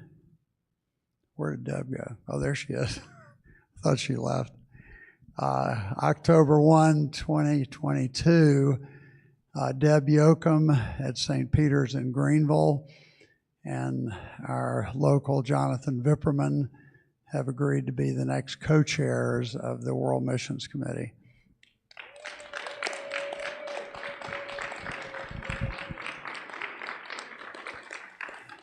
So Reg and I feel very blessed to be handing this committee over to very talented group that I think will take it to the next level. And we have assured them that we plan to be very active in this committee as long as we are useful to this committee. And should our dementia become so severe that we become a liability, we will gracefully step down.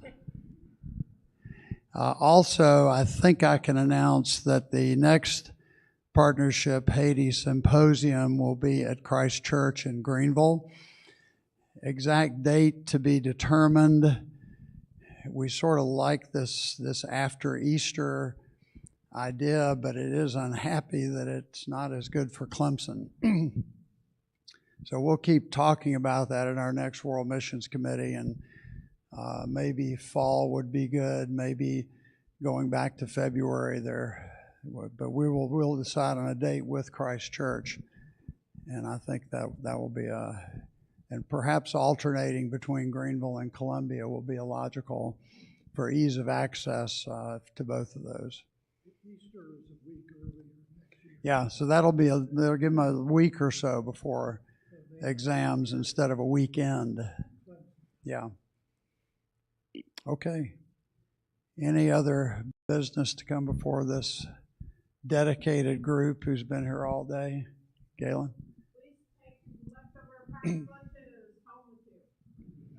Yeah, and I'm sorry, there's delicious coffee back here. The Singing Rooster Coffee is a not-for-profit. These beans are all grown in Haiti. Some of them are even grown up in our area now. And that's what we've been drinking today. That's the exclusive blend of the Morse family at home. And I think the Yoakum family also are regular consumers of Singing Rooster. I just would like to say, to ask you all to join me in thanking Harry and Reggie and Paul and St. Martin's in the Field for having us all here over the weekend. It's great that we're all able to be back together again, and we look so much forward to being not only just down there in Haiti with you all, but seeing you all back in Greenville and in South Carolina next year. Thank you, Harry. Thank you, Reggie. And thank you to St. Martin's and all of the group that's been here helping us over the weekend. Now, Eucharist tomorrow at St. Martin's. I think you are all invited to join us. We have some very talented readers, lectors.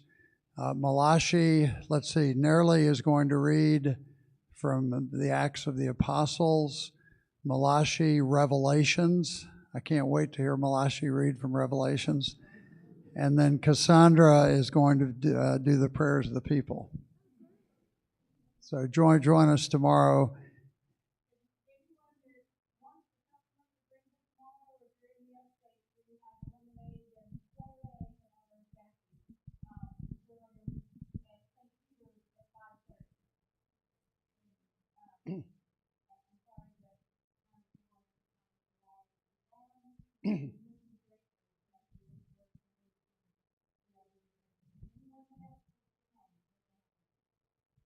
And we'll tell Jackie that. Malachi and I are on our way to Still Hopes right now to see Jackie. Have a good afternoon.